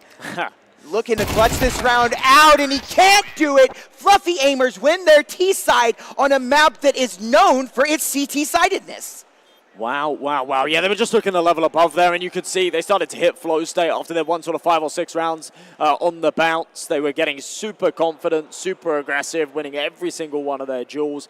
And you can really tell, it's so confidence-inspiring when a team are sort of 2-3 men down, they still recover those rounds. It's just proof of the pudding that these guys are that little bit better.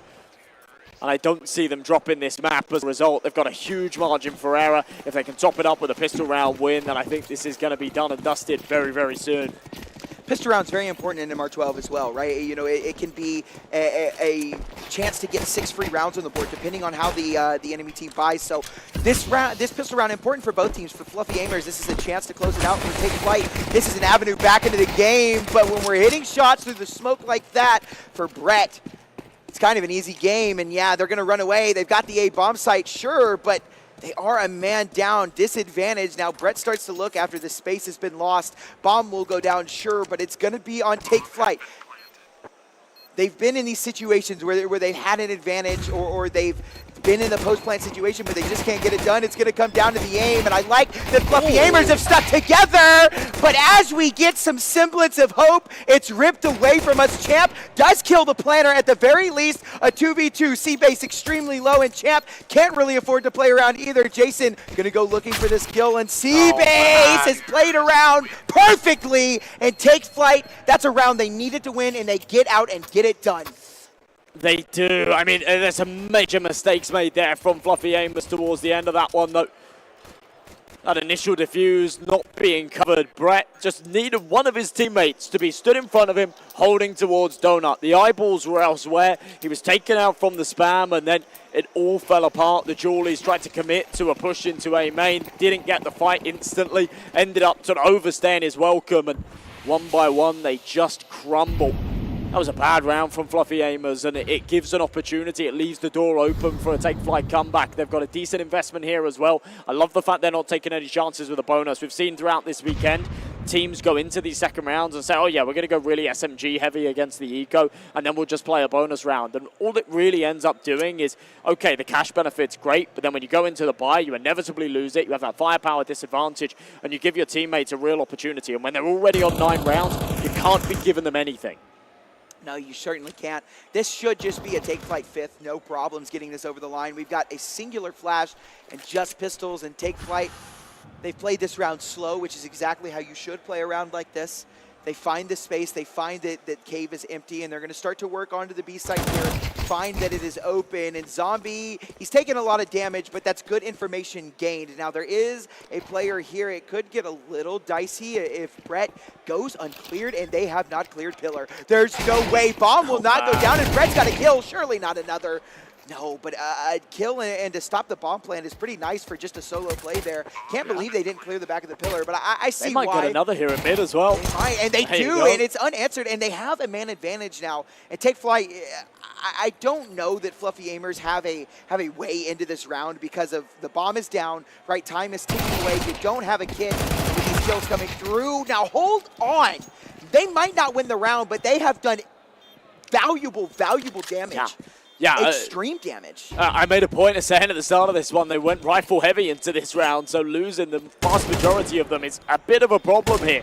And already crossed onto the site as well, tapping the bomb, putting on extra pressure, keeping Champ around. The goal is for him to go down with a bomb. In fact, Jason is just going to take everybody down with him, and they'll all go down with a ship. News gets away with a Galil, and that is a very expensive round. Very well played from Fluffy Aimers. They had a flash. Yeah. And everyone on Take Flight is dead. Those pistols work beautifully together. They rely on each other. You can see that Fluffy Aimers trust the teammates that they have around them, and they use that. They know that they have some good aim, so they put that to use on that pistol round. Stick together, pack mentality, and single out the loner rifles, single out the lurks, and slowly they start to get more and more together, and they just destroy Take Flight's economy.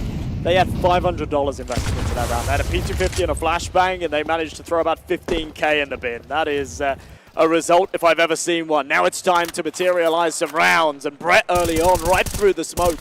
The spam is clinical, and he's not far off on the second man as well. Spidey sense is kicking in, and a bit of X-ray vision lining them up, but J-Chance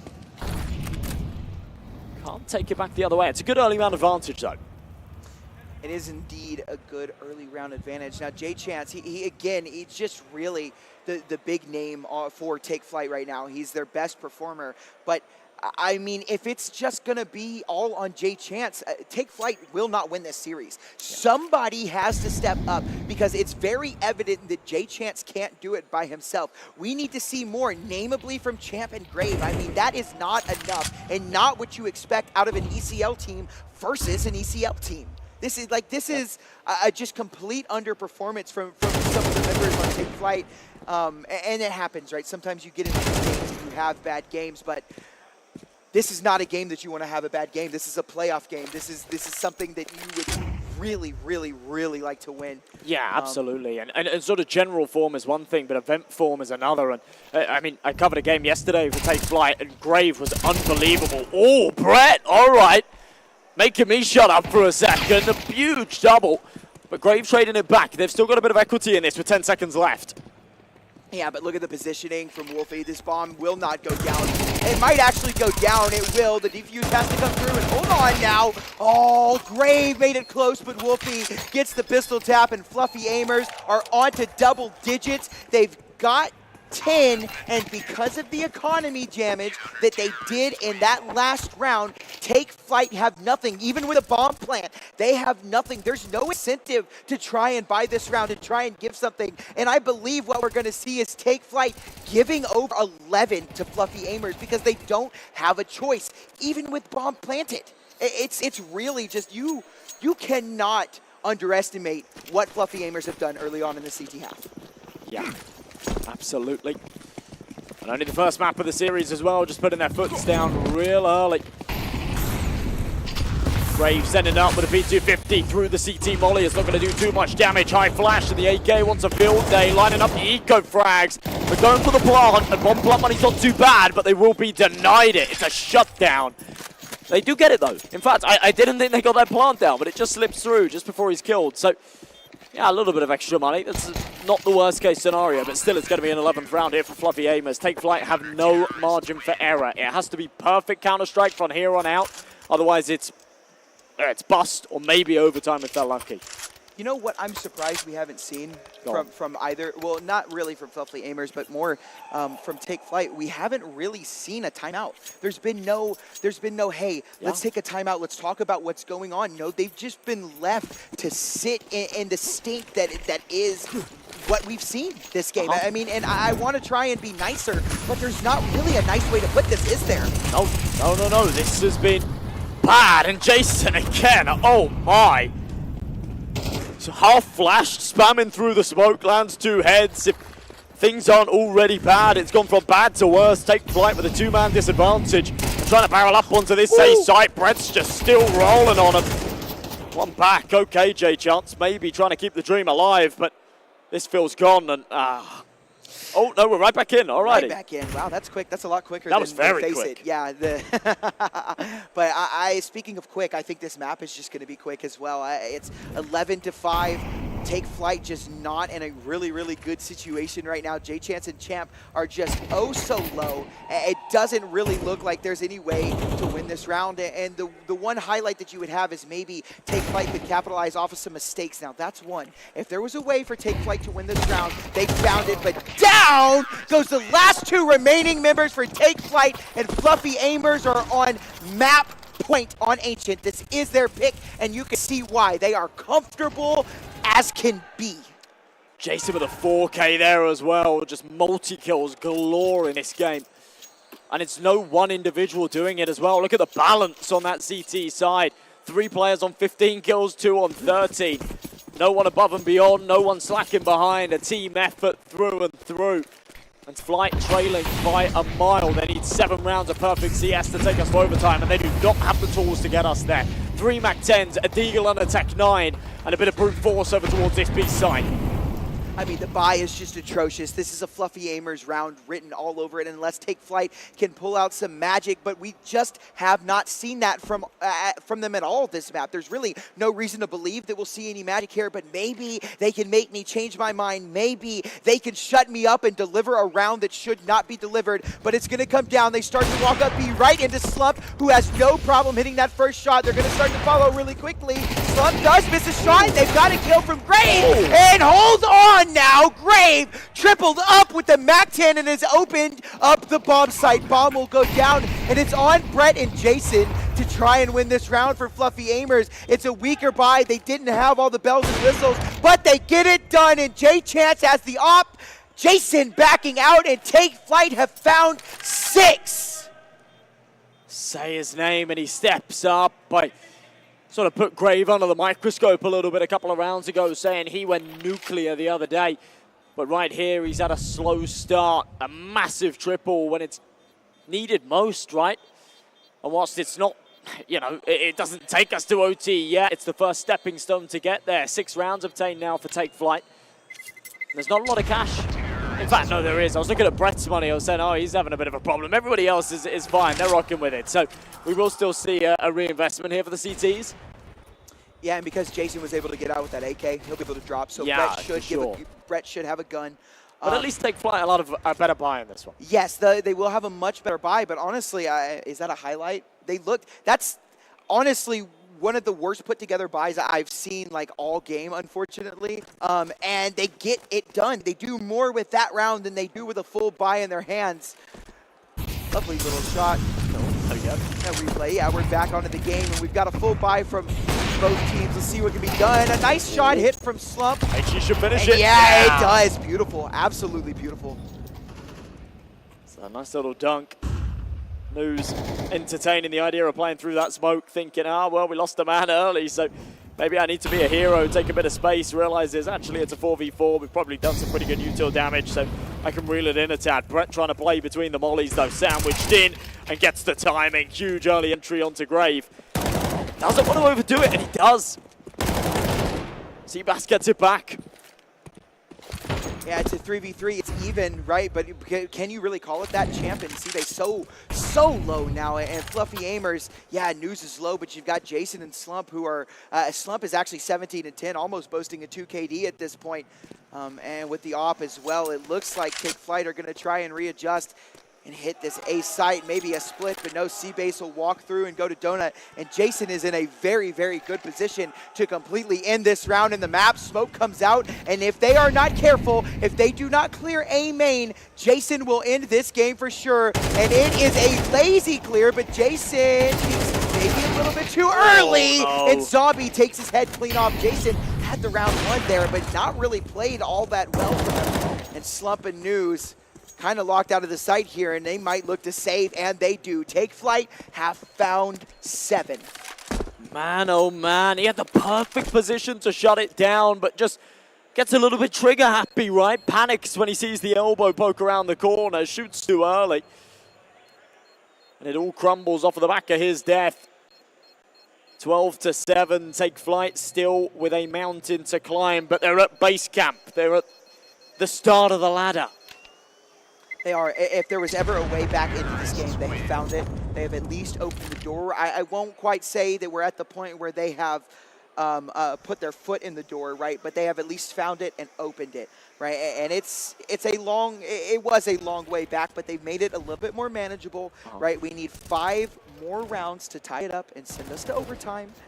We'll see if they can get it done. Fluffy Aimers not have the best pie this round either, so this should just be maybe an out for Take Flight, but we'll see. Fluffy Aimers have had a phenomenal game so far, and their team play has been fantastic. We'll see what they can do. Deagle won't be allowed to get an opening pick, but Brett, got to be careful on this. And that's 1 kill. That's lovely for the P250. They even find one there, and News goes looking.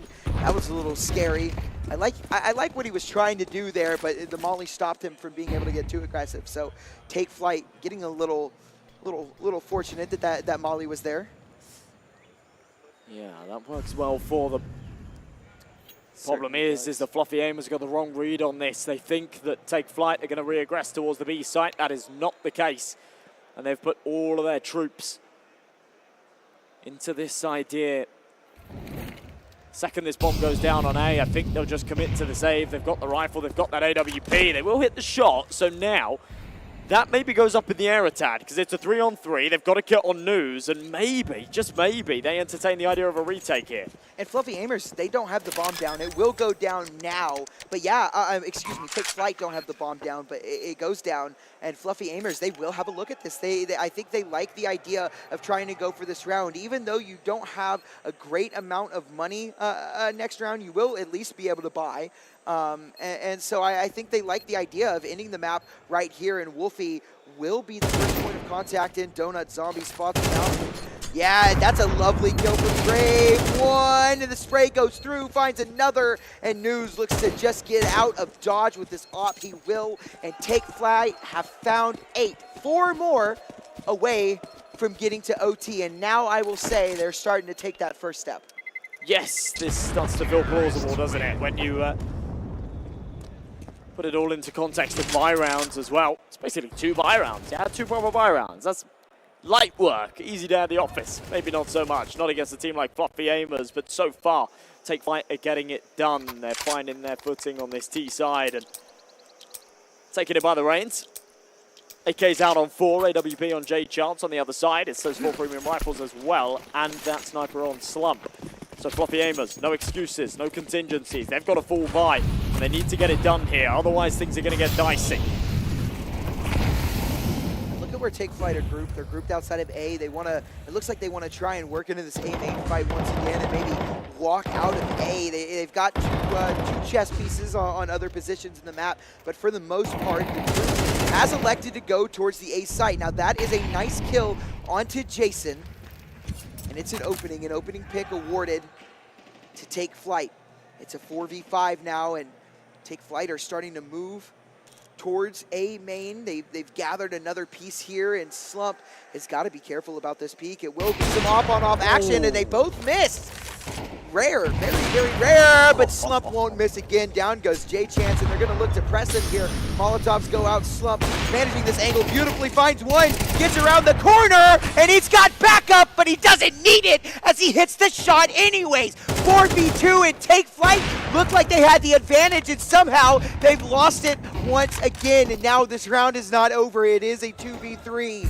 But Take Flight in a very dangerous situation, and C-Base needs to be careful, but he's got the kill and has given Take Flight an out towards the B site. Wolfie gonna start to work towards mid here, but that smoke will prevent him from looking, but that's a lovely shot from Wolfie, and it's a 2v1. It's on Zombie to save this map for Take Flight, and it won't even be saving the map, it'll just be getting closer to overtime. He's got the bomb on his back, and it will be awarded the plant.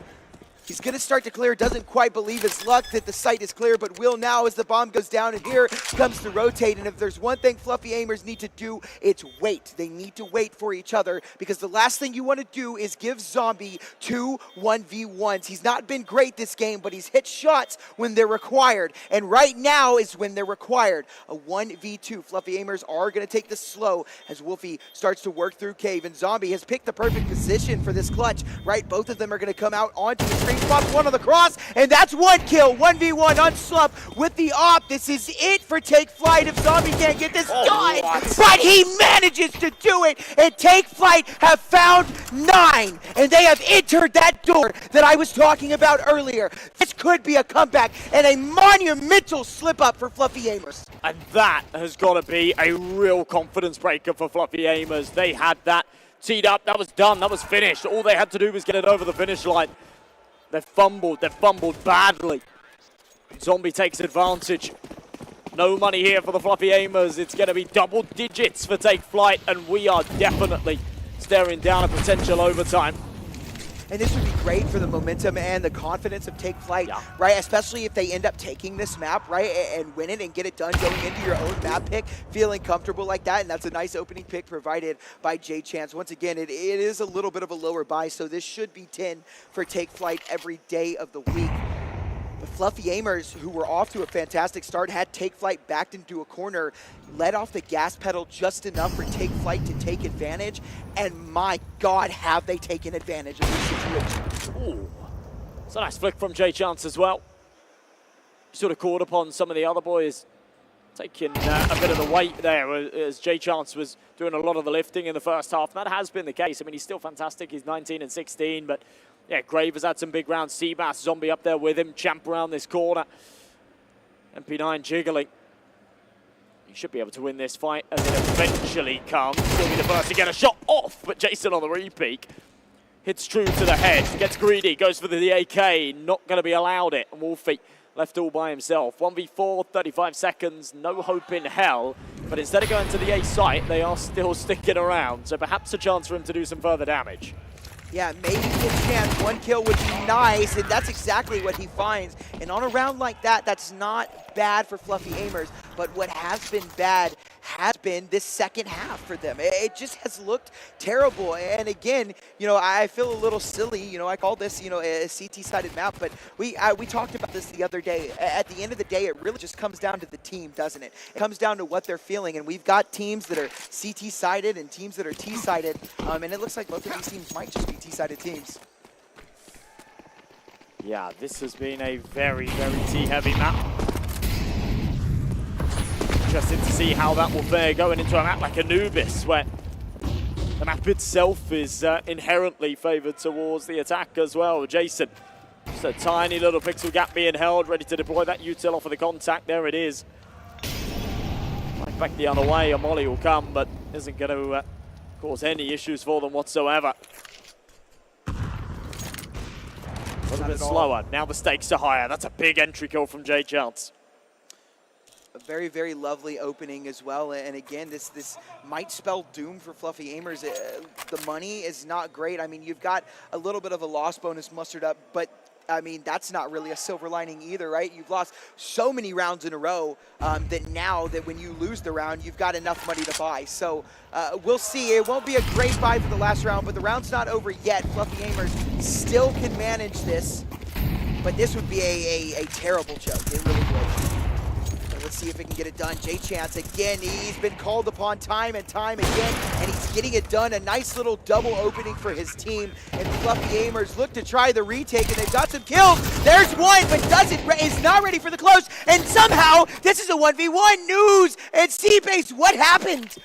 We didn't get to see it, but C-Base won. So Take Flight have 11.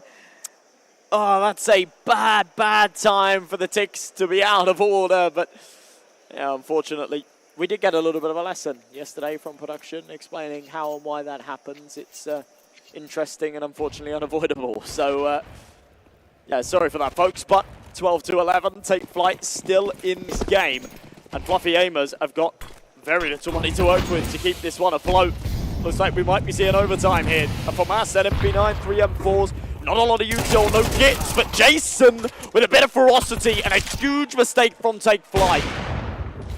Yeah, a massive mistake, and there's no way that you bring this all the way back. We talked about momentum. We talked about being happy that you bring this to overtime after such a roaring loss in that first half. But if you bring this all back for naught, I mean, imagine the mentality going into that second map. Like, you just played 24 rounds of Counter-Strike. You were down an insane deficit. It was 9-3. You start to bring it all the way back, and then at the very end, you can't get it done. And how poetic would that be? I mean, earlier in the first half, that's what we saw. They had great starts. They looked like they were doing good, and they could not finish the rounds. And that would just be a poetic end for them if they aren't able to finish this map. But it's not over yet. It's a 3v5. There's still a chance. Util goes off. It's going to stop the mid push. Jason does go down. Wolfie. This is a very, very interesting position. He needs to be cleared here, and Take Flight need to be careful. Burning to a crisp, and that's a bad time to unscope. It's Grave and Zombie in a 2v4 to keep Take Flight alive. This is for overtime or for map loss, and Grave does clear the corner. So it's a 2v3, walks out, whips the gun, but gets the spray. Slump with the nade, and Zombie and Slump in a 1v1. Once again, Zombie gonna be called upon. Slump comes through, and no, that is not how you lose Ancient. You bring it all the way back, and you just can't get it done. It's even a 1v1, and it's Zombie, the man who's done it time and time again, but he can't get it done, and Fluffy Aimers win their map of Ancient. Oh, man, that is brutal, and you can see, yeah, that's just disappointing. That is a real shame. They fought incredibly hard for that comeback. They just can't get it there. They just can't get it there. And now, you know, no break. No sleep for the wicked, 90 seconds, and they're back into map number 2. And the thing is with it, right, is, okay, it's great. They had a bit of success. They'll go into this map 2 feeling more confident, more warmed up, for sure. But also, it's so brutal. It's so disappointing that I think the whole team morale just drops. And to sort of mentally reset in a minute and a half and come back with your best is going to be tough. And on a map like Anubis, where it's very T-heavy, it's going to be hard to get that ball rolling if they can't win the pistol. Very, very hard to get that ball rolling. And like you said, that does numbers to your mentality, to the morale of the team, because you just worked your butts off to claw that back, and in the end it comes down to a 1v1 that you just don't win. You don't get overtime, and you get all that momentum, and you're happy, and you're right on the edge, and you're like, yes, we're going to bring this to overtime, we're going to win this map, and then we get to our map pick, and then you lose. And it all falls apart. All your hopes and dreams crumble right in front of you, but it's not the end. We do have a second map, and it is their map pick. It is what they are more comfortable on, right? So we might see a win over Fluffy Aimers, and then we might see 3 maps. We'll see. Again, that game very, very close, and that was more of Fluffy Aimers finally finding some form there in the end. But like, I don't want to give them all the credit, because that second half from Fluffy Aimers was atrocious. It was atrocious. Time and time again, they had chances to close out the map, and they just couldn't get it done. I mean, like we saw in that first half from Take Flight, but there at the end, the 1v1 goes the right way. I mean, it was a sliver of health that separated the 2 players as well. But it does go the way of Fluffy Aimers, unfortunately, for Take Flight. And we're on to map 2, which is Anubis. So what concerns me here, and I sort of touched upon it a little bit earlier, is it was very apparent in that map that both teams were far more comfortable on their T side, right? Fluffy Aimers' CT half was pretty bad. Yeah, it was pretty bad. But both teams were much more comfortable on their T half. Going into a map like Anubis, it's great because, yeah, you know, it's Take Flight's map pick. And it's a map that has a very different blueprint to Ancient. I mean, not too dissimilar, but still, it has a lot of differences. But it's a very T-heavy map, and you take 2 sides that are strong on their T side. You know, if Fluffy Aimers can carry that momentum that they had on their attack on Ancient, they bring that into Anubis, they get off to a good start, there could definitely be problems. Hey, there definitely could be problems. And like you said, Fluffy Aimers are allowed to start on the T side of that map. So there is a chance for them after getting that map done, there's a chance for them to take off and soar and leave Take Flight wanting more. But we'll see. Here it comes. Kansas City, are you ready for map 2? Yeah, we are ready for map 2 here on the couch. And we're going to be starting off really soon. Less util heavy for Take Flight. Actually, I believe the teams are flipped. So Fluffy Aimers are actually on the T side, and yeah, there we go. It's correct now. It's a util.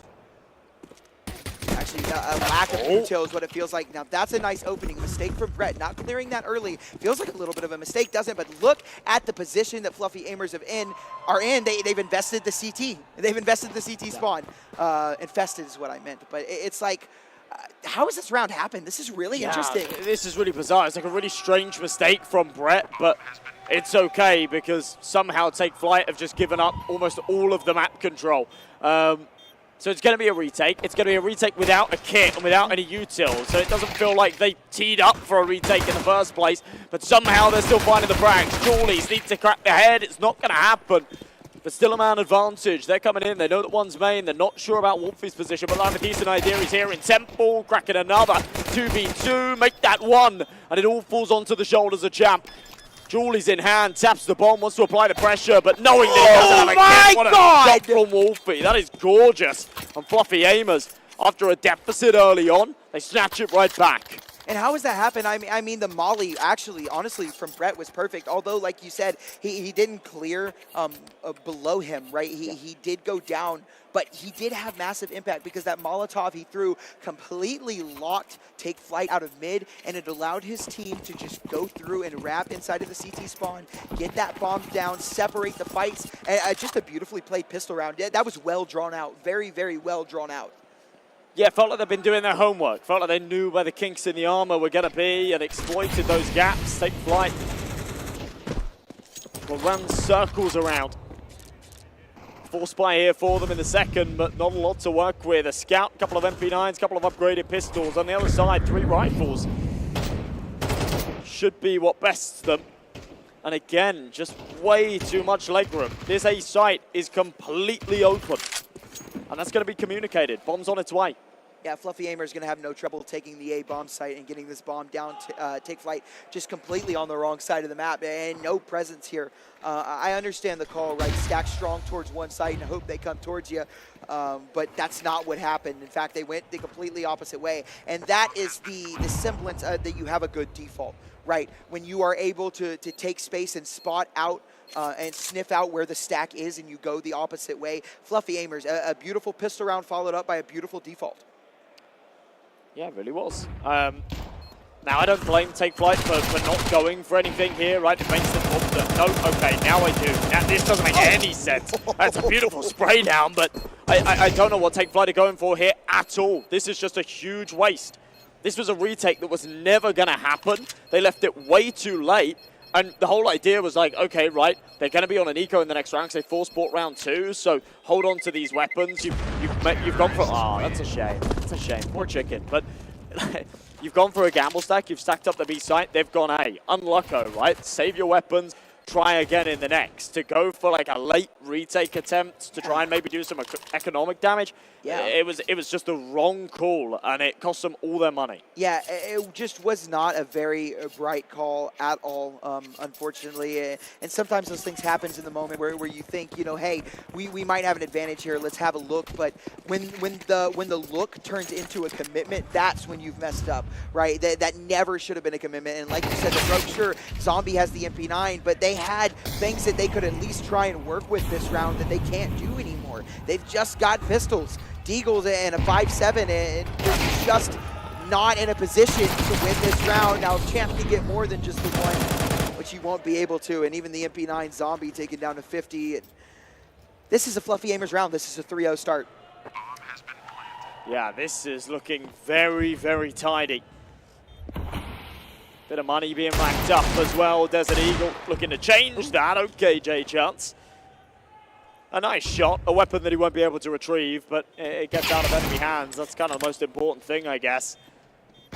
Zombie's going to rock up and try and do the same as well. He doesn't really want this MP9 in the neck, so if he can find a kill and die, he's more than happy with that outcome. Oh, makes a bit of a meal of it. This is awkward now. Reload, charged by the Julies, and a bit of BM from Wolfie, spamming the dead body. And a reminder that Fluffy Aimers are on top. And yeah, I mean, that's just been the story, right? They've been on top pretty much this entire series, and they take an even better lead. And it's really, Fluffy Aimers, again, don't want to take away any credit. They've been playing phenomenally as a team and together, and you could tell that they're very well drilled. But Take Flight, I mean, they've got 3 rounds off of Take Flight mistakes. Simply, that's just what it is. It is what it is. Well, into the meat of things. Take Flight finally with a strong buy. 4 M4s and AWP. On the other side, that one Galil. Wolfie lining up his volley for the backside. No one's there. Instead, it's actually a very passive setup here on B. Grave in the fire. Oh, what my is that? God! He's found 2. That is an impressive play there from Grave, especially burning, just burning alive in that Molotov. He finds one trying to come through the smoke and keeps spamming. He found one. He's given his team a very good chance, but Champ, again, just making a meal out of his spray and burned to a crisp down. Found by Slump, and Zombie looks to try and reclaim this round, gets away. And that's a good find from Wolfie, and suddenly it's just J-Chance, who's been time and time again a hero for Take Flight. He pulls out the pistol, but not ready for the repeat from Wolfie. And again, it's Fluffy Aimers playing. Just, you can tell that they've played together a lot. That is a very experienced round, right? They know J-Dance is going to go looking, and Wolfie sticking close to his teammate there, able to trade if J-Chance tries to make any heroic plays, which is exactly what happened. And Fluffy Aimers take 4-0, Take Flight. Where's your money? Yeah, completely broken again. This CT economy has just been such a sticking point. They are going to have the max loss bonus going into the next round, so they can go for some upgraded pistols here. And we have seen a couple of nice deagle shots, but nothing that's converted into rounds. It was a great start with the double entry, but nothing more. Berated with util. Hey Cheese, a molly D. A deep flash as well, pistols rattling off the shot. Zombie, good for 1, but only that. And Fluffy Aimers again with a man advantage. Yeah, I mean, these rounds completely, these rounds are winnable, right? But it's completely reliant on your players hitting their shots. And what we've seen so far, besides maybe one off, they really just haven't been doing that. So this is just Fluffy Aimers 5 right here. There is no way for Champ and Grave to get back into this, unfortunately. They will have a look. Now, hold on. I may have lied. Oh. Grave has found 2, making me eat my words. It's Slump and News in a 2v2. This MP9 can get deadly from up close, but no. Fluffy Aimers execute, and I wasn't wrong. I didn't lie to anyone out there. Fluffy Aimers find 5. Grave, a nice attempt there, though. And in fact, Grave was actually the one last round whose feet were just burning, and he's able to find 2. So Grave finding kills in these very, very precarious situations. But where's his help? Where's the team? Yeah, I don't have an answer for you. Again, it's these sort of scenarios where little flashes in the pan, little moments with a couple of big kills. You think, okay, yeah, maybe they've got this back, and then nothing more. Very individualistic Counter-Strike. I pointed out in the last map that Fluffy Aimers was so consistent across the board, right? When I pointed it out, you had 3 guys on 15, 2 on 13. That's not been the case the other way. And disaster strikes again, but a double trade back and a suicide from Wolfie. And Take Flight are in the lead here.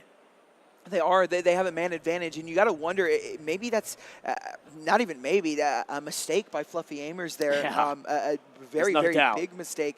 But the timing from News can get a little interesting because it doesn't look like Take Flight are ready for him to be where he's at.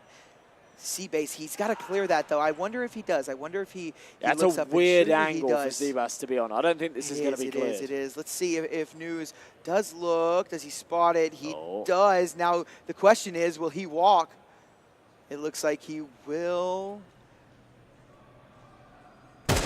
Oh, and he executes and finds another beautifully played round by News. It's just Zombie in a 1v2, and we saw him last map get a couple of these, but a lovely peek from Slump, and that is 6 for Fluffy Aimers. 6 unanswered rounds, and take flight even when you look great, when it looks like your team has given you a way back into the round. I mean, I feel like a broken clock. I've been saying the same thing the entire game. Take flight, you look good, and then you look bad. Yeah. Bad. 6-0 Fluffy Aimers. This is what you said at the beginning. A roaring start could be the end for Take Flight. It certainly could be. They just completely stagnate there, right? Take Flight don't actually have all of their bases covered, and nobody addresses that. You can hold these angles and say, okay, well, they can't be on a timing on A yet, but after you've held the same angle for 30 seconds, you've got to entertain the idea that things are dead quiet. They could be anywhere. There could be someone coming in from behind.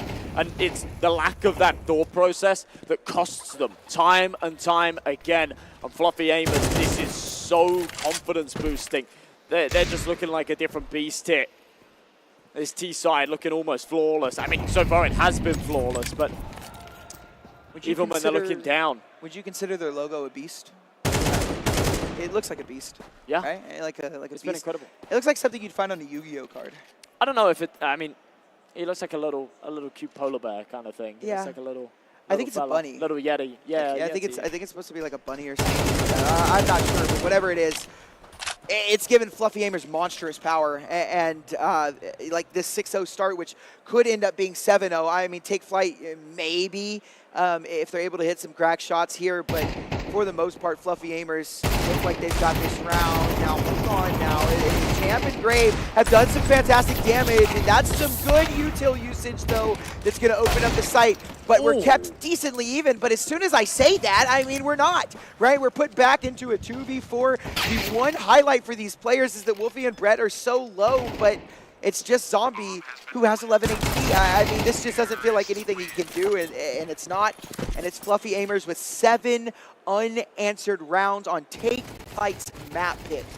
And this is what you said, right? The T side on this map, very, very strong. And it was scary, you know, especially after a loss like that on Ancient. It's not supposed to be this strong. It's not supposed to be this strong. But when you, factor in the fact that both of these sides were just so much better on their T half on Ancient, it doesn't surprise me that this is how things are looking. And it's looking bleak. It's looking real bleak for Take Flight. They're back onto a buy, of course they are. They've got the max loss bonus, and they can cycle between having upgraded pistols and full buys. I like this initiative from Champ, though. Getting aggro might be good for 2. It's a little bit messy, but he does take both. And a 4v3, maybe their chance to put a round on the board. Yeah, it might be, and this would be a huge round to win, right? You can maybe start to build some momentum off of this, right? And although Fluffy Aimers have won the half, that's what you expect from a T side. So if you were able to take this and turn it into momentum and win 5 rounds on your CT side, you have yourself a game. Have yourself a game. Now, Fluffy Aimers definitely not out of this round. They still have 3 alive, and it is a man advantage, but it is only just a single man advantage. We'll see if Fluffy Aimers can find the kills they need to open up this bomb site, but for Take Flight, losing a round like this again, I mean, that's disastrous. You cannot do it. You have to get this round over the line 100%, and Champ, his name in the round again was up for the ace if he had gotten that kill, but can't do it. A nice shot by Jay Chance and Slump in a 1v3. This would be impressive. Turn to 1v2 as he gets the kill. Gonna go looking through E-Box. 43 seconds left on the clock, plenty of time. Drops a smoke for Temple. Gonna isolate his angles now and spots one out. Bomb in front of his face. Still not completely certain on where the CTs have gotten off to. Will be able to pick up the bomb, and oh my gosh, Zombie almost slips up. Not a lot of ammo left, but Slump gonna hit the reload very quickly. A flash goes out, and now Slump has to win this fight, but peeks into 2. Take Flight played that very well, and they finally get a round on the board. Yeah, that reposition for the double CT peak was perfect. If Zombie had taken one more bullet there, it would have gone down to the 1v1, and I really would have fancied Slump's chances at that. It gives that a really good go, all things considered. But it is going to be the first on the board for Take Flight, and better stuff out of them for sure. Round number 9. Still a full buy for Fluffy Aimers, there's no doubt there. Considering they won 7 in a row, you'd actually expect them to have a little bit more money, but it's a brutal reminder of how close many of those rounds came. it is a brutal reminder. And that if there is one highlight of Take Flight's, ability to make the round close but not get it done, it is the economy damage that they deal every single round to Fluffy Aimers. And so hopefully we could see Take Flight start to spiral off of this and maybe get some more rounds and make a competitive round out of this, but we might just see it. And look at the space taken by Fluffy Aimers. They're already out mid, but it looks like Take Flight are ready for this as they start to walk and re-clear mid. But if Fluffy Aimers are slow to take this could be disastrous, and that's exactly what it is. Only one on the entry onto A bomb site, and there's not a single member of Take Flight close enough to stop this plant. And I would honestly be surprised if they even went for this. There's really not any incentive to go for this, is there? I mean, maybe you need to start putting rounds on the board. You need to win something, but your money's not great, and sure, you've got okay loss bonus built up, but you're down a man. There's plenty of util on the side of Fluffy Aimers to try and lock Take Flight out, so we'll see. But on the other side, Take Flight have plenty of util, but no, it will just be the back out, and it will be 8 for Fluffy Aimers. Right back to winning ways, and yeah, it's the right move to go for the save call here out of Take Flight.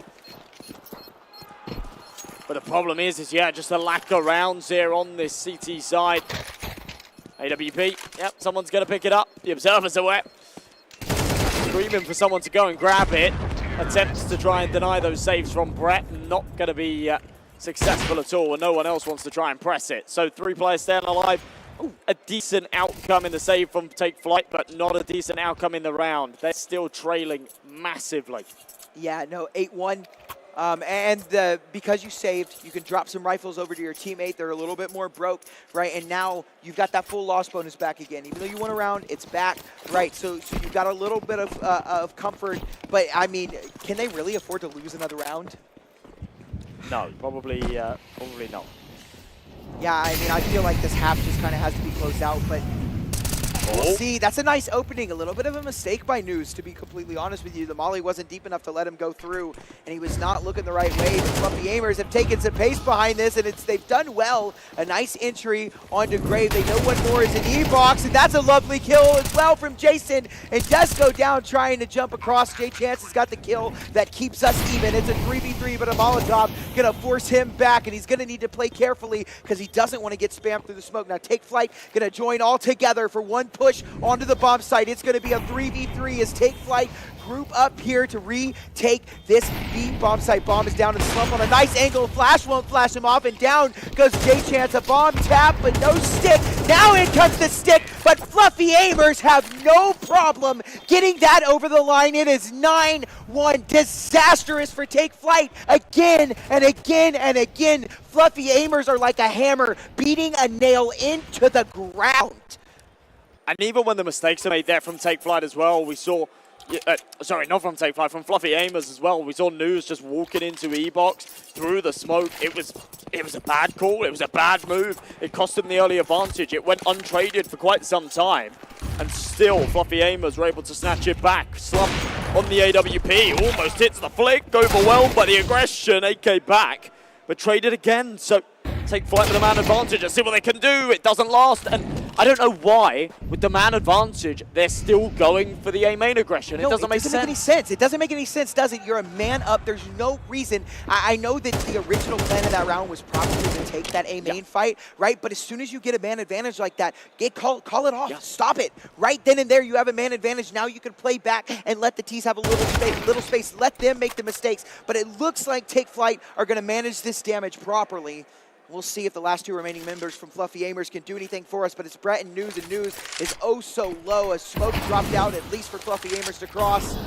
And I like that Zombie is playing this a little bit more careful, right? Not wanting to give his life away completely, just waiting for his teammates to let them get the bomb down. Has no problem with that, right? And while it is a smart play by Zombie, it's a little scary for Take Flight for sure, but maybe not. It's just News. 9 HP, not really a chance to win this round, and maybe he backs up or maybe he continues to fight this. We'll see. It looks like he's going to keep fighting. J-Chan's going to stick the bomb. It's on the reverse, and there's nothing he can do, so he's out of there. It's the save, and Take Flight have found a second. At the very least, they found 2. One more round and a half. That's a little bit better on the retake. I like the way the Zombie plays that as well. It's almost a bit of a blessing in disguise that smoke was dropped because Had he have taken that ranged flight from Heaven with the MP9, I don't think he would have had much success with it. So, yeah, stops jiggling, goes and plays towards the broken wall. We do see a little bit of a technical pause before we go any further into this. Everybody's still on the server, though, so always a good sign. It is a good sign. Whilst we've seen a fair few technical pauses, the one common theme is they've all been dealt with pretty quickly. And there it is. That one only lasts about 10 seconds and moves into a tactical pause now for Fluffy Aimers. Yeah, and I think it was always meant to be a tactical pause. I think there's I mean, my team has done it several times, right? There's some confusion. Sometimes people call the wrong pauses or whatever. But yeah, so it is a tactical timeout by Fluffy Aimers. And yeah, they want to win this round, right? They don't want another 9-3. They want a 10-2, right? And Take Flight, again, if you really want any hope of winning this round, you need to win this round and you need to win the pistol round in the next round. But my God, how ridiculous would it be if they start to claw it back and Fluffy Aimers end up winning again, like in another situation? I mean, Take Flight, even if you are able to find some green light, right? Even if you're able to find greener pastures, is there really hope because of what we saw last map? Nothing is certain. Yeah, I'm with you.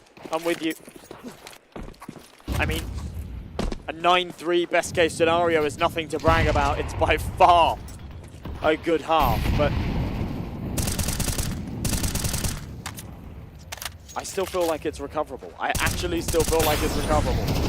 Yes, and after what we saw last map, that's what we're forced to believe, right? Because they did almost bring it back, and although it did not go their way, they fought tooth and nail for the round. So a little bit of a whipped volley is going to make it so that Fluffy Aimers aren't able to take the mid space that they want, and they've got two players extremely low. Take Flight don't know it, but they've done a lot of damage this round. They've done quite a bit of good damage, and Fluffy Aimers are now a little stuck. On paper, though, it's still a 5v5. A minute left on this clock. Fluffy Aimers looking to try and go for an A split and Take Flight have somewhat read this. 3 men over towards this bomb site, and Seabass with a massive double spray down. The timing on that peak just perfect. This has surely got to be a third round for them. Yeah, 100%. And if you noticed, right, that was two of the players that were full health, right? So we still have Slump and Jason who are just extremely low, and that is a very, very good find. Again, this is really unconfirmed damage, but Slump, even though he is low, he's the Opper, and we know that Oppers with low HP can find some massive, massive impact because of the nature of the gun that they hold in their hands. Let's see if Fluffy Aimers can get this one out. I don't know, though, right? Champ in a very awkward position, and yeah, that will be Brett going down. It's these two low players left, and down goes Jason. It's just Slump, and he will be peaked and Take Flight. They do at least find 3. 2 there put together at the end, and it's a exact same copy of what we saw on the last map. Exactly the same. After being 9-1 down, 9-3 actually starts to feel pretty good, doesn't it? And especially if they can win that pistol round. I fancy their chances. I think this is a recoverable one, but there is that contingency. There is that win condition. You have to win this pistol round. If they lose it, they haven't got that margin for error. Right now, they're right on the edge of this cliff, and if they take another step, that's it. Game over. Fluffy Aimers coming into this one with a pair of Julies dropped over to Jason. Brett's got that flashbang. And he's going to pop in and allow a double A main aggression. This could be deadly. I like this. It could be, and it is. And the flash only blinds the entry. And Jay Chance has got the round back, but Slump looks to go big here. Can't control the USP. And we've gone 1 for 1 for 1 for 1. And Brett looking to get some kills, but does go down to Jay Chance, who's gotten all the kills this round and looks to find more. But Zombie's got it. And a pistol round that is a must-win for Take Flight is won by Take Flight. The fight was brought to them as well after that flash came over. I thought it would bear some more fruits. The harsh reality of it is if it had come half second later, it would have. It would have blinded at least 3 of them, and it would have made all the difference. But yeah, it just comes a tad too early. And it costs them. I like the fact that they're not overcommitting here, though. Even though they've got a pretty big margin for error, they're aware of the fact this CT side's going to be a tough one. So eat the eco, go for the buy in the next, allow Take Flight their 5th. You still got a 4-round lead. Yeah, shouldn't see much here from Fluffy Aimers. It should just be quick and over for Take Flight. Although we said the last time that we had a round like this, and Fluffy Aimers kind of made us eat our words a little bit. They killed everybody, but it is normal, at least this round. It is just a complete mow down for Take Flight. 4 rounds away from the tie now. So again, you know, you were down bad, you were losing badly, but now it looks a lot more manageable. A lot more manageable. 3 MAC-10s in play for Take Flight could be the problem here for them. Grave has $4,000. So I'm kind of surprised he hasn't upgraded, but it is just a bonus. I like round. it's a bonus round, but at a time like this, when your opponents are on 9 rounds, I don't mind the player with the most money saying, I'm going to buy a rifle. We don't all need to reinvest into rifles, but I think having 1 extra rifle here could go a long way, and Slump proves that AWP might get overwhelmed here by the second SMG. News has been flashed. But what is happening? Zombies walk past, he's unaware. This is ridiculous. And somehow Take Flight come out on top. What just happened, right? I mean, I guess that's the power of the M4, right? It's silence. They had no clue he was there, but then he switches to the pistol. But somehow, it looks like Take Flight have managed to choke it again. Now they're going to back up and rotate towards B. This will be heard, but it will be a 3-on-2 retake, and we'll see how Fluffy Aimers handle this. But Take Flight, you can't lose this round. You cannot lose this round. You need to go on a streak, right? And you've at least got some money built up, so if you do lose, you're able to buy. But it's about momentum. It's about the story. It's just not great if Fluffy Gamers are able to win this, especially in a situation that you put yourself into. It's just Zombie in a 1v3, and we've called his name time and time and time again. If there was a clutch master for Take Flight, it would be him, but not starting off great with a whip, and Fluffy Aimers get it done. After it looked like Take Flight had that. I mean, that whiff in A main, right? He was spraying through the smoke, fully blind, but the fact that they weren't able to find him, I mean, that round, that first, like, play in that round, right, was just a complete mess. Yeah. I don't even know how that happened. Yeah, everything about our A defense was a mess. I don't know what the communication was there as well about Brett coming in on the flank, but that was very well communicated from the CTs because I don't think he made any noise. Just perfect read. Fluffy Aimers call a quick pause before going further into this. They know that they're going to be against a reinvestment here. It's going to be a strong buy from Take Flight. They got all the bells and whistles to come out, but yeah, you're right. That felt like a very winnable round, and had they have done so, it would have put them in a strong position. Instead, they are, yeah, looking on the edge of defeat here, which could be a real problem.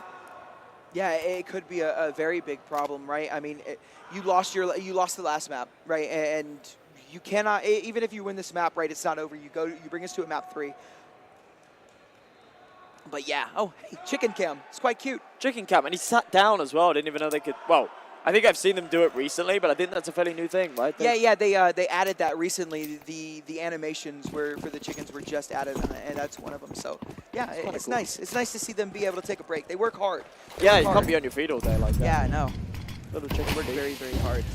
Speaking of working hard, Take Flight are gonna have to work very hard to win this map, and Fluffy Aimers have found a way into their CT half very early.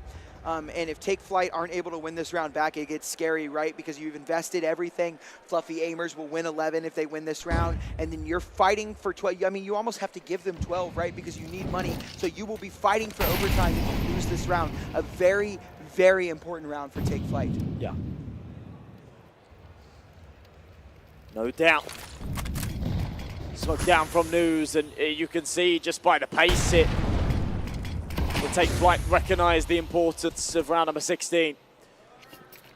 It's all a little bit slower. It's all a little more methodical.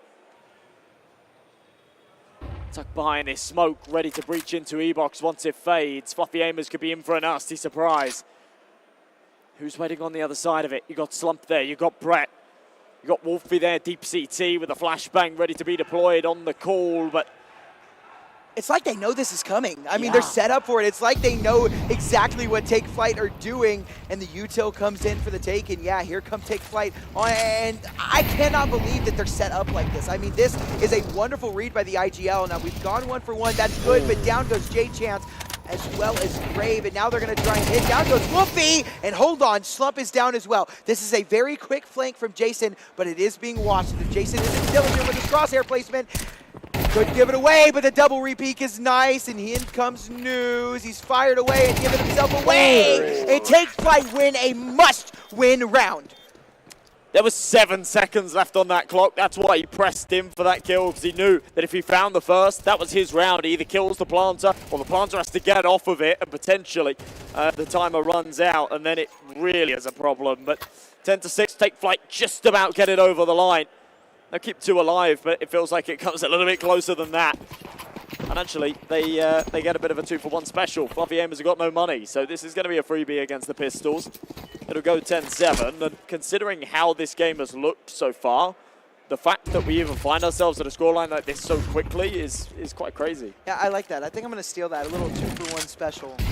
I think Buy one, get one free. I'm definitely going to steal that. I don't think you have the copyright claim to that, so yeah, definitely. But it should just be an easy take flight round, or yeah, easy take flight round. 5-7 right here, and now you're only down 3 rounds. That's a good kill from Jason, but shouldn't be more than just that. I'm actually surprised that Take Flight are sticking around for as long as they are. And now Snake comes out, and hold on now. Why are we still sticking around? The kills come through, but it's a 2v2. I mean, this is just a super, I don't know, like how do you let this happen? Yeah, this is a problem. This is a real problem. Brett's got a great position here as well. We'll see him on the grass say, K, 1 bullet is all that's needed. And that's the bomb dropped. Grave will go back and grab it, but a 2v1 and a round that he shouldn't have to be in this clutch position. He'll jump out onto the site, not expecting Wolfie. And what a ridiculous round to win for Fluffy Aimers. Yeah, I mean, that is as bad as that could go. I mean, it's terrible. Once you spot where the pistols are and you have all that information, why do you not just leave? Why do you not leave and try and find space elsewhere? You don't want to give those pistols the kill that you give them. And now Take Flight have backed themselves into a corner. It's 11 for Fluffy Aimers. It's a low, piss-poor investment from Take Flight, but it's all they can muster, and it'll be 12 for Fluffy Aimers in the next round. If they lose this round, Take Flight will not even have this for the next round. This is terrible, a terrible position to be in. And look at the space taken, and it's already 3 opening picks. And ladies and gentlemen, I think it's over for Take Flight. I think they've given up internally. I don't think there's anything they could do about this map, and it's just J-Chance, 2 HP left, and Fluffy Aimers have undoubtedly found 12 map point, match point. This could be it for Take Flight. And if you look at buy, if the buy is indicative of anything, it is it. This is the end. This is over. It's Fluffy Aimers 2-0. Unless they can muster up some fantastic heroics, but it doesn't look like they'll be able to do it. They'll take a timeout to call out, to call about it, but it's just disastrous.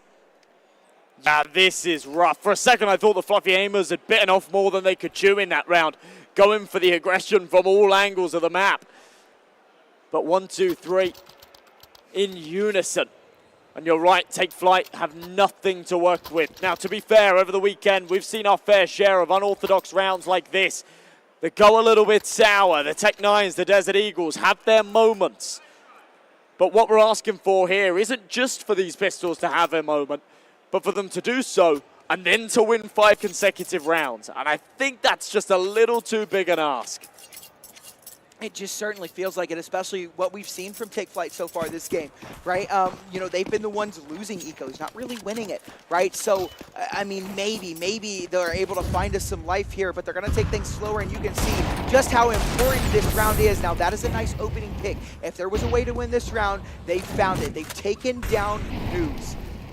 They start to play things slow. Fluffy Aimers kind of walking into a little bit of a trap here. Zombie not going to spot out the CT that's close though. Jason and Brett will still be allowed to take this water space. And yeah, they're just not ready. A little bit of a mistake. And yeah, like you've said, you might have set something up here. Time and time again, we've just seen mistakes on rounds like this. Mistake after mistake after mistake. Take Flight, start to slow things down. I mean, they were already playing it slow, but now it feels like it's even slower. But that's a nice shot hit from Slump. Not the equalizer, but makes it a little bit closer. It's a 4v3. Yeah, somebody needed to do that. And to be honest, right, I mean, Take Flight have done great to do this early damage, but no rifles have been retrieved yet. This is now going to be an M4 picked up. They're going to lean over towards the B site. It's been a bad call from the Fluffy Aimers. No one's home. But this double mid aggression means that they will have a very fast flank. Yeah, it is, and this could get scary, right? This, while we don't know, but Champ is watching it. This is interesting, and if Wolfie is not ready for it, but he is, takes the head off, That's the and bomb he's got as well. the double spray down. That's the bomb. This is disaster for Take Flight. Sure, they've got a rifle, but they get the round? Wolfie looking to hold on. The kills come through, and it's just Zombie. We've called his name time and time again, playing for survival, playing for life, and he can't get it done. Fluffy Aimers take map 2. It's 2-0, and it is disastrous for Take Flight. Wow, what a way to end it as well. The Pistols almost getting it done, but a very poor call made at the end there, and they just take too long to get onto that B site and really make it theirs. Now, it has to be said, Fluffy Aimers looked like the better team there. There's no doubt about that. But Take Flight gave them a real run for their money at certain points, and you could sort of see a world where maybe they caused an upset, and whether or not they would have been fully deserving of that result is kind of irrelevant, because that's just sometimes the way the tournament goes. That's sometimes the way a match goes. I think Fluffy Aimers have done very well to just get it over the line there. As I say, I think they look like the better team. I think when it came down to those fair angels, they were often the ones winning it. But Take Flight fought hard, and they almost, especially on map 1, they almost sort of caused a real upset there. They sure did almost cause a real upset, and we're going to see if we can get an interview here. But first, we're going to talk a little bit about map 1 and map 2. Now, we saw Take Flight fight tooth and nail to get every round they could, and they brought it back, and obviously it ended in disaster. And then map 2, we saw them give us some fight again, but not quite enough to just even bring it even as close as map 1 got. And Fluffy Aimers, like you said, it just looked like they had the better skill, the better aim there, and got it over the line. Take Flight just looked completely outclassed. And I don't really know what else to say about that other than just, like you said, complete outclass. Yeah. It's a weird one, right? It's a weird one. Now, talking about like the T sides on Ancient, and that's something that if we do get an interview, I do want to sort of talk about a little bit, is the T sides were absolutely fantastic, but what's going on with this defense? And it was actually a bit of a sticking point as well in the B-Stream game that I covered earlier with Fisher College. That was a bit of a sticking point for them as well, sort of making things work on their CT side. When they were able to control the pace on their attack, when they were able to sort of bring the jewels to their opponents, they were fantastic. The second the side switched, that's where they really had trouble. And I think we sort of saw remnants of that in this game as well. Yeah, we definitely did see some remnants of that. Let's see. I don't know if we're going to be able to get one of the Fluffy Aimers players over here. I would like to. I don't know. But we'll see. 1 second. But yeah, that was definitely a fiery match. It's got me all heated up. I mean, I'm still. I going into this, I was a little, tired. I had just eaten, lunch. I went out with Jared, right, for lunch. We, ate burgers or whatever. But I was really tired, but this match did a great job of waking me up. Like you said, like even though it was kind of a one-sided affair at the very end, it was close. It was a lot closer. It felt closer than the scoreline. In map 2, I was going to say map 2 felt a lot closer than the scoreline gave it credit for. So I'm definitely awake now. The only thing I could use is some water, but yeah, me too. I'm with you there. Oh man. Now, do we have any more info on this interview, or are we wrapping things up? Do we have any info on this interview? Maybe not. Alrighty. We were told we will figure it out, so I think we'll just kind of talk for a little bit then, because I think we've said all that needs to be said about the game until we get a player to ask some questions about.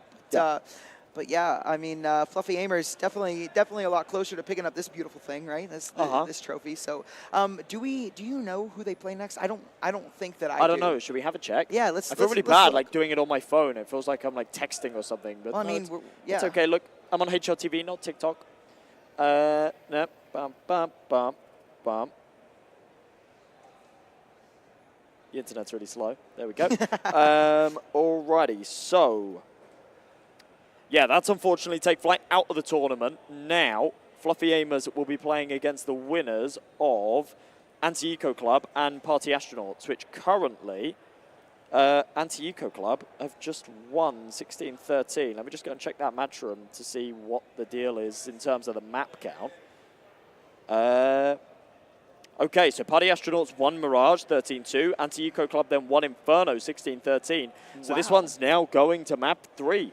Wow, which and is that's kind of cool. That's That's one of those. Jared and the boys. Yeah, and that's one of those groups that was just kind of assembled together, Yeah. like at last minute, or not even last minute, just assembled together to come and play Fragadelphia, and they've taken a map off of Party Astronauts. That's kind of That's insane, really isn't cool. it? Yeah. That is kind of insane. And Party Astronauts have some big legend names on them. They've got.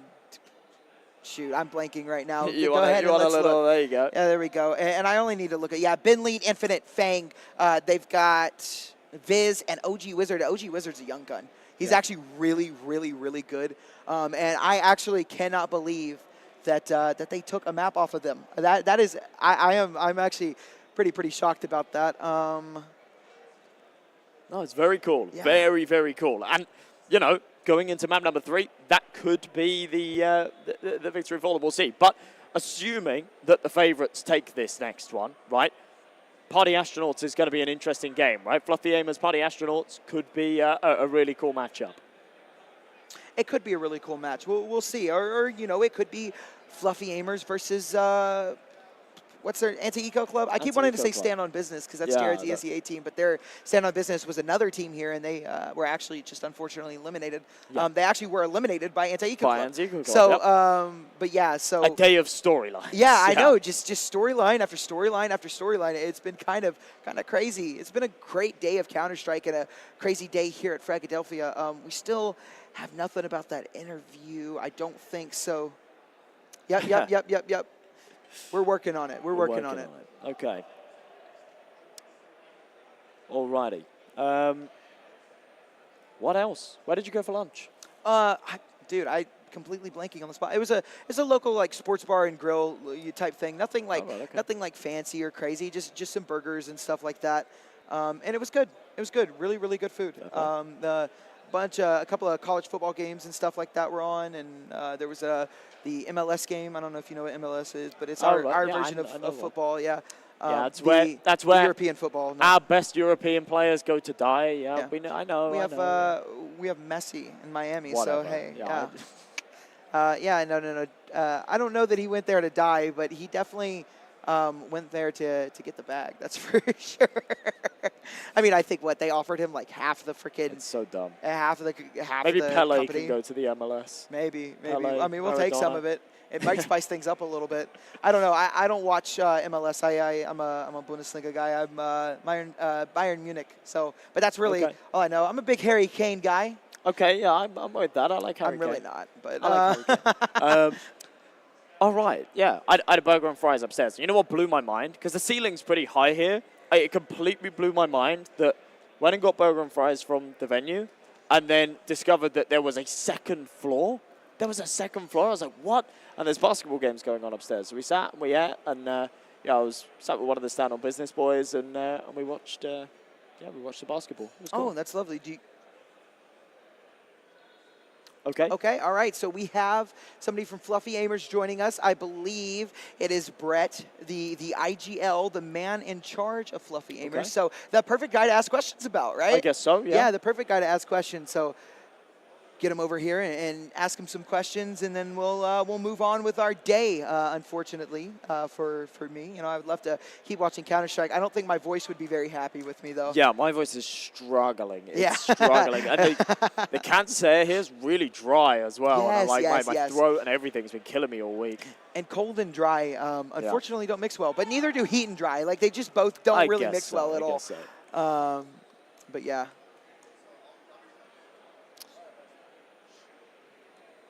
Hello, Brett, right? Brett? Yeah, okay, cool. I was right. I remembered. I actually talked to him a little bit yesterday. No, yeah, they're zooming out. You got it. Here we go. We're good. Oh, yeah, and your mic is working too. So that's absolutely perfect. Testing. How are you feeling? Like, I mean, that was really a great series, honestly, from you guys. So how are you feeling after that? Bro, honestly, I've been waking up at like 8 or 9 a.m. every single day, because I fixed my sleep schedule. And then, what do you know, Ed's like, yeah, you guys can have like the late check-in. So I've been I haven't had to do anything till 3 or 4 or 5 or 6. And I haven't started playing till 8 every single day, right? So I've just been awake for 12 hours trying to find something to do. And I come here and I play, right? So I just woke up from an hour and a half power nap right before this game. And I woke up and I was like, oh shit, we're supposed to be there. And I was like, guys, get up, because everyone's just napping because we had like a late lunch because we knew we were not going to have time for dinner. So yeah, I just hurried off here. And honestly, we play better against teams who actually know what they're doing. That's why it's impossible to play against pug teams for us. But, you know, it's like a mentality thing. It's a mentality issue when you are not respecting your opponent. And normally we have very good mechanics and we can just disrespect people. But our hands were freezing. Our games were, like, lagging. Like, my teammate was getting lost on land. Like, I don't know how the fuck that happens. How do you have loss on land? That's like a web issue or something, I felt like. But, yeah, I'm just happy we are making the comeback. We got one more best of 3 today against PA or Alter Iron Club, or I don't remember what, something like that. One of those teams. Anti-Eco Club. Anti-Eco Club. Anti-Eco Club. Anti-Eco Okay. Club. Yeah. So yeah, that game is actually 1-1. Believe it or not, Party Astronauts actually lost the map to Anti-Eco Club. Yeah, so they're on their third map. Yeah, I just heard that. That's got me a little curious. Yeah, it got us surprised as well. Well, I want to talk about that first map, right? Because the second map, right, Take Flight had a little bit of fight, but not like they had in the first map, right? You guys were up majorly, and they started to claw things back, but in the very, very end of it, you guys were able to get it done with a 1v1 that was, what, 28 points of health away from going the other way. Walking through a smoke with an MP9 to win the ground. So what were the comms like during that game for you guys? I know that, you know, sometimes teams get a little frustrated. Were you guys panicking at all, or was it calm, cool? Yeah, collected? actually we did panic. I'm not gonna lie. Like, we had a round where me and Jason were double donut, and they naded. We smoked donut because he was peeking us with an op, right? So Jay Chance like got a shot off, and then I was like, you know what? I'm gonna break the smoke again, and I peek. And I didn't want Jason to peek because I knew that Jay Chance would probably be posted on like the tight angle with the op, right? So I swing wide, and I don't see him, and I break the smoke. And then Jason peeks, even though I didn't want him to, and he got offed, right? And then he was like, bro, tell me what you're doing. Like, what are you doing? Like, and so it was like getting a little tense. It was like a little tense, right? Yeah. But I'm glad we were able to close it out. And Slump's first land, he's shift walking through a smoke on 12-11, right? So with an MP9, so he's not nervous at all. He's a beast. You know, the stage PCs are super nice to play on. The nice Ace Zone headsets. I should have brought mine from home because when I won Launder's Land, he gave every single person who won Launder's Land a Hate Zone headset. But I left it at home. Oh. If I had that, it would be a cheat code for the group. For like, you can't hear anything. I can't even hear myself yell when I'm wearing the Ace Zone headset. Yeah. So it's, you know, we finished it out. Things got a little tense, but I'm glad we were able to stay composed. Yeah, it was lovely to watch. It was really lovely to watch. You guys were like unbelievable on your T sides. Yeah. CT halves were a little trickier. Was there any like obvious issue there, or just what was happening there? Well, this is something that we've had a problem with for a long time now. It's mainly a lack of a voice and committing to one idea on CT side. Oftentimes we're split, or we don't listen to each other at all, or we don't listen to each other fast enough. And I'm not playing star roles on CT. I'm playing anchor on every map on CT, so I can't exactly like micro everyone across the map. I kind of have to like look at my crosshair and like hold my bomb site, right? So I can't do everything on CT. On T side, I'm literally always in a corner looking at my radar saying, you go here, you throw this, we do this, we go there. They're doing this, do that. But like on CT side, I'm literally trying to play my own game and not like throw the game away. So I trust my teammates, and they're still learning how to like do the mid rounds on CT and like everything that goes along with like, you know, an inexperienced team trying to like play at a higher level on CT side. It's very difficult, you know. It takes like you have to listen to each other, even if you feel like, I don't know if that's the right play. I mean, like first idea, you just gotta go on it most of the time. So it's really hard, but they're figuring it out. That makes a lot of sense. Makes a lot of sense. Yeah. Yeah, it does certainly make sense, and what makes sense is that you guys moved on. You definitely played like the better team. I don't have any more questions for you, and I don't think my co-caster, he doesn't. So, Brett, I'll let you go. Enjoy your victory until you have to play the next one. Thank you for joining us. I'll be looking out. It's been a lovely talk, yeah. And we'll see you for the next game. Thank you guys. For sure. Yeah, take care. Good luck in your next match, bro. Yeah, good luck. Thank you guys. Thank you. All right, Josh. Well, that was a lovely conversation. He's nice. Brett's quite nice. Quite nice. But yeah, that is... Okay. Yes, yeah. So we actually have the Leadify stats coming up. Let's go ahead and take a look at that. We get to see really where the impact was for Fluffy Aimers, and we see Wolfie just a level above, 14.71 Leadify rating. In fact, actually, it was the Wolfie and Slump show all day long. In fact, everyone below them had a negative Leadify rating. And Oh my gosh, wait a minute. 1, 2, 3, 4, 7 players in a 10-player game had a negative Leadify rating that game, and it was just Wolfie, Slump, and Zombie with positive ratings, and even Zombie, the top fragger for Take Flight, that map just couldn't even compare to Slump. So we had Fluffy Aimers with just 2 players playing well above, and you see the headshot percentage pretty lovely for Wolfie as well. 67% on 24 kills is not too bad at all. Nice little counter strafing rating as well. Crosshair placement looking pretty good across the board. I love all these crazy stats. I mean, it's important not to get like too hung up on them, right? But the idea of like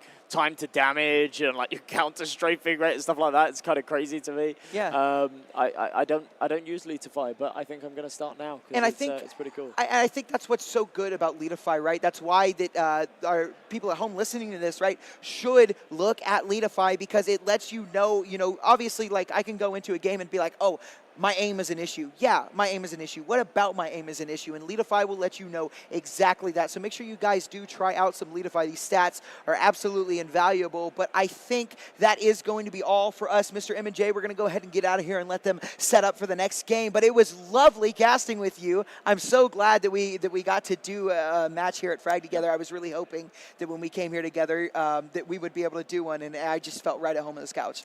Yes, yeah, absolutely awesome. And it was a really exciting game to cover as well. And I'm excited to see what's in store for the rest of the day and tomorrow as yes, we of course. go further into the bracket and wrap things up here at Frag 18. Of course. Well, Kansas City, that is going to be all from M&J and I. You guys have a lovely night and look forward to the next games. We will see you guys later. Take care of yourselves. As always, remember to hydrate, eat the right foods, go to the gym and work out. Take care of yourself physically, mentally, and emotional. It is important. I love you all. I love you, Kansas City, and I love you, Fragadelphia. Peace.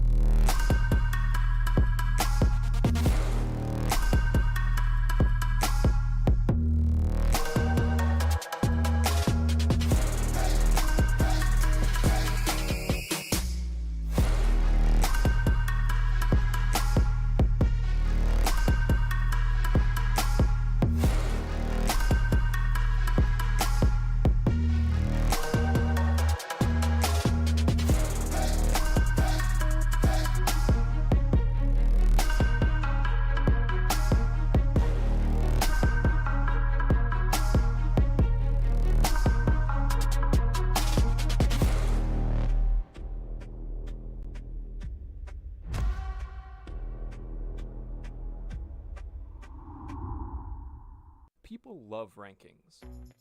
But to generate rankings, we need a universal metric to compare between players. Many such numbers for CSGO put undue emphasis on who gets the final point of damage in a kill. It is too easy to rack up credit from unimpactful kills such as eco-frags. Purely going for kills isn't always the most effective way to help your team. What we need is a metric that rewards the players who most improve their team's odds of winning the round. This is Leadify rating, a metric that accounts for economy, that properly values trades, that rewards all players involved in a kill. By knowing the odds of each team winning the round at a given moment, we can also determine how much every player's actions change those odds. If someone pushes in looking for eco-frags and dies to someone who spent no money, then they will be dramatically lowering their team's odds of winning, and as such they will lose more rating. In the long run, this leads to a higher rating for those who play smart and focus on helping the team win. This system also rewards you greatly for beating the odds, as pulling off an unlikely play creates a massive swing in win probability. Start celebrating true impact with Leadify rating.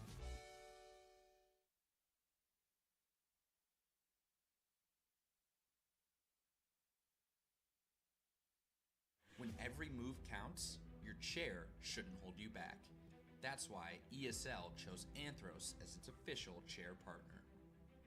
Anthros sets a new standard for comfort and performance, empowering gamers to play longer, create better, and stay healthier. If you're ready to transform both your posture and your playing performance, check out the Anthros difference today.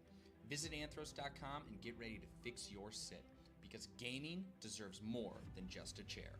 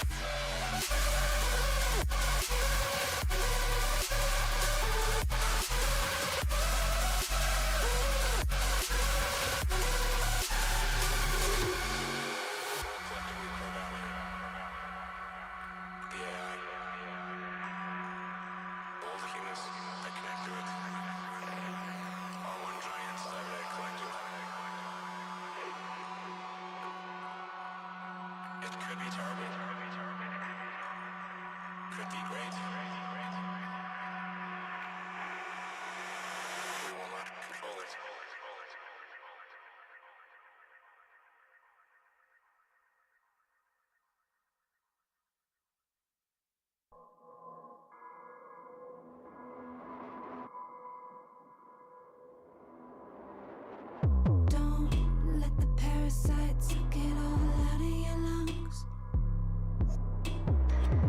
Don't let the parasympathetic go silently out.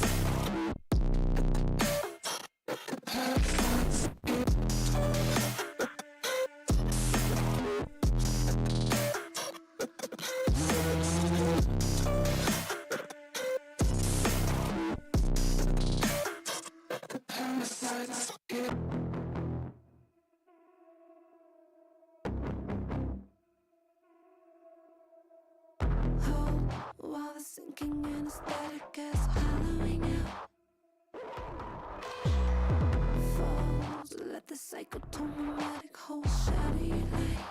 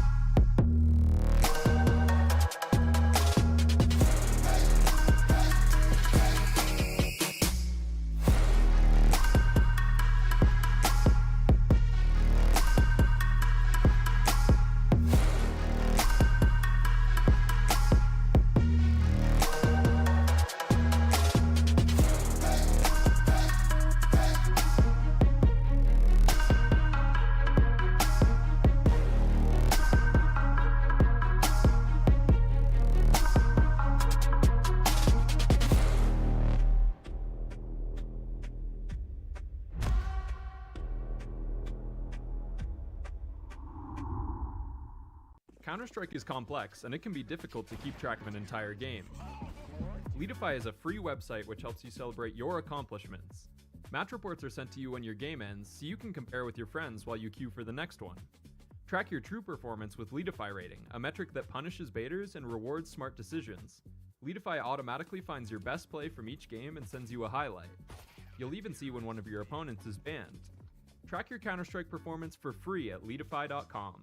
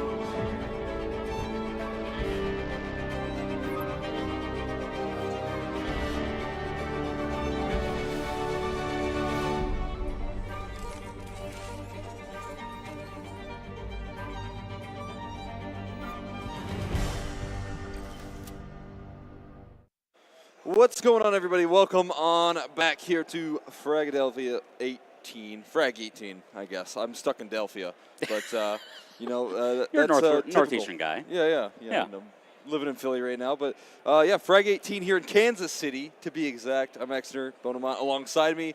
We got some exciting games here so far, and we got some exciting games to continue. Yeah. Looking forward to it. Yeah, absolutely. It's going to be a banger of a matchup. I look forward. It's going to be our last game of the stream as well. So. Oh wow.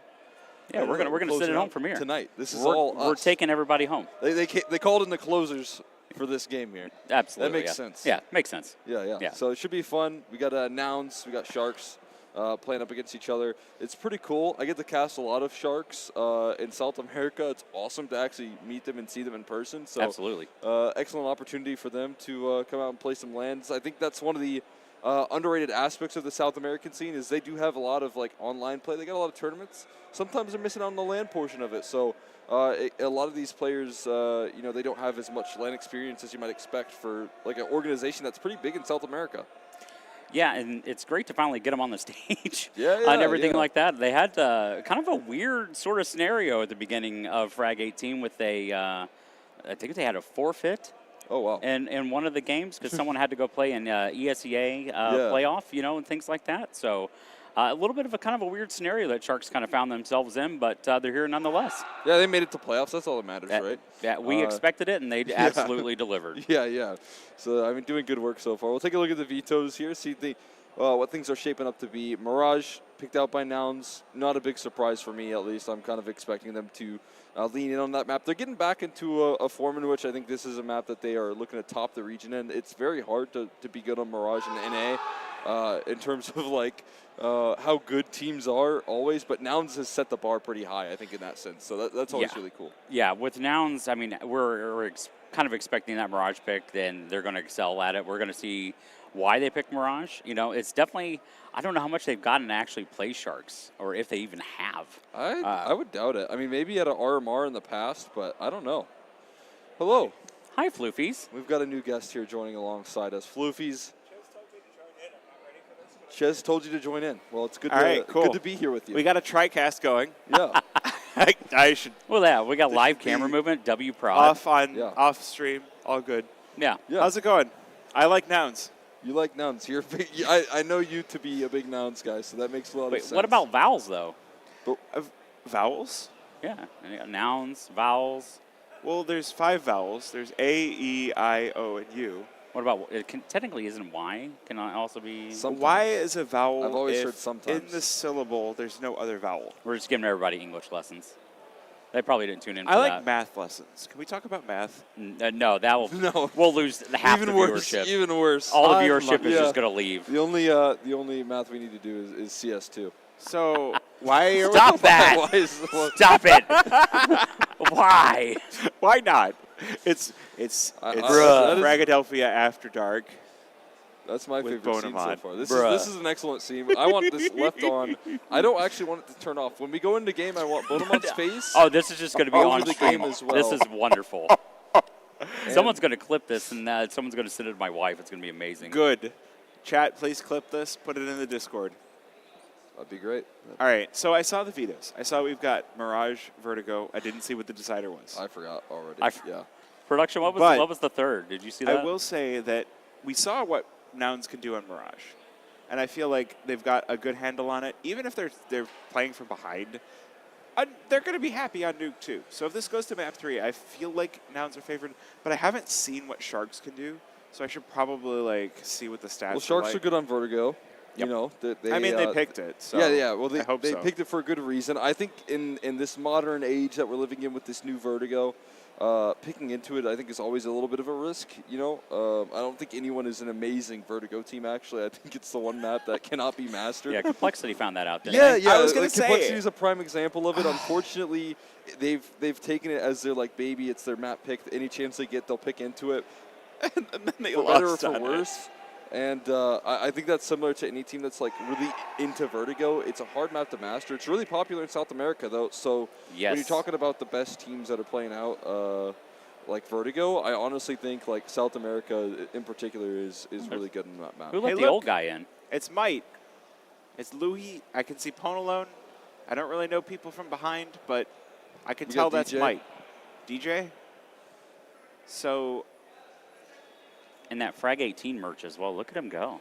Yeah, if you haven't gotten a chance to get the Frag 18 Spin the wheel. merch, Spin the wheel. You're here at Frag. Try your luck. Go spin the wheel. Don't go over there and buy the merch. Go and spin the wheel. Go for your chance at the hoodie. That's actually happened what I say. 3 times while I've been over there. Chat's Someone's gonna hate me. They've literally spun. Somebody spun keep once spinning the wheel until you and win. gotten a $60 hoodie for it. Wait, Yeah. really? Keep spinning the wheel 3 until you win. times. Well, that's exactly what we're saying. Do not stop gambling. You will here's win. some math talk Get for it you. twisted. Oh my God. That is not financial advice. That is financial advice from Floofy's TV. Here's some math advice or, All right. or math for you. Cause I love to that. talk Okay, about now it. we're getting math. You 90% of gamblers quit before they hit it big. So go That over is there and spin the statistics wheel. right there. Just go for your hoodie. I've seen lovely. that work out pretty well. Lovely. And honestly, if you're not at Frag, you should be at Frag. The next time a main Frag shows up, get a spectator pass and join us here. You want to leak a little bit? I can't exactly give away all the details, but just when the next one is. The next one is in February. When. Yes, it's in February. Yep. And then one in April. Neither of those are main frags, though. Those are both small frags. Yes. We call them halves. Little or ones. 0.5s. Just to he keeps zooming in on you. This is Saturday night. You got some nice at glasses, though. Fragadelphia. Yeah, I should mean, show we can them get off. if we can Do get they have your Zinni. name on? It has my name on the side. Oh I'll my post a God. picture on my Twitter. I think Tawa took it. Actually, we were riding in. I think it was like Thursday morning, riding in to go to the first day, and yeah, I took a picture of it. It's pretty sick. I like it. I didn't know what happened, but So do you have your name on your glasses in case you lose them? oh yeah, I'm old, so it's like, oh hey, if I lost my glasses, oh hey, it's Bonemon's. Okay, cool. There you go. Yeah, Is- or is if I your ever phone forget my number gamer on the other tag. side of the glasses? That'd be great for like address, Yeah, like call yeah, if, yeah. You can found. get the whole slip, or you can just get a little tag right at the end that'll say return to this address. Yeah, imagine having like an air tag like embedded in the glasses. That's such a good idea. That's like a pet. Like the pet tag. A pet microchip. Microchip. Oh, yeah, yeah. see, But in your you can do it with glasses. glasses. I just need it for everything: a wallet, keys, glasses, shoes. What if we microchipped people? Okay, I think I've seen that on Black Mirror. I have to. Yeah. It's a bad idea. But, Is that what you're what looking if? to start? Are we ready to start? I see production just flying around a new Mirage. I can they see it flying from around? over here. That's Gunks amazing. is waving to me. I'm waving back to Gunks because it's polite to wave when somebody waves to you. I don't know. So what are we thinking here? So you've got nouns, you've got sharks, you Okay. have very differing mascots, of course. But This is what do we gonna think is be- going to happen here? First off, I was talking about this earlier. More teams need plushies. I would like a Sharks plushie for That'd be being cool. here at Frag. Absolutely, yeah, please. I could just go to IKEA and get one, but I want the one from the team. Now, on the other side of things, I'm actually talking about the game that's about to happen. I think that this is going to be Noun's biggest test at this LAN.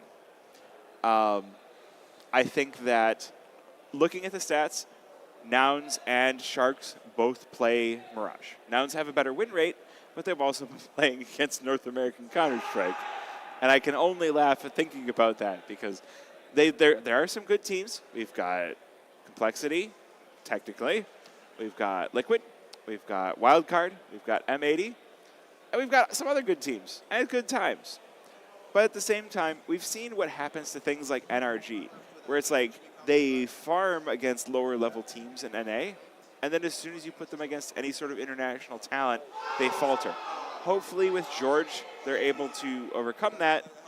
But I think that Nouns kind of have the same thing, where if you put them against international talent, they falter. If you put them against North America, they succeed. Sharks are international talent. Let's see if Nouns are able to overcome that. I mean, I like the story you're building up here.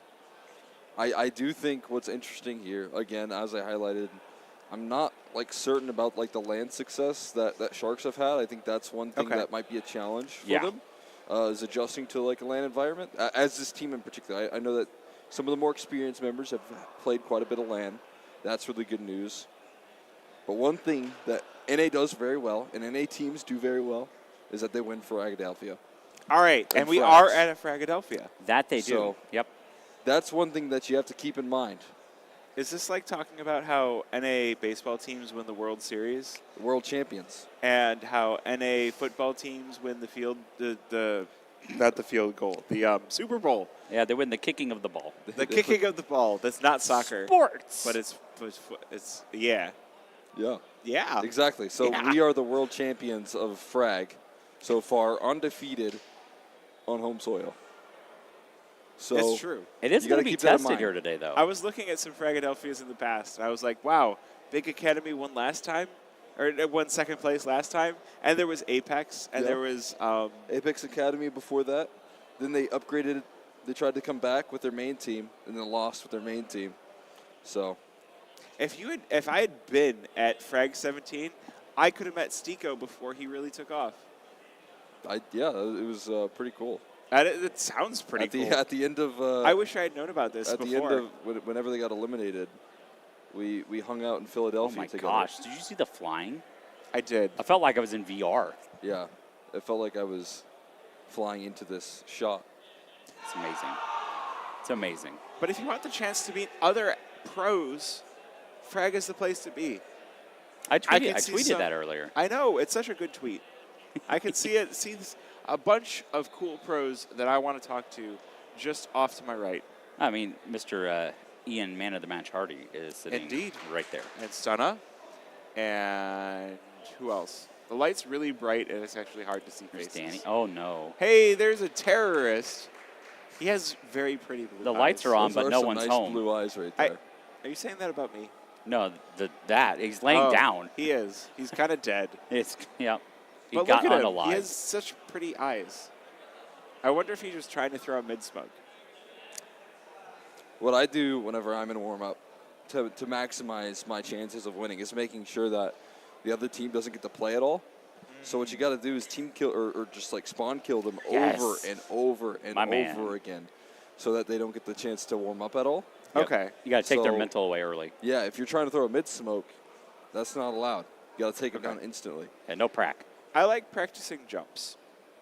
I like the idea of Launders, the movement club, trying to if I'm on Mirage, I'm going to practice my mid to cat, or window to cat, or I'm going to practice my window to ladder room, or there's the super. Do you hit those jumps?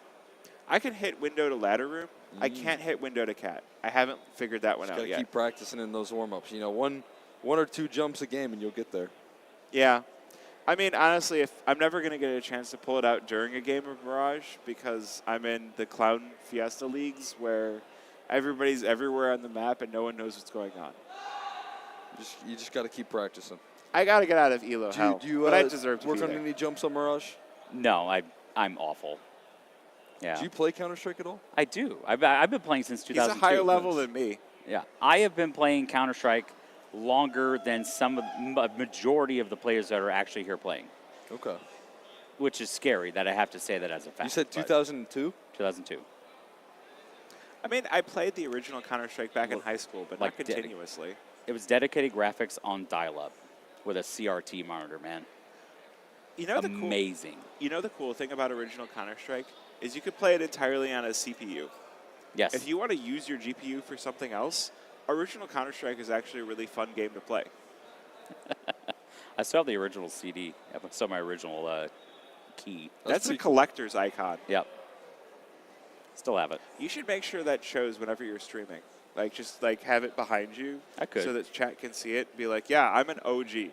I started in Go in 2014, so okay. I never played a CD. But that's still that's still a good thing because you're essentially a modern Counter-Strike because the way the game was made then is nowhere Yeah, I'm becoming near. a veteran. I Yes. think, You know? should just about have your 10-year coin, right? I'm getting it soon, I think. Oh, man. I got it years ago, and I'm just like, oh, I'm not that old, am I? Yeah, I started when I was 14 or maybe 15, but yeah. Good time, yeah. I started off in Source, actually, playing gun game, but I never knew that you couldn't, you had to stop moving while you're shooting. I thought it was like Call of Duty, so I never hit any shots with any of the rifles. And I stopped playing for like a year because I was like, this game's terrible. Why are my guns not shooting straight when I'm shooting? You're like, how do people play this? Yeah. I never shoot straight for obvious reasons. I get it. Thank you. This is Frag After Dark. We can see I know that's Rush because that's his AK. Oh, yeah. The optic stickers? Yeah. Yep. Those 100%. are surprisingly expensive now. Yeah, I think any green sticker is a good investment automatically. Yeah. You got to get in on the green stickers. Did you guys see the trophy yet? The trophy's pretty sweet. Look at this thing. We were looking at it on the screen. It literally looks like it's like Wow. CGI or something. Yeah. You know, I mean, this is some people would say this is better than major trophies in the past. It's better than the Blast Automatically. trophies. Yeah. So there you go. I like how the smoke is named Smo. It even has like, look, Kansas It's City. so happy. Frag 24. That is really champs, cool, yeah. Frag 18. The Champions, merch here is Eagles. super cool as well. Also, The hoodies are pretty sweet. Hand drawn. The hoodies? Or All the- of well, I mean, yeah, this it is seems all like a similar design. drawn by hand. That's awesome. Yeah. Who did it? Gray, one of our graphics guys, volunteer graphics guy in Discord. Shout out to Gray. Yes, and yes, they are open to work. There you go. Yeah. Simple, I mean, if you want simple plug. Don't look really at my shoes. cool work there. I mean, again, like I love the design. Yeah. Very sweet. You know, kind of new stuff. We We also have a little MVP one too. That we'll give away too. That's awesome. Well, We have hello, another new guest. Hello, Avery. We got Avery. How's it going? Hi, Mr. Avery. Enjoying Frag so far? Well, there's not a headset over there. No though, one so we can can't hear him. you because there's no headset. Talk over here. Yeah, we're gonna make out over here. Nice. Nice. All right. I'm Wonderful. glad. Come to Frag, have a great time. That should be our tagline. Gen Con has the best 4 days in gaming. I don't know if DreamHack has a tag, but we should just make it a thing. Come to Frag, have a great time. Yeah, absolutely. Fragazuri. It sure is. All right. Powered by Empower and Leadify. Here we go. Map number 1 between Nouns and Sharks. Yeah, looking forward to it. Should be a fun one here. We got Sharks, we got Nouns, and we got a quick B play here to kick things off. Peeping, starting things off here for Nouns. One of the new guys on the block. Koala set up with the dualies, gets 2 as well. Somewhat new here for the Sharks team as well. Although I do feel like Sharks would eat up a Koala. He's been working quite well with this team. And not good. Oh my God, that was Dom behind him, finding that kill, but still looked clean as can be. Now Junior set up into a clutch, a little 1v2 action as he isolates the first. And only a single left. Yeah, A single bit of HP, Doc. Yeah, you want to talk about greenskins. This Gamma Doppler looks quite nice, but Incredibly 4 low. HP. And he's going to get challenged here, but will get knocked out. Junior going to close out the clutch here, start things off well for Nouns. Yeah, I mean, just the B hit, always love a great B hit on Mirage. It's kind of an NA staple here at this point. So to see Peeping taking that initial aggro through apps, it's just great. Got the immediate kill. Unfortunately, it kind of swung back the other way there. I don't think they expected Sharks to be that quick with the rotation. Sharks are pretty quick swimmers. Yes. Well, the thing about Sharks is they can't stop swimming. It's true. It's That's like going to be a that hard Finding thing to deal Nemo with. reference. Just keep swimming. Just keep swimming. Are we just going to throw out facts all stream? This would be great. I like that. This could be the most just informative mark us sound for of Counter-Strike education. cast ever. Yeah. That's good for the sponsors, too. Yeah. Junior looked really happy after that one, though. Oh, I was also talking with Junior earlier. Oh? Because he recognized me when I had a Bad News Bears jersey in Dallas. He goes, "Are you the guy?" He did recognize that. The I had an Halzert old guy? Bad News. Yeah, no, I saw it at Bad News Bears Bad News jersey. Bears guy. So he remembered that I came up and had him sign a Bad News Bears jersey specifically. Awesome. Yeah. Bad News Bears legacy living to this day. I asked Seal about Bad News Bears. He said, please don't ask me that. But big, big B hit here for Nouns. Look at all the frags coming through. 2 for CJ, 1 for Rush, leaving Hoax all in the 1 versus 4. And looking like a save here. So a full force buy for Sharks means they're going to have nothing left for round number 3.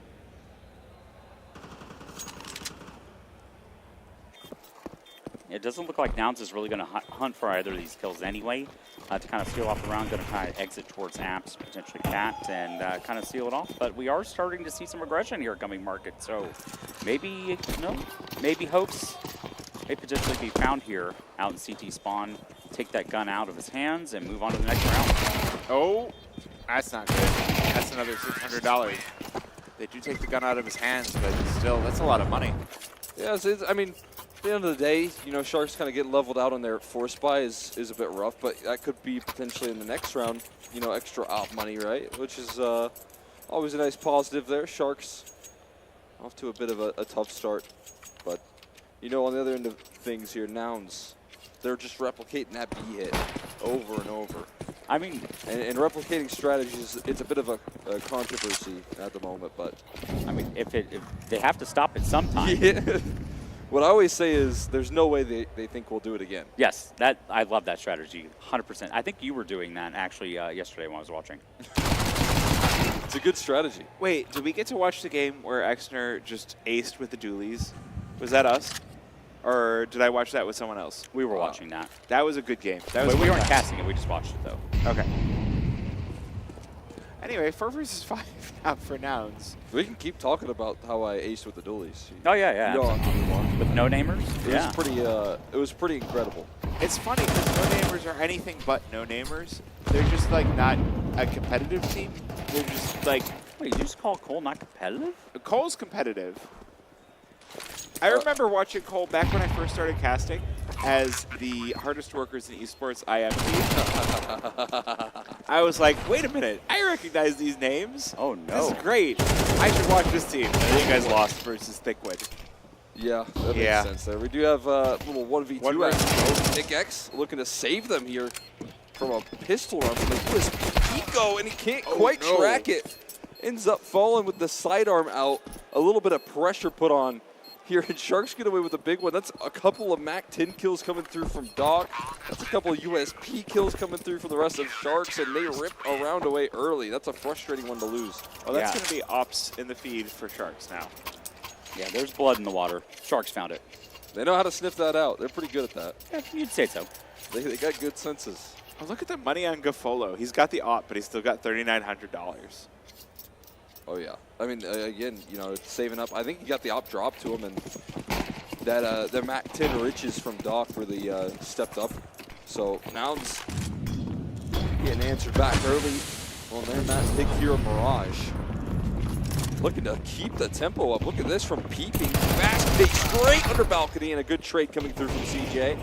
Off from Junior also follows suit, and onto that bomb site they go here successfully. They do have more targets at hand, and Junior working well with that up, looking to recover what just happened in that last round. There's still a lot of pressure through CT. Junior with another kill, though, and looking fantastic. Looking for one more, though.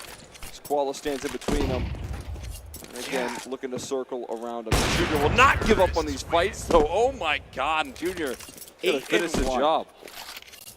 8-1 on Junior. That was so fast. I was not ready for that. I don't think Sharks were either. I didn't think that's why Nouns won the round. Yeah, I mean, that's just keeping that tempo up right there, keeping the pressure on. They did not let up. I mean, and again, after a bit of a frustrating round, you'd expect Nouns to be feeling a little bit conservative, a little bit scared even, to play as quick as they did. But no, I mean, just keep that high-octane Counter-Strike up. This time, not a B rush. It was a rush, though. A little change.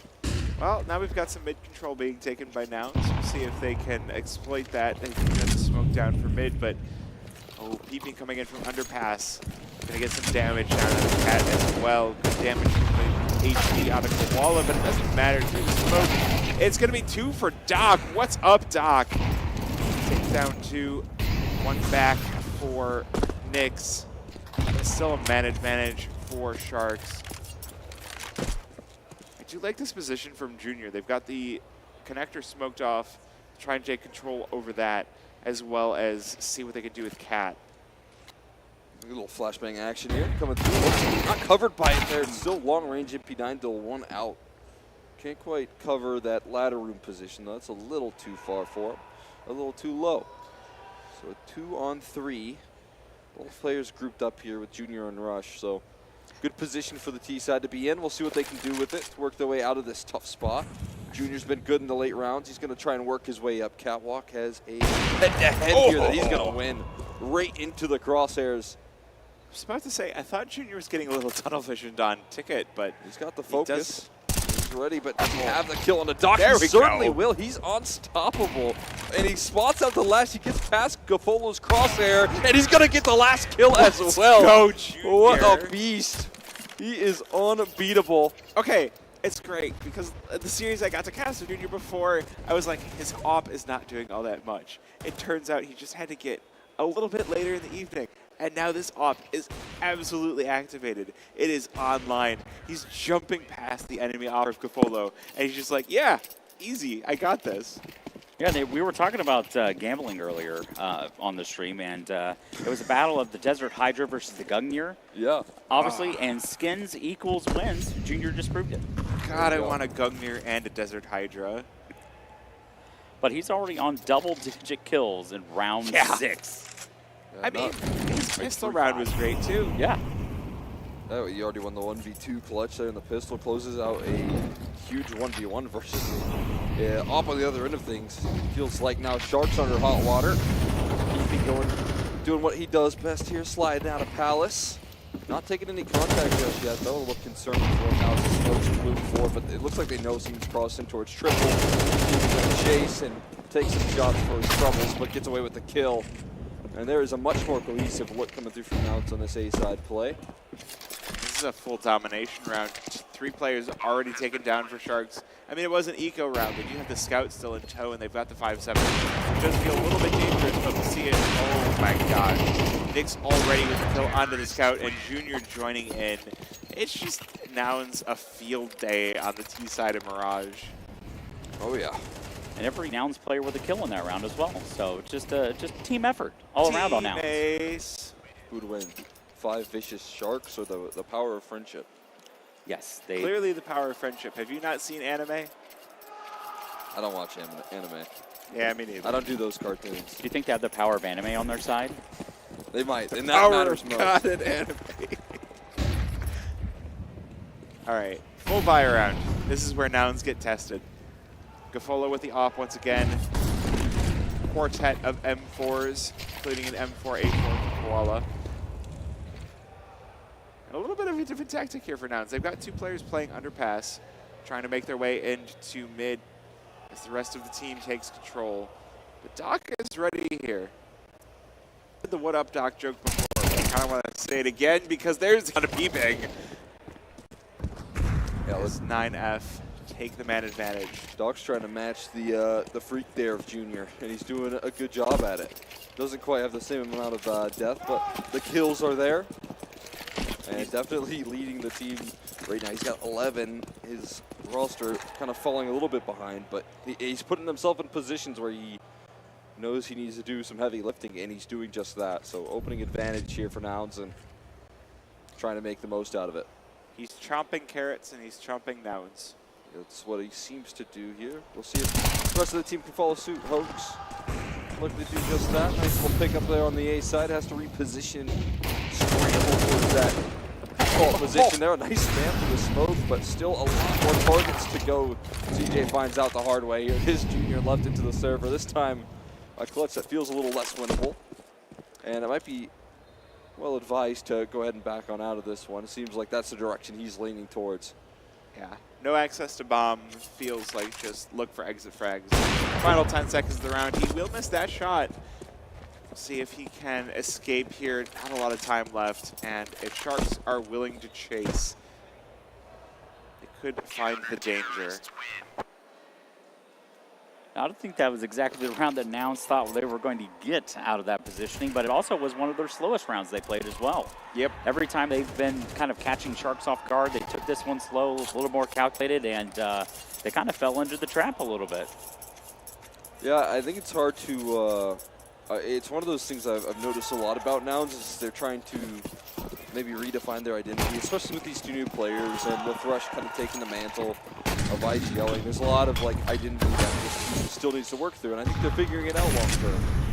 They're figuring it out pretty quickly, but still, you know, this team definitely thrives in some of those fast-paced plays.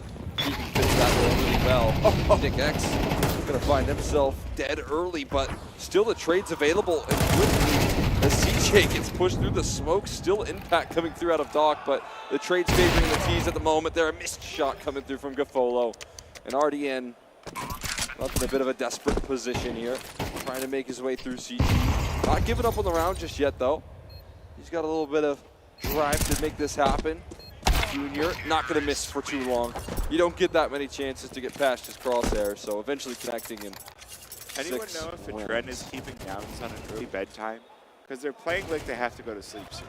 They're playing like they need to be done with this. I mean, granted, restaurants do tend to close before 10 o'clock here in KC, so I would say if you could get out of here before 9 o'clock, that just means you can go get better food. I saw a couple of 24-hour Whataburgers open, so on the way here.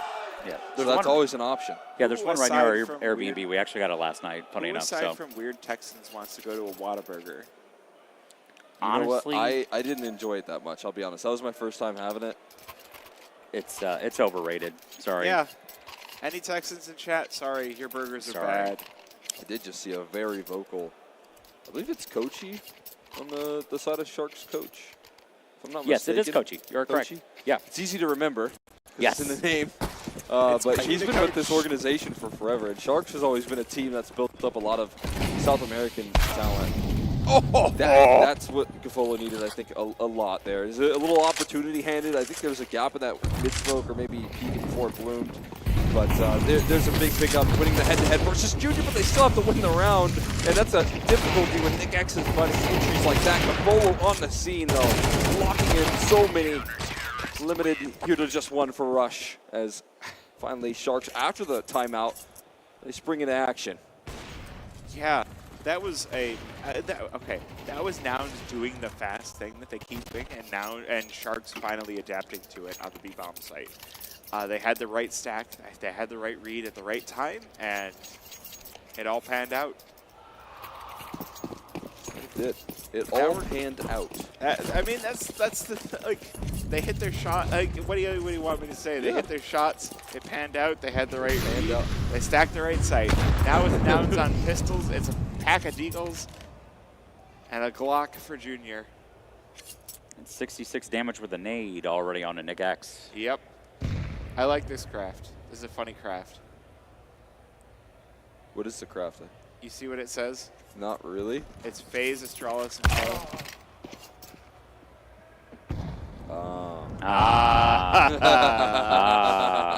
That's Jame time right there. I like how we both got it at the same time. We looked over, we're like, huh? And we're like, oh. Yeah. Normally people use Apex for the A, but like Astralis is actually kind of funnier. Yeah.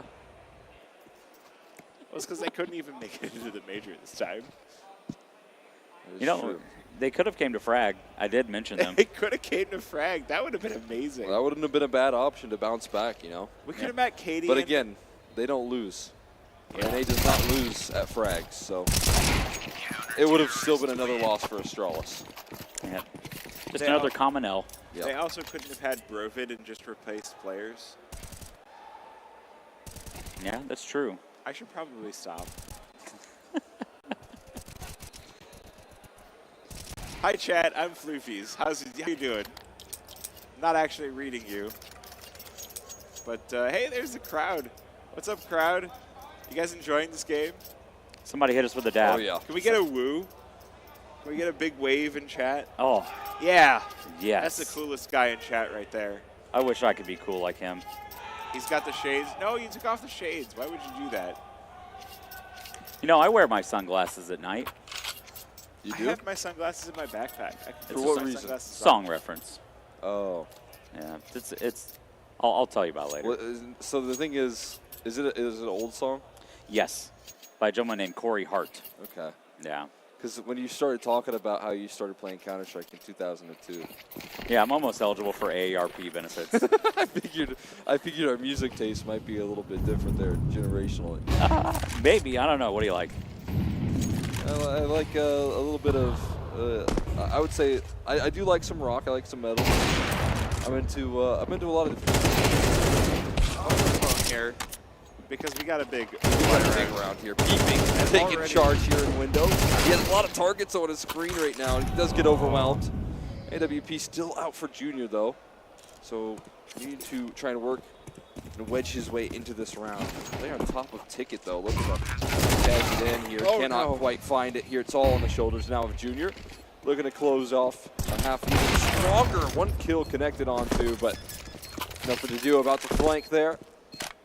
And Sharks really getting back into this half with some pace. I mean, I think Nouns are going to be happy with 6-6 scoreline on T-side. They'd be happier with 7-5. That would be gravy, but 6-6 on T-side feels pretty good to me. Yeah, Sharks were able to take that penultimate round going into the last part here of the first half, so. I like that word. It is a fantastic word, and I was glad I was able to throw it into a cast. I watched too much F1. When I first asked what penultimate meant, because I had heard a lot, you know, that's one of the classic caster lines. I always thought it meant last round. It means second to last, apparently. So So I used it wrong a bunch of times before I figured that out the hard way. Either way, it's going to be a nice kill coming through. I think that's Doc again, yeah, following up with his consistent connector disruption, but traded out by Bolo. Really sharpening up with this AWP. He's turned the tides in a big way. He's stepping up right now when it's required, when it's needed for Sharks. And it's looking like this half could be all knotted up because of it.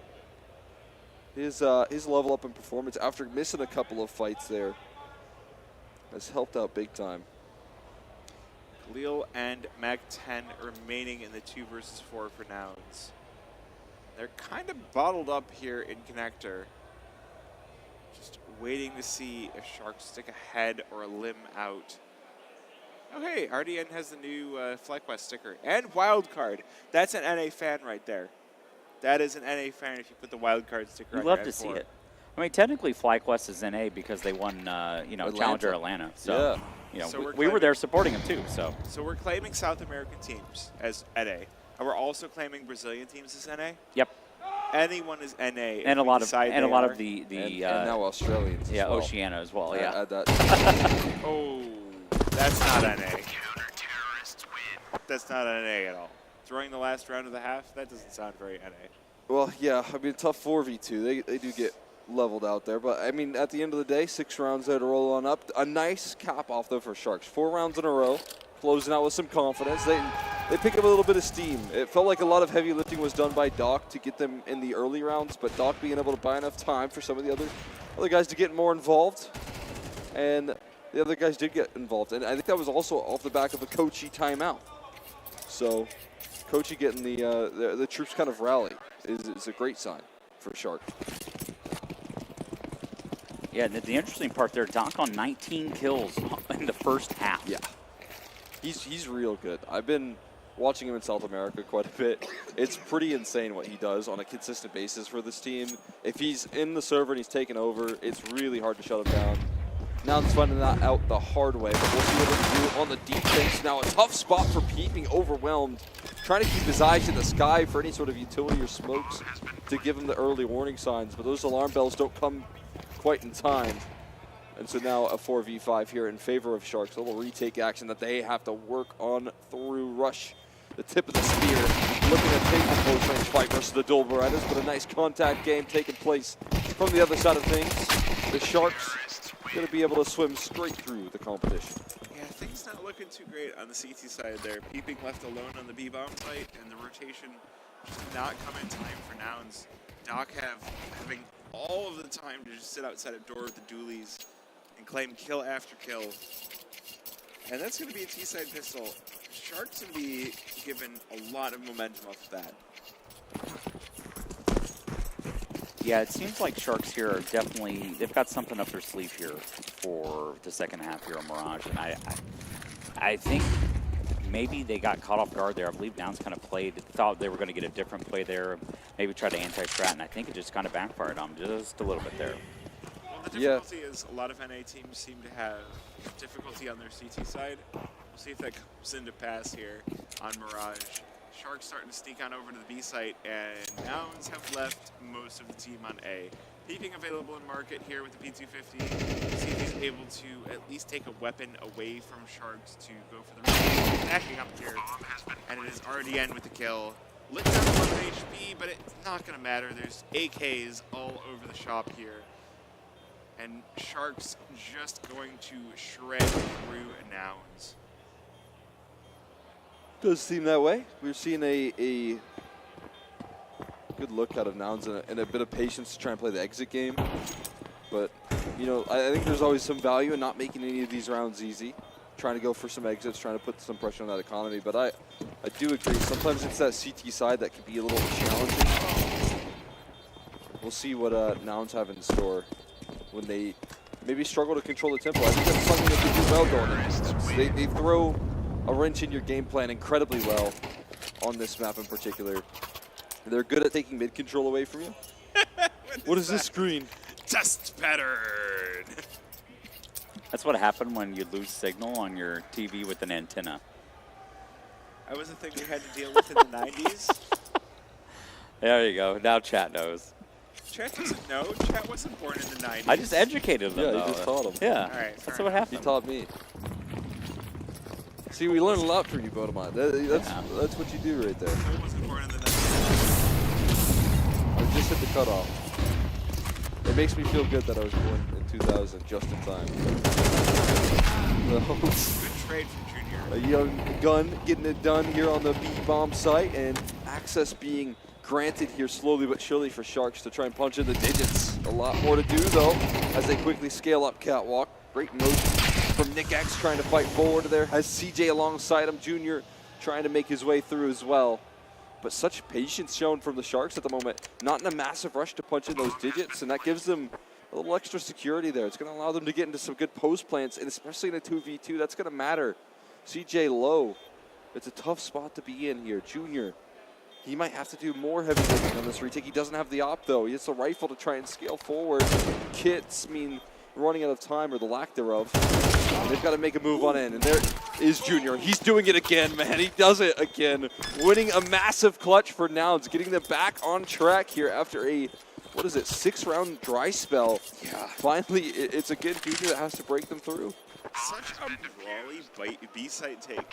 Sharks have hit it a couple of times now, and it's just been Nouns leaving one player available. Now, this time, they finally get the retake there in time. They finally get the rotation there in time, and it's a bloodbath. But Nouns come out ahead in the end. Pretty shots coming through from Junior as well. I mean, Yeah. with the rifle now being able to do it, He finally alongside has the rifle CT or AWP, so good look from Nouns. And again, whatever it takes to kind of revive the early momentum that they were picking up.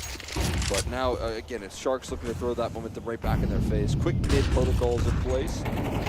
Doc to handle business. There's an opening dual one out by the team side. The AWP rolling on out in all directions. Junior firing on all cylinders. Another double up. There's the catwalk scale rolls through. And still, it's a 2v2. Sharks managed to work their way on into these rounds somehow. Like, Sharks trying to match the pace of Nouns. Nouns have been playing this like they're on a speed run. Sharks trying to match that, and Nouns able to spring the trap on them. But now it's not working out. Junior alone in the 1 versus 2. Koala and Gafolo looking to get this bomb over to the A bomb site. Gonna punch those numbers in, and Junior, in Rush, he's thrown away the op. He's got the MP9. See if he's able to put it to work. With the bomb down, he doesn't have a kit either. But he does have the smoke in the fire, so he's going to be able to flush someone out. Hopefully going to put down the smoke to get the defuse. We see the kit sitting on the ground just outside of jungle. There's going to be enough time to go and retrieve that. Fire on the firebox, MP9 to the face. Going to go for the defuse here in the smoke. Just lining it up. The drop bear drops in. And once again, we see the kit sitting on the ground outside of jungle.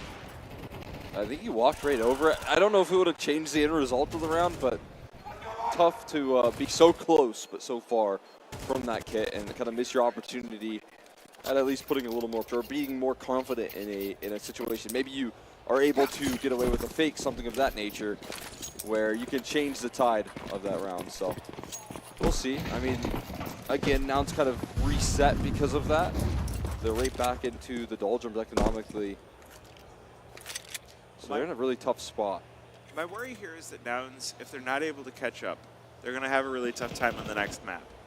I don't know if it's going to go 2-0, but their stats have not really pointed to a success. So I'm really hoping to see a comeback so we can get a full 3 map here. And you know what? The pistols come out swinging. 3 versus 3 with Koala on a nice 3 HP, but Hoax lines up 2. He's only able to take down 1 as PP grips him back. 2 versus 2. Gafolo slaps in the digits. Players come in from both angles, and Rush picks up 1. Now it's a 2 versus 1. Gafolo knows his players come in from both angles, and it's Rush to finalize, as Nouns will get the defuse here and make it an 8-9.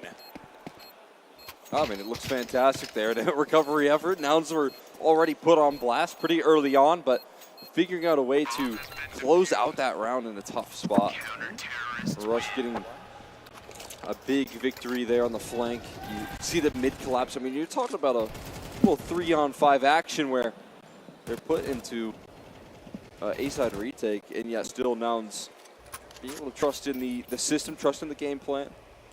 And there's a huge lifeline granted. That's a way that you can get back into it. Gafolo looking to warm up the hands as he hops on in to another round. Got him activated. 22 outside today, so maybe not. He doesn't need those hand orders potentially. So they were looking for them day one when it was like 22. It was pretty cold. It was so cold. I heard it was colder. This window smoke is a big deal there, and losing out to these early A duels gonna matter all the more. Into a 2-on-5 very quickly, and Sharks missing out on some key details. At least towards the middle side of things, it's going to matter quite a bit. Yeah, these Tech-9s, I don't think they're going to get too much done here. I do see the bomb rotating around through CT, or actually not through CT. Sorry, I misread the numbers on screen. Bomb's still sitting ramp with RDN. Koala looking for some picks here, looking for some information. Plenty of time left on the round 2. So if Nouns want to go for some, or if Sharks want to go for something else here, it's a time to do it. 8-9 scoreline. Oh, there we go. RDN takes down Nyx.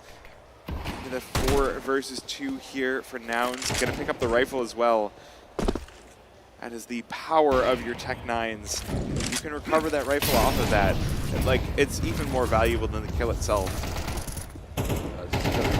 Tough to make much more of a recovery. Walking in backwards. Going to be sealing the deal there for Peeping. Closes out the round. We're all tied up at 9s. That's the force by just gets swiped aside. This is that missed window smoke out of the gates that we highlighted. That's not going to do them any favors. And you can see definitely not surprised. CJ definitely one of my favorite A anchors. I feel like he's a bit underrated in that aspect. So good at locking down that A side. Feels like he's just unbelievably comfortable. I mean, he should be. He's on, Nouns consistently play Mirage, so he's got the reps. Yeah. But he does just feel like he's one of the more experienced players. He shows it when he's playing that A side, which I wouldn't say is like easy to play at all. No. We do have Sharks on a conga line alt through underpass here. And that's a dangerous set of Glocks to deal with. Who's jumping out window? That's the big question. Oh, yeah. They're looking for someone to jump out window, hunt those ecos, and then bam, there's 5 Glocks spamming you down. Yeah. Now, whether you win that with the 5 Glocks versus the A4, it might be up in the air, but we'll see. Okay, you don't win it with the A4, but what if you jump out window with a negative? Oh, well, then you're definitely winning. Yeah, you just go. But sometimes I like to jump out the window with an op. And Well, then then you're give in that trouble. op over to the CT or the T side there on the ecos. But it's eco frag, so you want to hunt them down. You want to make sure you're farming the stats, things like that. Absolutely. It does look like the Sharks want to try to head out in through connector. There's a player watching this for Nouns. It's going to be Nyx. One after another. 1, 2, buckle my shoe. And that's going to be all she wrote. Gafolo takes down a kill onto CJ as well. So now Junior watching to try and prevent any more disaster from befalling Nouns. But it's going to be up to Rush to kill the final 2. And Nouns take the lead once again. Yeah, it was looking uncomfortable there for Nouns. They got 2 quick kills, and all of a sudden Koala just kind of pulled it back there a little bit for them. So able to stay alive with 3 there and finally get the lead back in the game. They had lost it there for quite a long time, and they finally got it back. Yeah, it's good to see. Nouns back on track here for the CT side, and again, doing a good job of dictating the pace on the CT side, I will say. Sharks are trying to throw a lot of aggression in their face early on. Nouns not surprised by it. A little missed boost action coming through from Junior. No big deal. He'll reassemble and get on a different line. So staying steady and the game plan, key detail. Again, we'll see who's going to be put to task here at this point in time. Yeah, there's a lot of fast plays being put out by both these teams. Nyx finding one in underpass. Oh, will take down the kill on the dock. But the trade coming in from Sharks and fast and furious back to the 3 versus 2 here. Now it's taking a man advantage, and it's RDN versus Gafolo. Will make their way on over to Cat. We got to get past this Junior AWP in apartments. They do have an opportunity with that smoke up to scale, get on in slowly but surely. So still a tough spot to be in. How aware are Sharks of this possibility without identifying any op presence so far on the server. You might actually come to anticipate it here if you're feeling the reads on out, but that cross through market window going to be a bit of a dangerous one. We'll see if that comes to fruition. RDN super careful about how he covers off this angle. Nobody present. So then now they're starting to feel like they've got a whole lot of room to work with. They're starting to think, where on earth are the B players? And I think a smart move to take control, be active in this position, because now you're going to have to pull your way out through a 3v2. RDN helming that. So he takes the off angle, will handle the first and knocks out the second as well. There's Junior now left into another clutch situation. Was originally on that B side, but Catwalk seemed unaccounted for, and he's not really moving. Yeah, he's been so good in these. I guess he's just looking for a timing here, but that timing is starting to run out. That bomb already down to about 10 seconds. Oh my God! Fantastic shot on RDN. Cafolo now the last player standing. Junior going to put down the smoke and die right through it. 10-10 as Sharks tie it back up.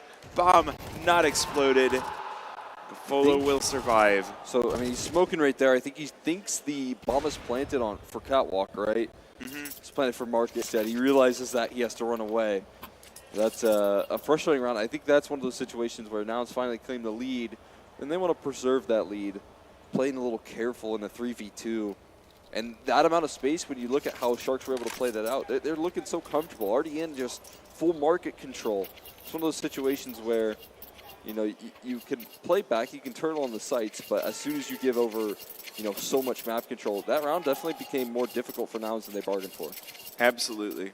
Yeah, the other interesting thing is you keep in mind throughout the entire game, the more aggressive team seems to be taking the round, whether or not it's the CT, the T, whether or not it's the Sharks or Nouns.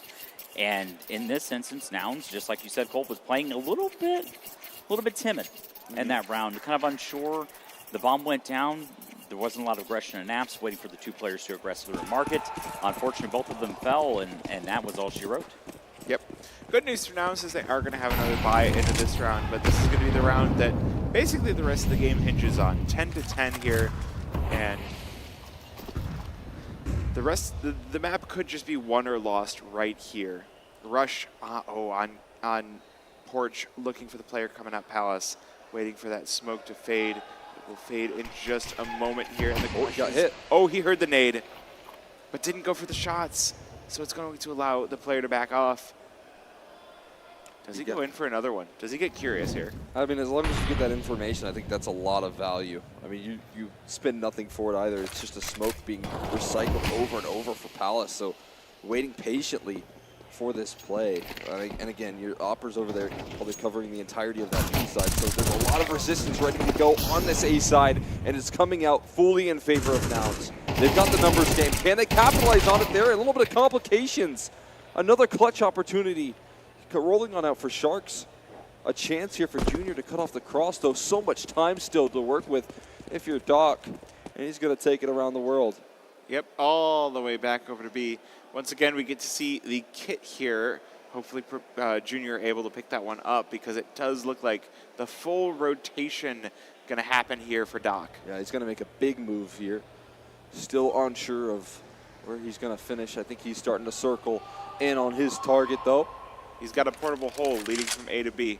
There you have it. All the way around the map. A very quick rotate available, but again, as you highlighted, you would like to get that kit before you start things off. I mean, 10 seconds left, and when does Junior finally become aware that this is the only possibility? Numbers punched in.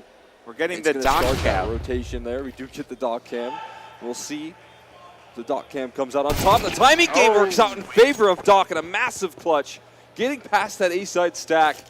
Nouns, they have so much resistance ready to go, but Sharks fight all the way through it, and it's none other than Doc that has to finish the job, and he's capable of doing so.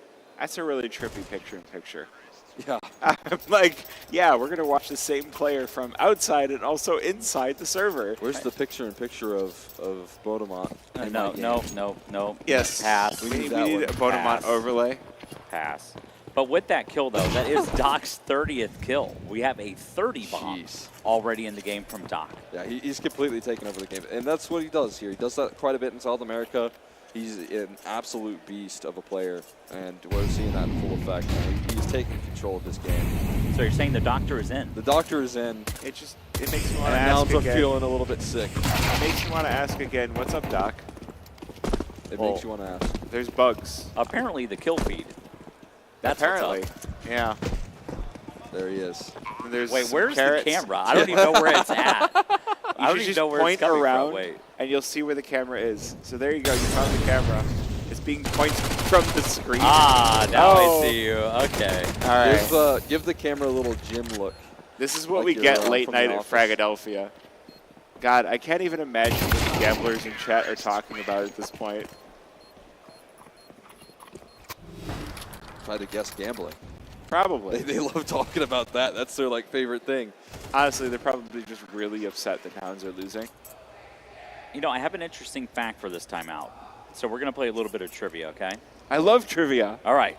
Great. So, who is the youngest player on Sharks? Koala. Floofies, what's your guess? Gafolo. Exner's correct. Dang. I was going to say it's the upper. Koala. So that in turn makes him Baby Shark. That's where you were going with that. It's not even Inferno. They can't even play Baby Shark.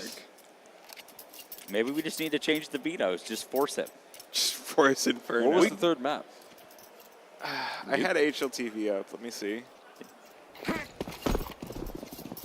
forgot already. We're back in the map. I can hear the people jump throwing nades. We are back into the map. It's Vertigo and then Nuke. But Okay, so nukes are decided then in that case. But we'll see. I mean, Sharks looking to close it out here in regulation on Mirage.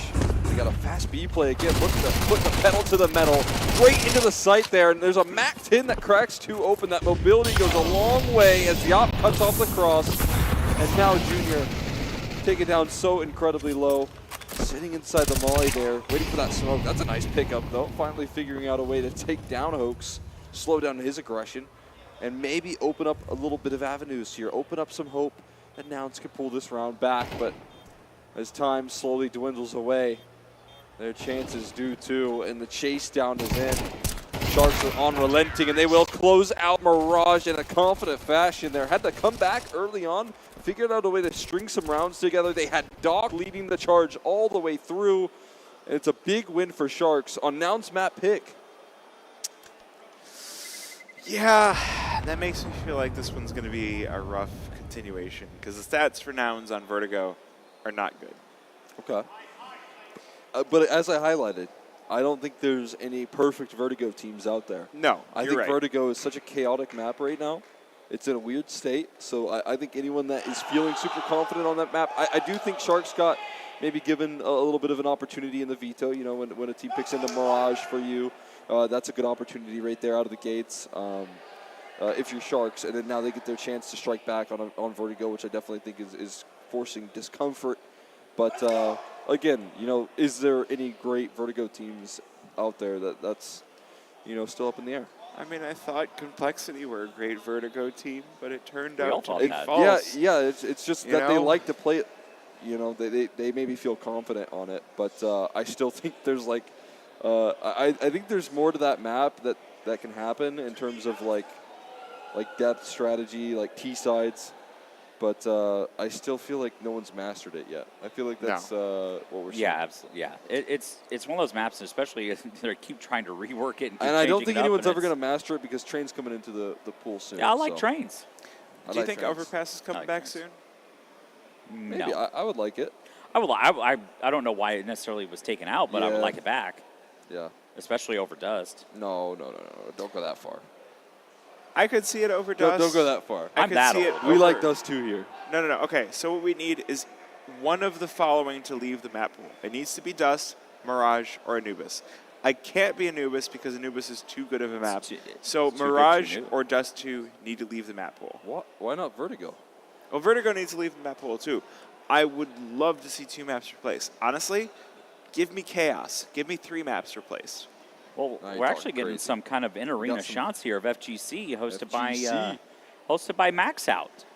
We Yeah. love it. So, cool thing is if you come to Fragadelphia, not only is there Counter-Strike, But if you're not interested in Counter-Strike, we've got Valorant today. We've got fighting games. I think this is Tekken. Oh, yeah, this is Jack very 8 much versus Tekken. Heihachi. And Heihachi having a tough time of it. He's going to go for the combo here. Can't quite land it. Jack 9 just needs one more punch to land this, to close this one out. And he's going to get it. There goes Jack 9. Oh. There you go. I wish I knew anything. I just button mash quite a bit when I'm playing fighting games. too. Look at him go. Oh, yeah. My God. Well, they've got the fight sticks. That's going to be like carpal tunnel. That means they know what they're doing, right? If they have the fight sticks? Yes. They come in with these custom pads, too. It's amazing. I haven't really immersed myself with much FGC, but there is definitely an art form to it. Oh, Well, there's a rhythm to fighting games. Like, you could almost say that fighting games are a 1v1 Dance Dance Revolution. If you Can we could get find Dance Dance Revolution? Yes! at Oh my Frag as God! well? That would be Competitive my DDR? jam. Yes. That would be my jam if we could get competitive DDR. But only to Butterfly. That's the only song Oh, they can God. play. It can That- only be Butterfly. that was the song that I played. No, because there was like Afro Nova. That was a good song. Okay. Tons of Blaster Jack songs on DDR. Throw it back. Captain Jack. Yeah. Yeah. Captain Jack too. Yeah. Yep. See, we're throwing it back to the 90s now. Do you know those? You guys got to stop throwing it back to the 90s.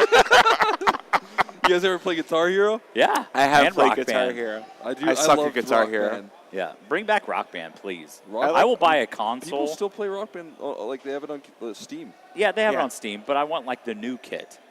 So you've seen all the new like electronic drum kits and things like that. That is definitely advanced past what Rock Band had previously provided in that nature. So I would literally buy a console just for a new Rock Band. I used to play Rock Band with my siblings, and you know, you have the bass guitar. Yep. You have the lead guitar. You got the drums, and what's the last option? Vocals. Singing. Vocals. Yes. Singing is So the I most used fun to have- one. They used to make. I'm the youngest brother, so they used to make me sing. Okay, so Singing like is what fun. was your favorite song you ever did? In Rock Band. Yeah. Hi, CJ. How's it going? I don't know. I feel like I would need That to was see. Nick's, by the way. What? That's CJ. That's Nick's. Oh, I'm an idiot. It's okay. The lights are too bright. And the camera's not on us, so it We just doesn't got matter. IRL flashbanged as well with Yeah. these two lights on us, so it's all good. I don't know what my favorite Rock Band song is, because I was pretty young when I was doing it. But You know, I'm gonna go with Maps. I don't That's know my that one. favorite song. By who? I believe it's the Ting Tings. Ting Tings. I'll check to Do make you sure have a I'm favorite correct. Rock Band song? No, I was always a DDR guy, and then Okay. when I got to Rock Band, I would always play bass because I sucked at it. And if You you know- suck at guitar, then you can handle bass because it's just play one note over and over again. I got my joy for the Red Hot Chili Peppers from Guitar Hero. I was So- wrong. It was the Yeah-Yeahs. Okay. Hey, there's Boss. They're practicing, and there's some guy crossing over the camera. Fruit and Cup's Jeff using a Tech 9 in warm up. Hi, Avery. and Avery.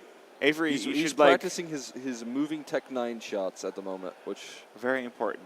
it is. It is. You're An right. I underrated say part of that in a his game. sarcastic way. Although he never even buys a Tech 9, he always buys a Deagle, so I don't know why he's practicing with that gun.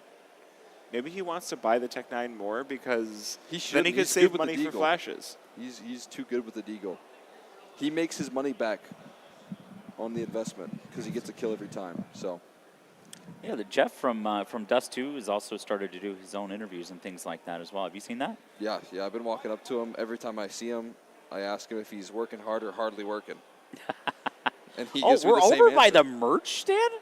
Oh, are What is those going on here? Is that the raffle table? Look what you could win. We Wow. actually our raffle this year sponsored by Be Quiet and Steel Series. A lot of items there, and we do.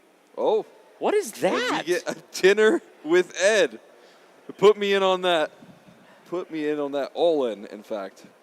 The next frag in frag in Philly, Philly. which you know could be soon. You know, at the end of the day, that's a tough window to actually hit. You know, the best part about it is I don't think Ed knows he's buying anybody dinner Yeah, just yet. I was gonna say I feel like Ed is too busy to have dinner during a weekend at Frag. You know, Maybe we'll just have to kick him out for a little bit. We'll bring somebody in. We got to call on the closer. Has anybody spun the wheel over there? Oh, what did he put in for? We got to see what he's putting in for here.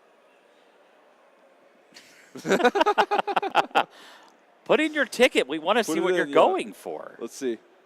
No, don't show his name. Is it dinner with Ed? He's heading that direction. He's heading to the direction. How many of dinner tickets with Ed. are in the dinner with Ed bucket? Can we get a shot inside the bucket? That is actually my favorite item on the giveaway. Is that 1,000-watt power supply with a titanium rating as well. Are there any tickets?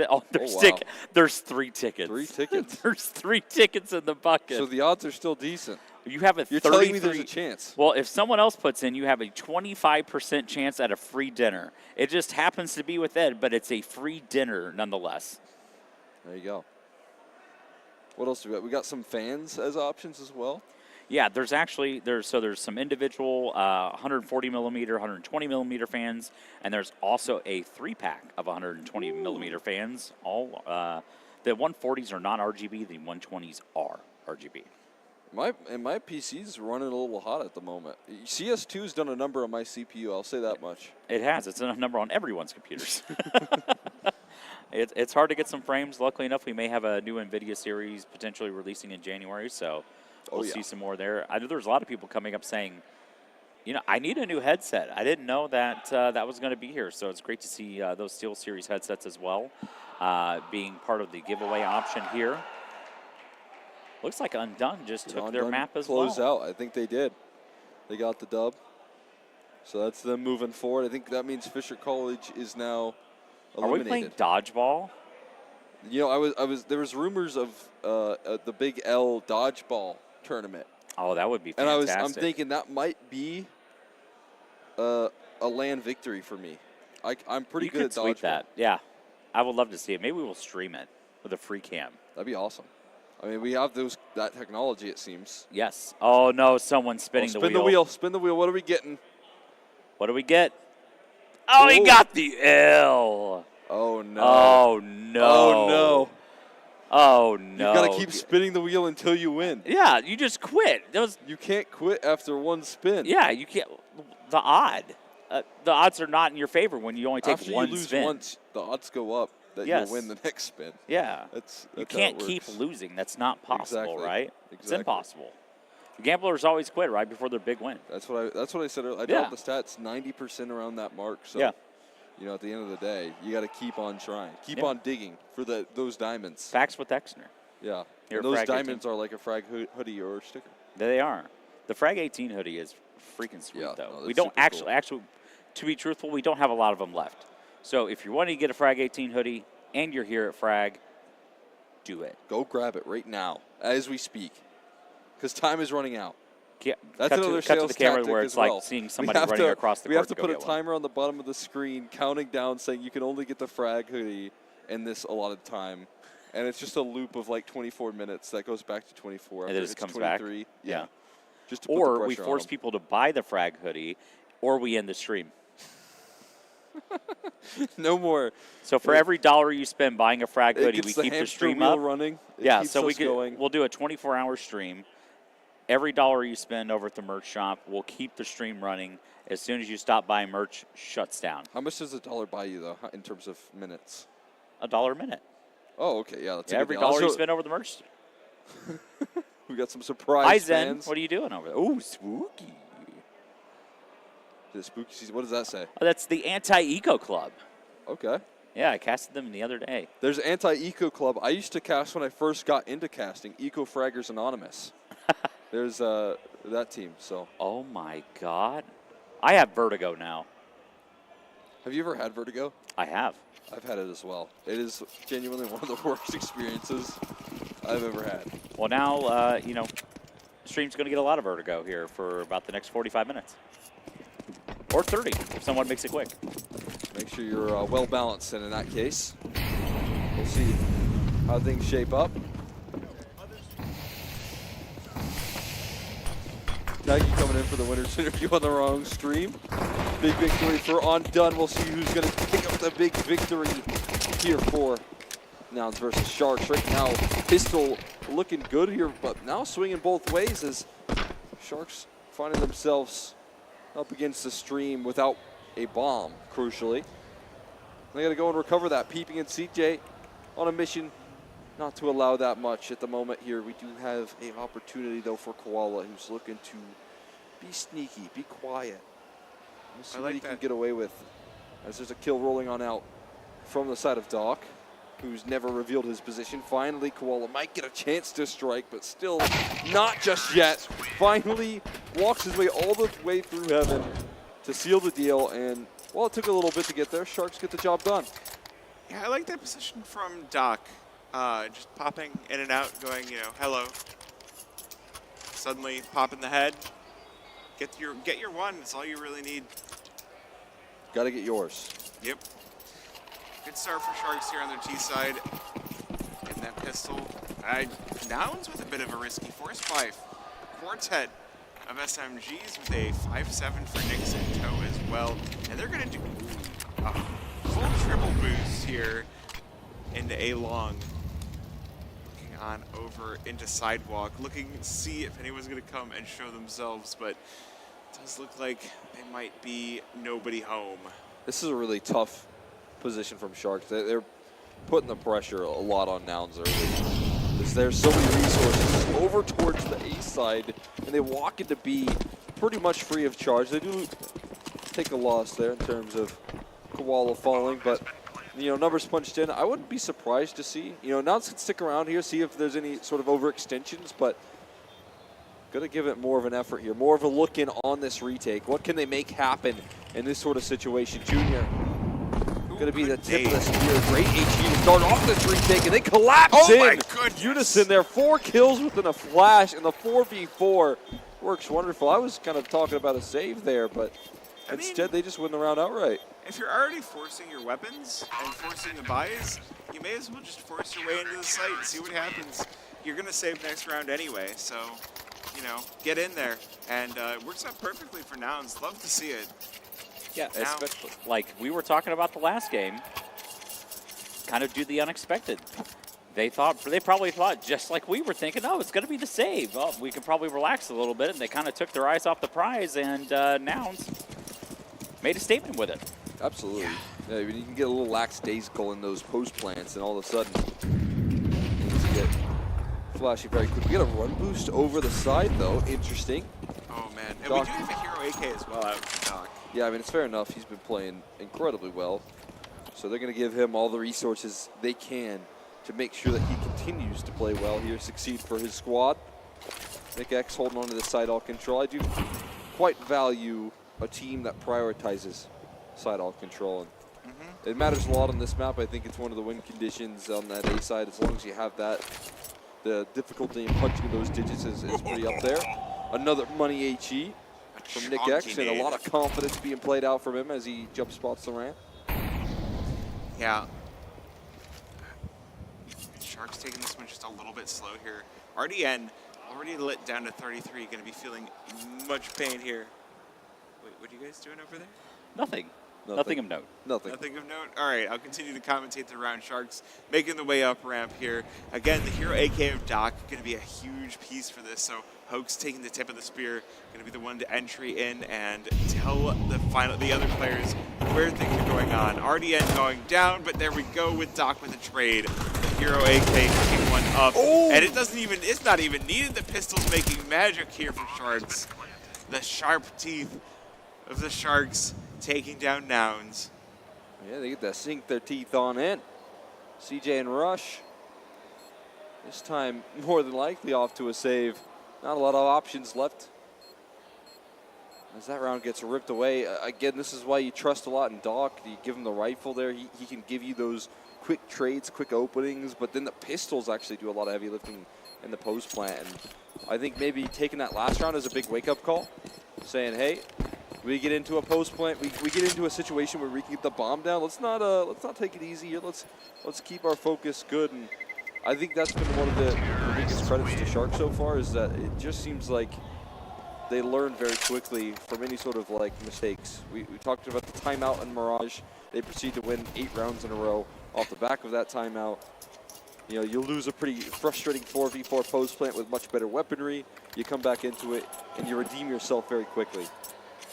The good news for Nouns, at least, is they do have the money to put together at least a half buy here.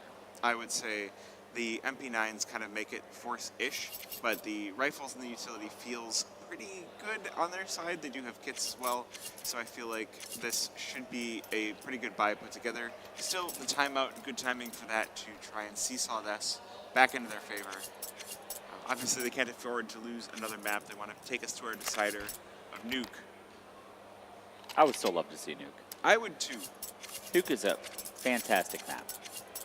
Stop messing with it. Just leave it. Just leave it Franz alone. J has entered the server. Just leave Nuke in the map pool. Bring back Cobble. You know, Nuke is perfect. Yeah, I agree. I have no notes. Yeah. If they ever change the map pool, that is the only map that should stay. They should remove the other 6 maps and just leave Nuke. Really major shakes. Talking crazy now. Like getting crazy as Nouns.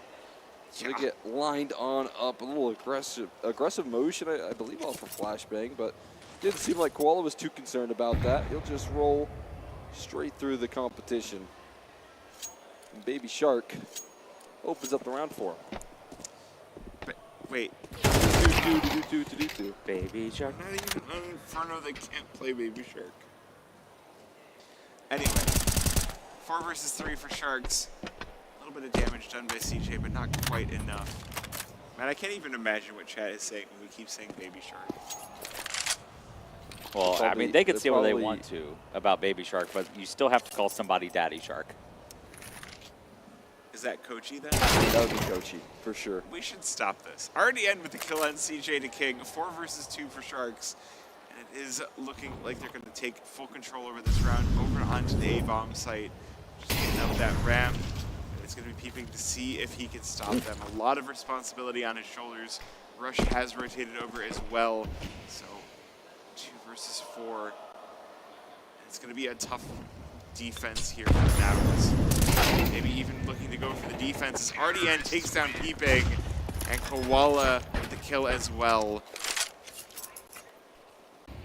This is Ooh, the flash I think was a little late was the problem there. And that allows Koala to see both of his targets before. Can we normalize putting the charms somewhere different than the tip of the gun? No, because then they don't wiggle. There's no point. You have to wiggle your charms. Otherwise, why even put them on your gun? You can put them. You have plenty of wiggle by the trigger guard. By the where? The trigger guard. Put them like close to the trigger on the gun. Not enough wiggle. Not enough wiggle. There's not enough wiggle room. The most wiggle room you can get is at the tip of your gun. But the tip is such a stupid. I don't know. I don't like it. And then you can see the most wiggle as well. So wiggle, wiggle, wiggle. Especially when you get those little like bean guys that are on the edge of your gun. That's when you gotta. I do like the bean guys. The bean guys are great. Just imagine if you could have multiple charms and you just kept stacking them all. You can have a gun that's just a whole ass Christmas tree. Yep. Full of ornament. That'd be awesome. Why don't we have Christmas bauble charms? Valve, give us those. There's still time. There's still time. It's November. It's September. December 7th. Oh my God, my brain. Wow. All right. I'm sorry. You went backwards there for a second. You took the wrong direction. Benjamin Button yourself live on stream. Let's focus on the game instead of my brain. Thank you. Oh, it's looking like the Sharks have come through with the big brain game plan. Open up the round. Vanish. I mean, it's Vertigo, right? You get your pick and then you leave. On the T side, Sharks gonna head right on back over the B And they're side. right doing it. I mean, look at this. The B side is completely vacant. They have empty. such a golden opportunity to take full advantage of the opening pick. Now, a good position here, taking a little bit of control on back. I think that's wise here. I think that's a smart move. Nick X, who, again, kind of a newer addition to this Nouns squad, playing on land, incredibly confident, misses out on an opportunity to save his teammate by just a split second. A bit of tough timing taking place here for Nouns. But as the numbers get punched in, you're not seeing a lot of initiative on the retake here. Nouns kind of in safe formation, and Sharks going to save themselves the trouble of fighting any further in this round. They got it. 5-1 scoreline. It's not insurmountable, but it's not comfortable whatsoever. Yeah, I mean, you're kind of looking at the direction of this map at the moment, and that's the big concern. It's a lot of confident picks being won out. They've learned from their mistakes. They're finding ways to isolate duels. They're manipulating the rotation super effectively. So it's more of the way the wind is blowing at the moment more than anything. But I mean, obviously, one good timeout, something of that nature, get Nouns back on track. We'll have to see if that happens, though. Yeah, I mean, they picked Vertigo for a reason. Like you said, there's no perfect Vertigo team. And if you don't play it, even less so. So exactly, yeah, that is a good point. There's good Vertigo teams. There's also teams that are very uncomfortable on Vertigo. And yeah, that's a very valid point. Yeah, there's good Vertigo teams, and then there's everybody else. Yes. And it shows every single time you play the map. And sometimes you do beat the good Vertigo teams. That can happen. But it does seem like Nouns having a bit of difficulty. I would say that Vertigo leans a tiny bit T-sided these days. So maybe there's a chance for the comeback. Oh my God. No. They just know. Sharks don't want to offer a single path back in. Dude, this is looking incredibly dominant. This is a brutal way to win a round here, or at least get your way through a round at the moment. Still opportunities.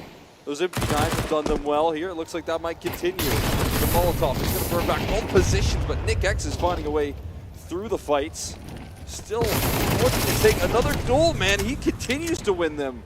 3 kills so far. He gets a little support from Peeping, and there you have it. Nouns with their MP9s have gotten 2 rounds so far. I feel like they watched an Elige demo. That Elige demo from the end of the first stage, where Elige is just dancing around White Box with the MP9, just killing everybody. Nouns are like, that looks like a good idea. Let's do that. And they did it. They sure did. did. It on up. They did done-doed it. Yeah, and those MP9s, with these sort of mobility, it's a very powerful gun. And they made it work to perfection. That's a 3v5 recovery. It's going to do Nouns a lot of favors if they can try and capitalize now. Build up a little bit of steam off the back of a round like that. You can get the ball moving in the right direction. Yeah, they definitely but that requires rounds in a row. They definitely need some momentum here. If they lose this, then this half is almost feeling over. That's a good start for CJ. The double up onto the stairs for B site for Sharks. 3 versus 5 now. He's going to find another as well. Now Koala and Gafolo, the 2 players left standing, rotate right back over for Sharks. They're like, all right, that guy's a badass. We're going to leave. Don't want to mess with them. Again, CJ's anchoring ability, it's always been very good. Talked about it on the A side of Mirage, where it's very difficult to hold down the line, but B side of Vertigo also doing some great work so far. So feels like fluid throughout the map. Sharks not with a lot to really do at this point in time. Seems like they're at a standstill as well. Well, 2 versus 5 feels like good time to save. I mean, it's a lot of time to save, but you do want to save this AWP and this AK going into round number 9, getting into that final stage of the half here. Want to claim as many rounds as possible. I feel like if you were to call Vertigo T-sided, a 7-5 would be ideal on your T-side. So Sharks need just a couple more to make that happen. And this is going to be the way to make that happen as well. Good money in the pockets of Koala as well. Doc with about $7,000. So going to have plenty of rifles back going into this next round here. Looks like CJ finally got comfortable here on B site. So CJ is indeed the king of the B-bomb site currently. He has been crowned. Crowned the king. Oh, it's going to be fast here for Sharks. All the way right on up to B. Koala going to make some noise in mid. here to stop Nouns from guessing what's going on. This nade should be a little bit chonky, but damage. But now CJ going to have a lot of weight on his shoulders, and he's not going to be able to handle it. He just got flashed up there, couldn't quite figure out where he was located. And it opens up avenues here to the site. A whole lot of them. Multiple entries being found. And this could be a call made for them very quickly. The Sharks again get right back on track. Peepin sticking around to see if he can't poster up something here. There's a quick pick. A little bit more around the corner. HE to follow suit though. No further aggression. And Sharks, they get the job done. That's I think a good tempo change from Sharks, who have tried to slow down the rounds, work some extremities on the map, try and press the A side a little bit. But just off spawn, kind of heading towards that A side, you can see those fast flashes being lined up. A really tough bit of adaptation needed for CJ to prepare himself for that. Yeah, not expecting the players to be quite on site as fast as they were. I do like this pick from Peeping. Unfortunately, not able to convert it into the round. So 3-6 for Nouns. Yeah, they have enough to buy up. So they could even this one out. It's going to be a long road ahead of them if they want to make that happen. And quick timeout to discuss tactics on the defense there. I feel like the correct course of action is to maybe position a little bit more over toward the B-bomb site for Nouns, just to make sure that someone's there to reinforce CJ in the event that he falls. I mean, they did take 2 down very early on. It was the double entry right on into the site. So even then, I mean, what do you do against that? Do you play further back? Do you play further up?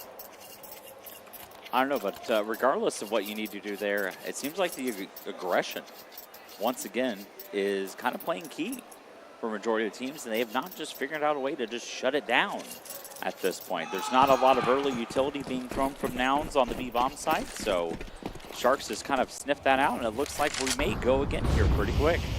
Yeah. Like the spot they here try and run boost around the corner, though, and it's prepared for. And this time, Nouns figuring out ways to shut down the aggression. A big change in what we have seen.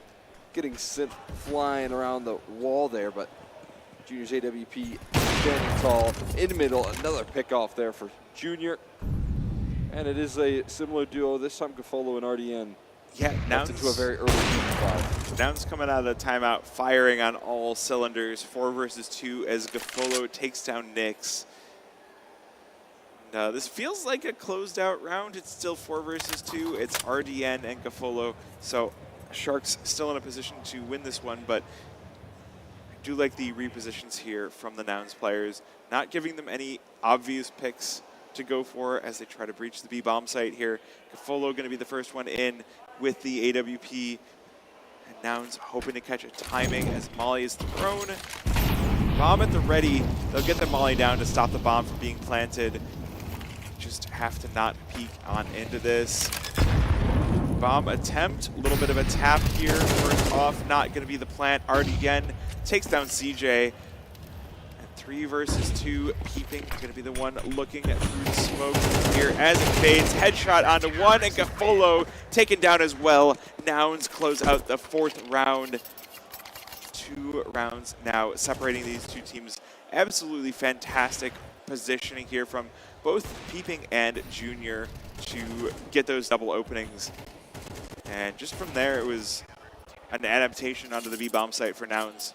Full buy from Sharks to continue trying to put rounds on the board. Again, I feel like they want a 7-5 to close out the half, but 2 rounds left. I do feel like it could be a tie here from Nouns if they win this one. Yeah, I mean, that's where the kind of economy's heading here for Sharks. They might be in a tough spot if they can't quite close this one out. Collapse rolling through, right on target for the side of Nouns. Take charge of his ramp control. A couple missed shots though. Struggle to connect is going to leave them out in the open there, high and dry, but so much damage being done as well. So an evened out 3v3 handling that mid lurk could change the tides of this round. Things slow down just a tad. And look at this, an interesting move there to fly on high. Well, this goes low, heading in towards the the ladder side of things, and everyone close by behind him. Yeah, you head on in through mid, and you kind of hedge your bets to either A or B. You say, all right, where do we feel the stack is heavier? And I like it. I mean, the fact that elevator's so very open, that's going to open up quite a lot for Gafolo. Still a dangerous position here. CJ just needs to hit one. Does take down RDN, but it does take down Doc, but it's not quite enough as RDN trades it out. And now Junior in the 1 versus op in hand, trying to look for something on this B bomb site, but smoke on one side, fire on the other. This building clearly not up to code. Spots one, not able to hit the shot as he slinks behind red box. Fires off another. There are bullets left in the clip, but no peeks are available. He's going to have to peek right in, and it's Gafolo to close things out. And it does look like Sharks are going to have that 7-5, or even better for them, a 8-4. That's a possibility. Definitely a shot there. Good little mid-round adaptation going up the ladder there, and I think just most importantly, I think Sharks playing really well as a team in those sort of situations. Trades, the fundamentals are down to a T in those 3v3s. Coachy has a lot to be happy about there. I think I saw a little smile taking place. But that's a great call they had there. You know, they were down to the round as the 3v3. They kind of made the call look like they were going to try and lean towards B, but the communication came out, hey, let's go mid. CTs, unfortunately, no one was really there. It was kind of a late check, and unfortunately it kind of opened up the floodgates. You figured that one was split on A, one on B. Once that B player was down, that was indeed the round for Sharks. Someone across the arena put themselves on a plus left. And I'm just watching them spin around in circles. That's going to give you vertigo. It is. I actually see it as well. You probably can't see it from where I'm at, but I can see it. I cannot. They're playing Mirage. I'm glad. I don't want to get dizzy either. All right, Junior's still back in the saddle with the off. There is the MP9 out for CJ to King. But this feels like the best possible buy that you could ask for if you're Nouns. And unfortunately, Gafolo going to say that's not good enough. Junior taken down early on in the round. And it's going to be onto the riflers. That was Junior every day of the week there, but it didn't seem like the shot was on target, I guess. And Gafolo instead is the one that's sharper on the other end. He looking to take some charge down the ramp side of things. And a lot more fighting around the corner, a whole lot more than he might bargain for if he's not careful. He picks up the AWP. How's he sniping through the wall, but he gets bumped by the sandbags, and he can't make the escape. So a 2v5. Rush and CJ, you got to lean on the experience to get the job done here if you want anything extra, Nouns. And what are they made of? 2 versus 5, not a good situation. CJ on the MP9, we saw him get some huge work done on this weapon in earlier rounds. So we'll see if he can reprise his role in the final round of the half here. But Sharks already making their way over to the B bomb site. Rush to be the first one over. There's a lot of players here to be dealt with. He will get the first, but burns to death in the Molotov of Gafolo. And now Hoax is going to get the bomb down, and it's up to CJ to save the round. 1 versus 4. Making his way on over. Gonna quiet his steps in through CT spawn. But there's so much to be done, and not a lot of time to get it done. No kit either, no utility, so it's full gunshots. No brain, only aim. Can he pull this one off? Gafolo taken down, but it's RDN to close him out. What was that 8-4 Sharks half that you kind of said could potentially happen there, Floofy? So, I mean, on some sides you'd say that's a caster curse. Yeah. On the other side, you'd say it's a caster prediction. Well, yeah, very true. Especially so in NA, being that probably the majority is going to be NA on this. I think they would kind of lean that you caster cursed NA at that point there. But unfortunately, CJ not able to find too many kills there with the 1v4 attempts. So we're going to get a little bit of a different second half here. So you've got Sharks on 8 rounds, Nouns on 4. Yeah, this is a very necessary CT side pistol for Nouns. It is not looking good for them whatsoever. Looking like they're going to fall down to the lower bracket if they can't close this one out. I feel like if they can take it to map 3, they have a decent shot, but that's not a good start. That's a good start. DJ the King on the tip of the spear, taking down 1. It's a trade of 2 for 2. Nyx now looking for the the flank, not able to find it. RDN going to be the first one in, and Gafolo with the kill. Now peeping, flanks on the spiral stairs. Spots 1, not able to get the kill. 3 versus 1, and it is a 3 to close this one out. Sharks with the pistol.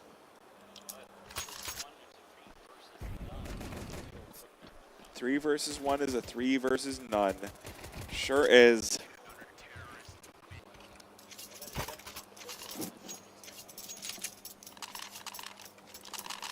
Yeah, that if you're here for Nouns, if you're here for NA, you're sitting here like, Brazil coming in here. But a little bit. Yeah, they going to get a run for their money here. Towards the side hall though, great handling of control with that MP9, and Sharks, despite some good early damage done, some good headshots landed with those pistols, going to be able to handle the force buy or half buy with a couple of pistol upgrades, but they still got plenty of money to roll on out here for this. But yeah, it is cool to see Sharks. I think it's always cool to see, you know, any international team come out to frag. See what they can't get away with. Again, we talked about it, but Apex was a roster in the past that really was involved. Team 1 has been very frequent. Big Academy too. Yeah. So, Legacy here in NA too. Yeah. Playing out in a. Haven't come to a frag yet though, so we still are waiting on that. Maybe next year. If we get Frag 19 in 2025, maybe we get Legacy. I'd hope so. We'll see. This Frag though, 18, it's peeping that is taking full reins on the round. Although they still have a lot more to worry about. They're getting so uncomfortable to try and punch in those digits. And that is the reason why you get pressured from all angles. So much to worry about, so much collapsing in on you. And Sharks looking to suffocate Nouns out of this one with another round, as you can see. He's just hanging out. At this point, they're hanging by a thread. He's just hanging. He's just chilling. All good. It's just a chill guy. Just a chill guy. Just a chill guy, man. With his shiny green gloves. Maybe that's the new pose. Set the just a chill guy. You know, maybe we could have zoomed in on him and be like, picture. man, I hope they play Hot to Go. I don't even know that song. It's Fragadelphia 18.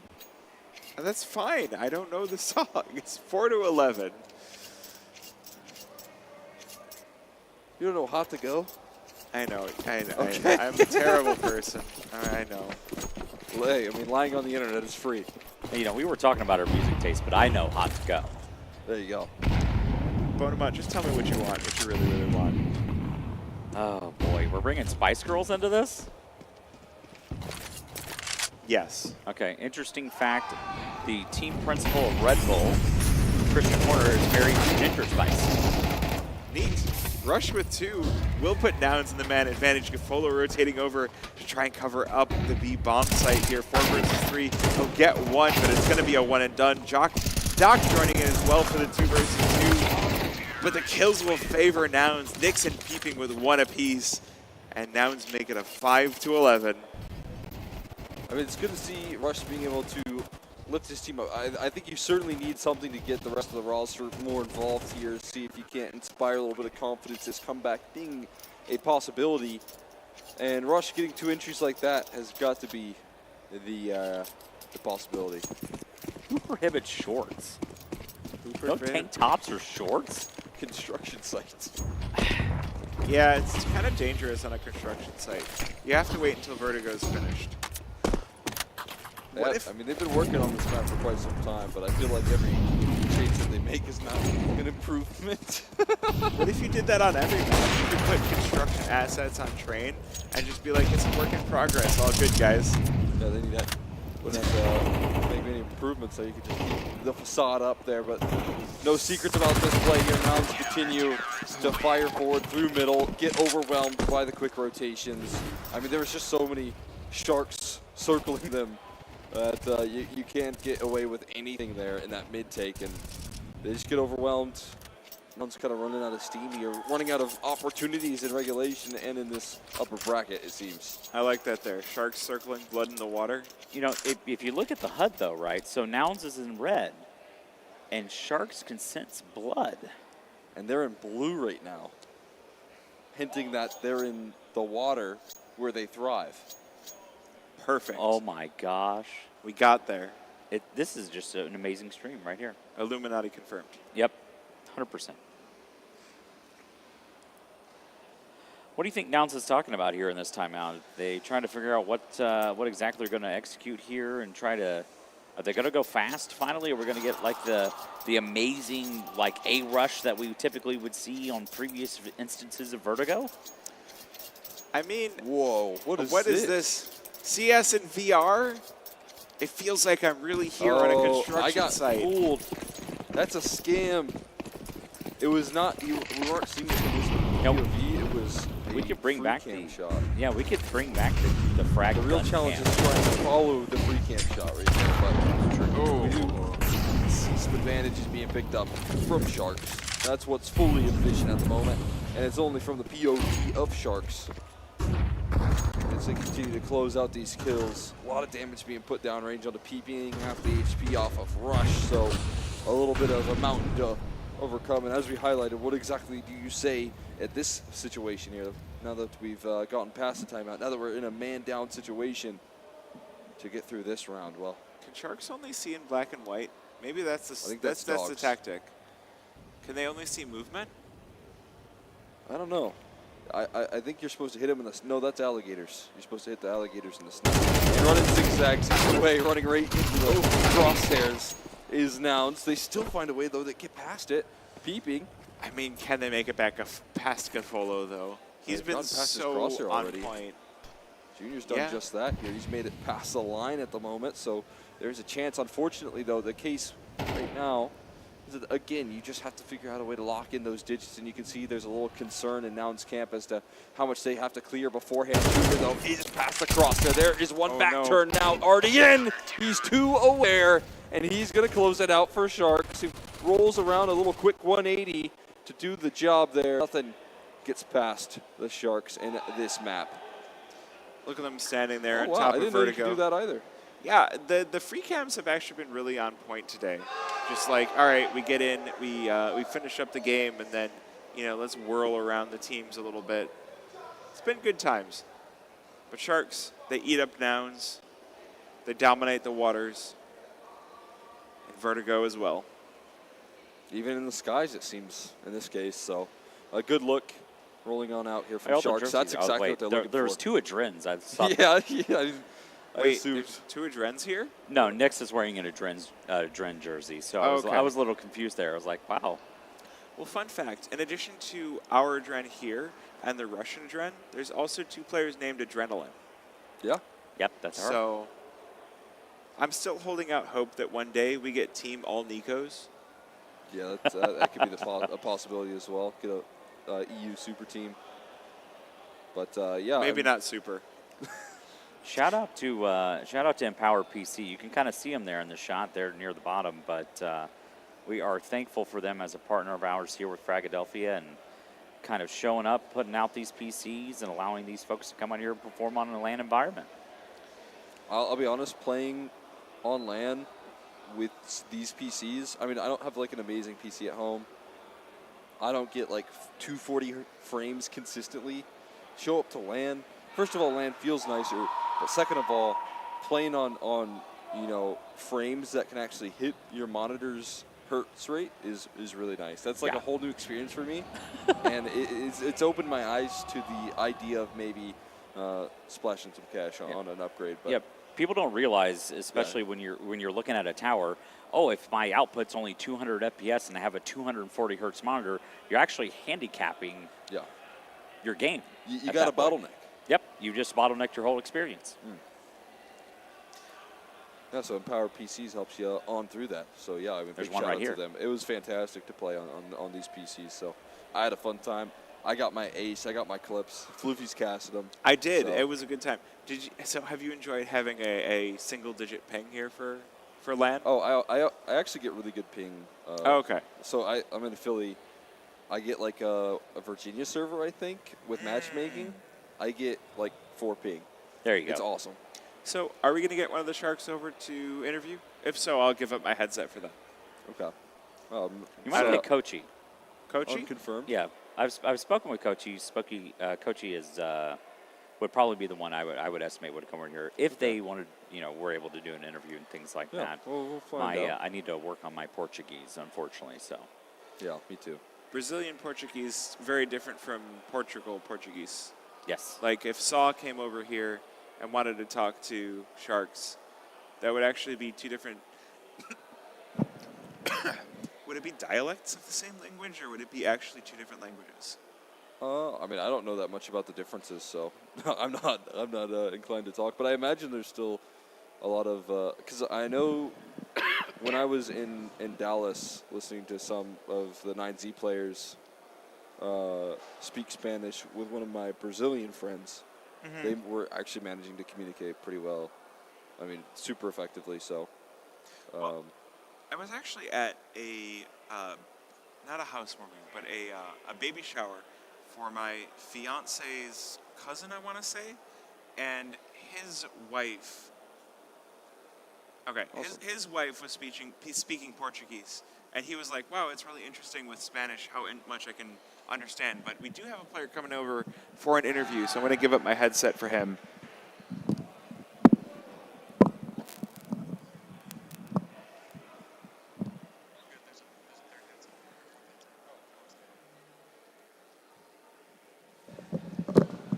We got Koala here. Koala, first off, I want to say it's wonderful to meet you and congratulations. I've been able to cast a lot of you actually in South America, playing out with your squad in Sharks. I mean, you're fairly new to this team. How are you liking the environment that's been building? Since I joined the team, it was not with Hawks, it was PP. But since then, I think it was my best place to grow as a player. Yeah. So, like the 6 months that we are going to play in the tournaments, coming here to play, traveling to Portugal to boot camp, these things, it's really, really helping us to grow as a team, and it's been really well. Awesome. Yeah. Well, you absolutely saw it today. You put on a heck of a performance. We enjoyed absolutely seeing all of that work. Yeah. How are you enjoying Kansas City so far? Oh, it's been good. Like, we didn't go to a much of places now because we are playing the tournament. But since when it's finished, we will go to visit. But now, only the few things that we been through, it's been amazing. Really good. Waiting until you finish the grand finals on Sunday? I think that's a good idea. Yeah, of course. Do you think this trophy would look good with Sharks? Yeah, definitely. Do you think this is going to happen where they actually would just get Sharks is going to get the trophy? Yeah, maybe. Okay. All right. Staying humble. Not I like that. not 100%, but maybe 99. 99. Okay. 99. I like 99. that, yeah. Yeah, you gotta leave that 1%. Yeah, we've seen like some South Americans come to like frags of the past. Team 1, I believe, was one of those rosters. It's kind of a cool opportunity. Obviously, this is like a big deal in terms of like Valve ranking points and things like that. How's your team's experience with like playing out on LAN? How's like your history and experience playing out on LAN in terms of like officials? For me, to be honest, always when I play on LAN, it's better for me than play online. That's, I think, a bit of difference for me for a lot of people, but for me it's very more intense, the game, I feel it more, so it's better for me. But for the team, is like a good place to us to grow as a team. Yeah. So that's I think we are doing here. Like one of the goals, it's to be a better team in this type of tournaments like a LAN. So it's there. What are your thoughts on teams like Legacy or Zolos Laser or even Team 1, teams that have come from Brazil and decided to participate in the North American scene?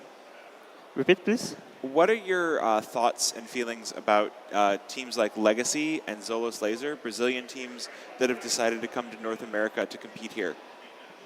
I don't know. Like, it's their decision. I don't know why, but I think Brazilians, if you have a huge amount of teams now, good teams. So I think we are like the past years, like 2K18, 2K19. Here, it was really better because of the tournaments, the the qualifiers exactly for the big events. In Brazil, we didn't have that time. So, but now we have. Yeah. And maybe because of their comfort to be here all the time, they still continue to be here. But I don't know. It's their decision. I don't know nothing about that. Yeah. Okay. Always happy to have South American teams come up and play out. So, yeah, thank you so much for hopping in here, and congratulations. I'm looking forward to catching you in the future. Thank you, guys. Yep. Yeah. Thank you so much. Bye. Bye. Yeah, thank you so much, Koala. We had a fantastic best of 3. You're good. And we do have the Leadify stats ready to pull on. All right. Brought to you by Leadify, of course. The man that we just talked to, I think is an incredible player. I've been, again, watching Sharks quite a bit. His previous team in Galores, before that I watched quite a bit of him. I can't believe we got to speak with Baby Shark. Yeah, it was Baby Shark right there, which is awesome. And he do all over Vertigo. Yeah. And Nouns. And just Nouns in general. Yeah. Yeah. He made the Nouns past tense. Yeah, he did. And RDN, Doc, both players that I feel like we're playing incredibly well. That last little clutch from RDN just felt, too smart. It felt like at that point things were getting to a point where Sharks just were getting out of control. They were just playing too good in the clutch rounds, in cohesion as a team. And that's what we saw all the way through. Doc kind of maybe lifted them through Mirage in terms of like an individual performance, but the full team came together for Vertigo to look dominant. Well, we saw it for a second there. Gafolo had 100% counter strafing. Is that just there because he's an opper and you always stop moving to op?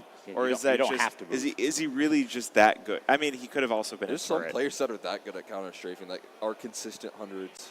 I'm interested to see the enemy flashes. Look at that. I mean, speaking of good stats for Gafolo, 19 enemies flashed. Yeah. 22 flashes thrown. That's some high efficiency right there. Yeah, with that, as the opper, cool. nonetheless. Well, yeah, I think there's like different sorts of opping that you can kind of talk about, and sometimes you have your opper just sit in the back of the pack and chuck a couple flashes over on a CT side or T side, and I think maybe that's. I'd imagine with those sort of stats, that's the sort of opper that we saw out of him. Yeah, so it's amazing you can have some sort of like op. Different style op players and things like that actually come to the game. You have some that just post on angles. You have some that get really aggressive. It's almost kind of like a support op, I guess you could say, is kind of coming out there for that. So it's a little bit unpredictable sometimes, though. I mean,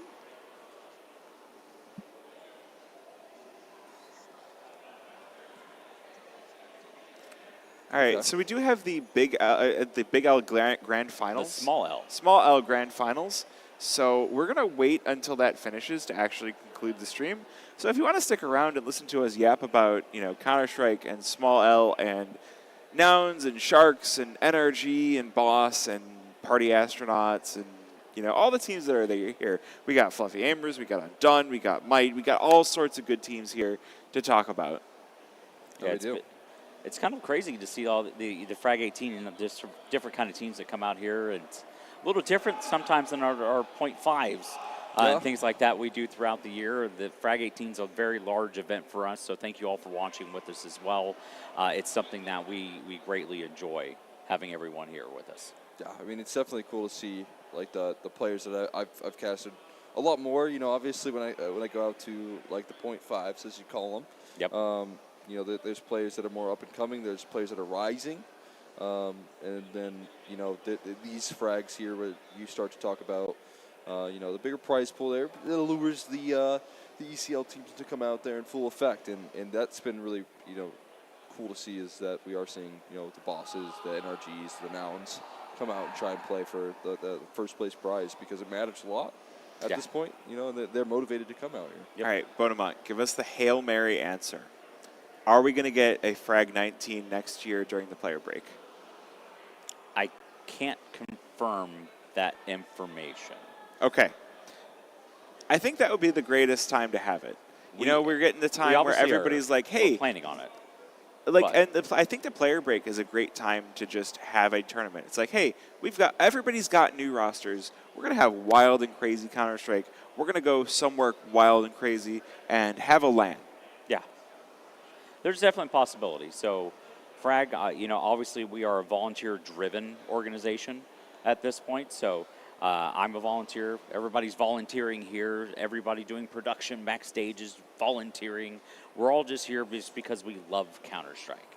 This is why we're here. This is why we show up. This is why we support. The players come here to play, to support Fragadelphia and just their view and the game they love to play. I mean, Koala talked about it, specifically talking about how just Counter-Strike on LAN is a completely different story. Yes. Everyone's, kind of highlighting that. Counter-Strike on LAN is a different story. It's a different game. It feels a lot more comforting. Yeah. Like your face on the screen. Oh, my God. We're doing that again. And it was pretty cool to hear him talk about the experience and obviously. You should stick your tongue out. Opportunity. No, I don't want that to get clipped. No, it's not happening. You don't want that to get clipped? I'll stick my tongue out if they want to do that to me. Man. But no, I think there's the encouragement right there. Do not pan the camera. Here's an interesting thing, though. But imagine, so obviously Sharks coming up from Brazil, LAN is obviously a big deal to them to be able to do that, to have the low ping environment. Yeah. Mm-hmm. They also get to play on a stage with Anthros chairs. Getting to the sponsor call out. Love to see that. But imagine, so maximum comfort.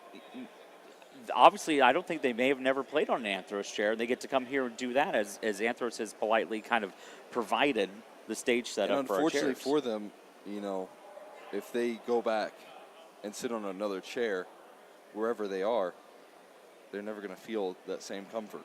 Well, maybe Anthros just have to reach out and see if they can work something out. Chair footage. Look at that chair. Yeah, the best part is that I have lower back issues, so the lower part you see there towards the lower back is actually adjustable forward and back. Ooh. So for those gaming chairs that don't really have a lot of support for your lower spine and things of that nature, it is fully adjustable from the back piece to the lumbar and forward and back on the base. If you want a fully adjustable chair, it's literally sitting Jordan right there. to come let me demo this at one point there. I know he's helping out with the Jordan's actually here and he's my teammate. Yeah, and he didn't even let me sit in the chair yet. So. And he brought him here and he helped set us up for him as well. So not only they provide them, they came out here and helped actually set them up. Literally took them. There's 10 chairs and literally took them probably all of like 25 minutes to put together 10 chairs because it's that easy to assemble as well. You have the power drill. No, didn't even need it. Wow. You don't even need a drill. No. The other thing I'd like to continue to see with Fragadelphia is we've got the fighting game tournament. You got to see the footage of that while we were in the break there.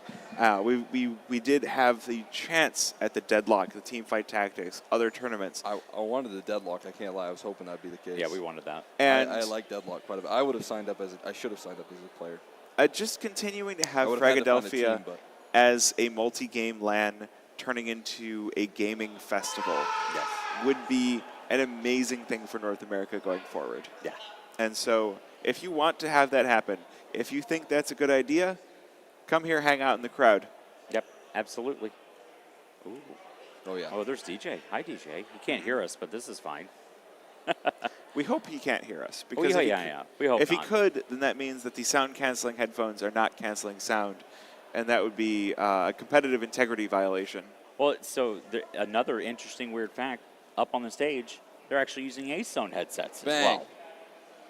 Fantastic. AceZone, once again, kind enough to help Fragadelphia as we kind of work on volunteerism and sponsors and just people that love esports around us and helping us out with some stage headsets. Yeah, AceZone has been popping off in the CS scene in particular. They have been all over it. I believe they're like with the major as well, I think. They're pretty much the headset you want. Yeah, they've been getting involved everywhere in the CS space. I know like a lot of casters, content creators, they're all in the AceZone era. Yes. They haven't sponsored me yet. Well, there's always a chance. Keep on working. Keep on driving. I did get a message from AJ Traded for tradeit.gg, so we'll see if that ends up being anything. We'll have to get them on Frag too while you're at it. There you go. Honestly, yeah, having a skins trading website for Frag, then we could do content about buying skins from whatever trading website sponsors us, and then convince the audience to also buy skins from that website. There you go. We can even give them a discount code to be like, hey, you can get 5% cash back on whatever website you use, but we don't have a sponsor to shout out. Are you developing new marketing tactics? Is this? I can shout out a sponsor though if you'd like that does have a discount code. Okay. Empowered PC right here. Use Oh, code look at FRAG that. for 3% off. We brought it What back. a segue. What a brought it segue. back. Cinema. It's like we know what we're doing. I don't know what Do I'm we? doing, but apparently we do. Okay. I mean, I at least know Bonamont knows what he's doing here so far. Cole knows what he's doing. That's one. That's Yeah. one. Cole, guarantee that Cole's a we professional. Yes. have. That's 100%. very generous. That's very generous. You're more professional than either of us are. Yeah, yeah. I showed up drunk 3 beers deep to this cast. Oh, 3 geez. beers deep. Yeah. Look at I that had, Empowered That's PC. not enough beers. I had one with dinner. I had one while watching Take Flight versus You need Fluffy 1 million Amers, of those. and I had one half of a beer on the way on into this cast because I thought I'd have a best of 3 before I was casting. And then I was told, hey, you're casting. And I'm like, oh, I haven't finished my beer yet. So I'll finish my beer and I'll come cast. There you And go. I think I've sobered up over the course of this cast. At least I hope so. We'll take a bottle of water with you as well. That's a good idea. There you go. Oh, There's the chair there's again. the Anthros chair. I'm just like this. I don't need to drink to be like this. The best part is like sitting in them and then like getting adjusted for it to fit, and you just kind of feel like. What chair is this in particular? Are you gonna go out Are there? you going to go sit on it? All right. Yeah, we're going to get Exner on stage. He's actually gonna go try this out. This is gonna be great. No, this is good. This is like a testimonial. Yeah, he's not. No one here is paid, so we're all volunteers. So he's doing this on his own accord just because he really wants to try out the chair. The is winning awesome. teams are the ones getting paid the most out of this event. Yes, very much so. I believe. And we do have a top 3 worth of payments this time around. Yep. It's Top 3. $15K for the top team, $7,500 for team number 2, and $2,500 for number 3. Hi, Ace-Zone. Oh, Fancy to see you there. I'm liking these cinematic still life shots. It I'm might have feeling been on the other side. Couldn't find it. Wait. I couldn't find the right chair. unlucky. You know what? Next time you cast, I'll bring the chair over to you. Okay. And then I'll let you And I can cast. give it a demo? You can cast from the chair. Oh, So- Phase 3 is currently in the grand finals of Little L at the moment, I believe. 11. Okay, on Anubis. So that's what side that's are the they team. on? We played them in the first Oh, you rounds did? of playoffs. How'd that go? Well, this was for Maine, and we beat them. Nice. So you're but I telling was me with you a should have different- joined the little L. I should have joined the Little L, but then I wouldn't be able to cast. I was going to say, yeah, we got to have Cole on the cast. We got to have Yeah. Exner here. That or you cast while playing. That's an option. I've you seen you that. cast your own game that you're playing, You know who referring has to that? yourself in the third person. You know who has that as a channel points reward? I'm pretty sure Davey has that. Davey would. He's like, 100%. you know, you could have the round here, and then I die, and you use the channel points reward, and I'll cast my teammates. That's the most annoying thing ever. I've Yeah. encountered people that do that, and I'm like, I'm never going to do that. I just have sound redemptions for various songs like Pedro. I have sound redemptions too, but they're all things that people have said, mostly Flom. Yes. Okay. All All right. right. Phase 3. They're looking to claim the whole prize right now. They've got 12 locked in. That's awesome. I'm rooting for them. Yeah. Phase It's going 3. to be. There's the team names we get to see at Frag are awesome. They also knocked out my teammate, I think, Phase 3. My team, I got subbed out by Slove. Slove took my spot while I was casting. So I got cut from my roster. They picked up Slove. And you know what? I'm honestly happy to see It's not them lose. biased at all, man. I'm happy to see them lose. They got smoked without me. So. Oh, yeah. So you weren't the problem. Well, Got like it. last time we had yeah, they lost with and without me. last Fragadelphia we had like Sluggy's Shekel Squad, and there was like the Kitten Brigade or something. We get some great names at Fragadelphia. Well, Hold our on. team was named 4.5 Men. That's a because good name, too. We had 4 grown adults, and then we had Evan, who's a little smaller and also only 24. Yeah. But we definitely had, I think, the highest average age with that roster. Evan Call? 7 Evan. 7 Evan, okay. Yeah. So back at Frag Tap 2, there was Might, there was Penance, MCS, Amped, Fisher Tsunami, Sluggies, Shekel Squad, Derpy Kids, and Temperament. I can tell which teams were having the most fun. Let's keep going back. Why not? Frag Chicago 2024. Where are the fun team names? There are no fun team games here. We're going to keep going. Who won Fragacago 2024? It was Nouns. They won Fragacago 2024. They won a prize pool of $5,500. Temperament took home $2,500, and Take Flight and Limitless each got $1,000 at Fragacago. And I got to say, Fragacago, best frag, because it's in my backyard. Yeah, you could drive 40 minutes. I fear Fragacago is not as good as Frag Tap, though. You know what? If it's at a convenient time, you're right. You're right. And I like that a little better. I can't say anything because I live in Georgia. That's the nice thing about Fragadelphia. Hey, you got Atlanta at least. Yeah, I get dream hacks. Well, it's the best thing about Fragadelphia is it's always going to be in someone's backyard. Like, because everything is happening in North America and we're all in North America, someone's always going to be happy about where it's located. So I've seen a lot of like. But most Twitter importantly, it's engagement. about how it makes me happy. And all the food And in that's Chinatown Philly. that you can eat. Yes, that's while a good you're point there. too. You're not thinking about the food there. Yes. Or in any part of Philadelphia. That's Philly. They have good that's food. the cool part about all where over. like frags are. Yeah. It's like, oh hey, frag and Tap is like in Chinatown. They have great food right there. We're in Kansas City. We're in part of barbecue country. Like we're in Chicago, where you can get Chicago-style pizza, Chicago-style hot dog. Speaking of food, did you see what I ate for food tonight? I did not. It was very, very good. Oh no, I did see that. You did. I show did. me. I was. Yeah. I've been showing everyone because it was so good. Chat. I had. They can't this. see that. You can't see it. They can't see that. Well, can I see it? Can production zoom in? It's seared. I forgot what it was. It was mushrooms of some sort. Okay.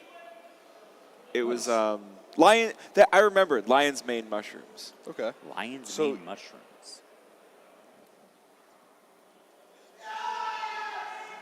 Ooh. Cool. All right. Sounds like Little L is nearly done. Or it's just getting started. Potentially, I wonder if it is. Did they say it was in map 3? Is this like guaranteed? Okay, so this is guaranteed to be done with, unless we get overtime. And that's where we just get started. Wait, I know anything about wood I can overtime. knock Is it Anubis as the decider? It's 10 p.m. We're never going home. Is it? Do we know if it's Anubis as the deciding map? It is Anubis. Okay. So if I know anything, overtimes on Anubis can go a little while. All right, we'll just get comfy. You better than anyone know that those All Anubis overtimes can be never ending. It's 10 p.m. I can just lay down on the couch now, right? That's fine. Yes. Okay. Lounge City. Oh, nice. These couches are massive, by the way. I'm like leaning over, and you could still fit a whole nother person extended this way as well. There's some big couches, yeah. I know, this is great. Normally we get a love seat to cast on with 3 people. 6'8", so the fact that it's wild. the fact dude. that you still have room for another person is crazy. Yeah, that's Chat. nuts. That means you need to come out to frag, and then you can sleep on the couch. Like that's Chez? That's not a good selling point. I don't know why I brought it up. We should cast from the big bean bag behind us as well. That would be awesome. The big bean bag is pretty We'd probably great fall too. asleep though. So that probably wouldn't be ideal. All right, maybe we should talk to chat. Let's see what chat has to say. I'm going to regret this. Chat, please don't make me regret opening you. All right, what does chat have to say? Red card on this guy in chat. When's this next game going to start? There's not going to be a next game. Is the beggar... Oh, I'm not going to finish reading chat. No more games. Raid wanted Goon. They're playing against Alter Iron. Too bad. That's good for you. We've got, oh my God, Bonermans in chat. Stupid Nouns, NT Nouns. Sorry to hear that. I still like Nouns. We don't sleep on the couch. Yes, we do. You're wrong. Oh, wait. I know what we could do while we're waiting in overtime. I should go get my laptop and open some cases. Well, no, there's We don't know it went to overtime yet. Have we gone to overtime yet, production? Not yet? So All right. not yet, so When we we go to don't know. overtime, I'm going to open some You got to use cases. all your timeouts here before that last round starts. Can we just time out the game? Like just on our end, just like timeout? Oh, man.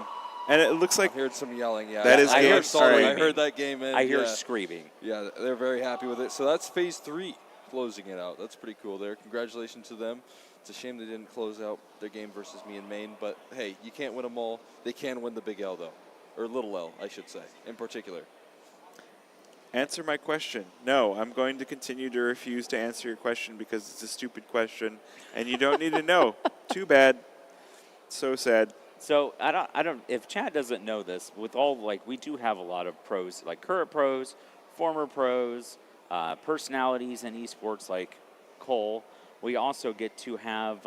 We also get to send this over to Stunna at some point. So imagine all the talent that we have here. We also have Stunna.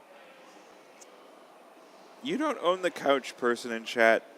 I'll sleep on the couch if I want to. You can't stop me. Yep, that's I'm not 100%. going to because I don't want to. Cole, what's your thoughts? Who's taking this home? I think the whole event or Frag 18. Who's taking it home? Boss, give it. I mean, that's Give it fully to Boss? biased answer, but it's just because I've been friends with Matthew. Because for a they're long chill time. guys. Is that why? Yeah. Yep. They've got the same profile picture as me, so I think Boss is in the best position to close this out. And Who had it first? They're You the or team them? I want to close it out the most. So I think Undone just closed out a game too. Looks like they closed out a round, or maybe a big clutch or something Let's of go that nature see. there. But we do have good news. We'll send it to an actual pro. There we do have Stunna waiting alongside the little L winners phase 3. All right, real curious because I just had to see myself up there to make sure. Now, there's a lot of things here we could say about your matches, correct? Does that seem fair? Now, what would you say in your own words about your own match?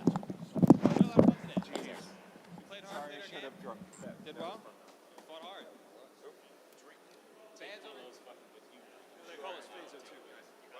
O2 as in y'all lack oxygen, or like what's the deal? This is what Gray fucking. I was just real curious, to be honest. Well, I would say, you know what winners deserve is to be on the sofa. So that's how I would. Go ahead. Let's put production through the ringer. Watch this. Guys, go ahead and make your way to the sofa. It's right over here. Go ahead. That's right. We're going to go ahead these winners right over there because what makes sense in this moment, that's what makes sense. And the best part about this is they have no idea what they've actually won. So, production, if you'll cut with me, we'll make it. I'll take both the sofas, guys. I will take the mic. Anybody else want a mic? Stop following me, you bunch of weirdos. Good job, everybody. You've all sat down. Good job. Hey, so quick winners interview here, of course. If Mr. Cameron gets that guy, you see this? That guy. When I say do you see this, what I mean is, do you see this? This is the big little L. What does that mean exactly? A lot of people will have questions. I might have questions. But these guys next to me certainly do not. And so, in this moment, I want to present you all as Phase 02. Phase 02, version 3, whatever. It doesn't matter what version you are. You've caught the littlest of L's that I could possibly present to you today. And which one of y'all is the captain? I didn't say come up here. Anything you would like to say as a champion of the little L, sir? I gotta give it up to these guys. I mean, I had a really bad event today. I mean, Beach fucking went crazy with my but Lone, Did you just curse live on air, sir? unfortunately, but Lone over here had a great game. Angry had a great game as well. Ronan, had a really good job anchoring, and Kazu, amazing coach. Absolutely, was super impactful. You know this microphone, you have to speak into it. I need you to help me a little bit here. I do need to speak into the microphone. You're right, my bad. Let's talk about your hometown. Where are you from, bro? I'm from Fullerton, California. California. You came all the way here. What about the rest of your team? Where are they from? We got some people from Texas, from Alabama, Michigan, all around. Hold up. Which one of y'all is an Alabamian? Come on down, bud. Let's bring you right on in. So you're not like a real Alabamian? From Alabama. Okay. What parts? I always forget the name, and I feel really stupid, but near Montgomery. Well, Montgomery is the civil rights capital, so you should remember near Montgomery. Yeah, I just don't often get to highlight Alabama players, but often we don't get to highlight regional events like this. So I don't care what kind of L y'all took today. Yo, speaking of L's we took today, can I just get one for everybody just for the road? Yeah, if you took an L today, little or big, there it is. Basically, I think it's very important, and I'm sure you guys see the importance of playing in front of a regional audience, but more importantly, just getting that spotlight, getting this experience. Tell me about your time playing here. It was a lot of fun getting to play with a lot of higher level players here. You know, you don't always get to see that on the circuit when you're grinding Maine day in and day out. It's cool to come here and get to see all the top tier talent play, and I really enjoyed it. So which one of y'all want to be the most controversial today? My man, he said, you know what, me. No hesitation, nothing. He just said, you know what, I want it, that's me. All right, I'm going to come around, that's okay. Here's my big question, and I think you can hear me when I ask you this. The question is this, is when we talk about what's going on here in regard of there is what we consider a very important regional land, correct? And what is a conflict with scheduling? What could they do better next time around? You know, if they want to pay for some hotels for us, I mean, I'm down. I know we're the pick of the litter, you know, phase 02, they want it at every frag, so they want to pay for some hotels for us, you know, I'm down. It's from Frag Sponsor Lodging. Brother, ain't nobody trying to pay for your hotel. What I'm getting at is the scheduling in conflict with the ECA and the online leagues. Ain't nobody trying to buy you a hotel room, bro. Hey, you told me to be controversial. But okay, what I'm saying is the conflict of scheduling between the online leagues, which are also equally important to what we have going on here at Fragadelphia. Yeah. So let's hear it, Mr. Controversy. To be honest, I don't know. The ESCA league schedule comes out way in advance. It's hard for teams to know whether or not they're going to be upper and lower bracket, so just got to kind of pick the best schedule around everything. So I know some teams are grinding May in advance, you know, upper playoffs. Some teams are playing 3 days in a row in the lower playoffs, so it's kind of tough. So to be honest, I don't know, but weekends I think are probably the best for everyone in terms of scheduling matches. So that's about all I got. I think I was just, yeah, come on down, Mr. Like pseudo-Alabamian. Come on down, buddy. Where's my camera guy? Here we go. I think it's that one right there. Yeah, I want hot takes, man. Hey, Reddit, let's do that. NVS, just check the ESCA schedule before you schedule any events. Thank you. They post Envious? NVS, the guy's name. They come out like a year in advance, so you can check that. All right, well, that's a hot take, I guess, or not. Either way, if everybody here on the sofa give me that one more L for the camera, and then we're going to go swiftly the hell away from this segment. Thank you, everybody.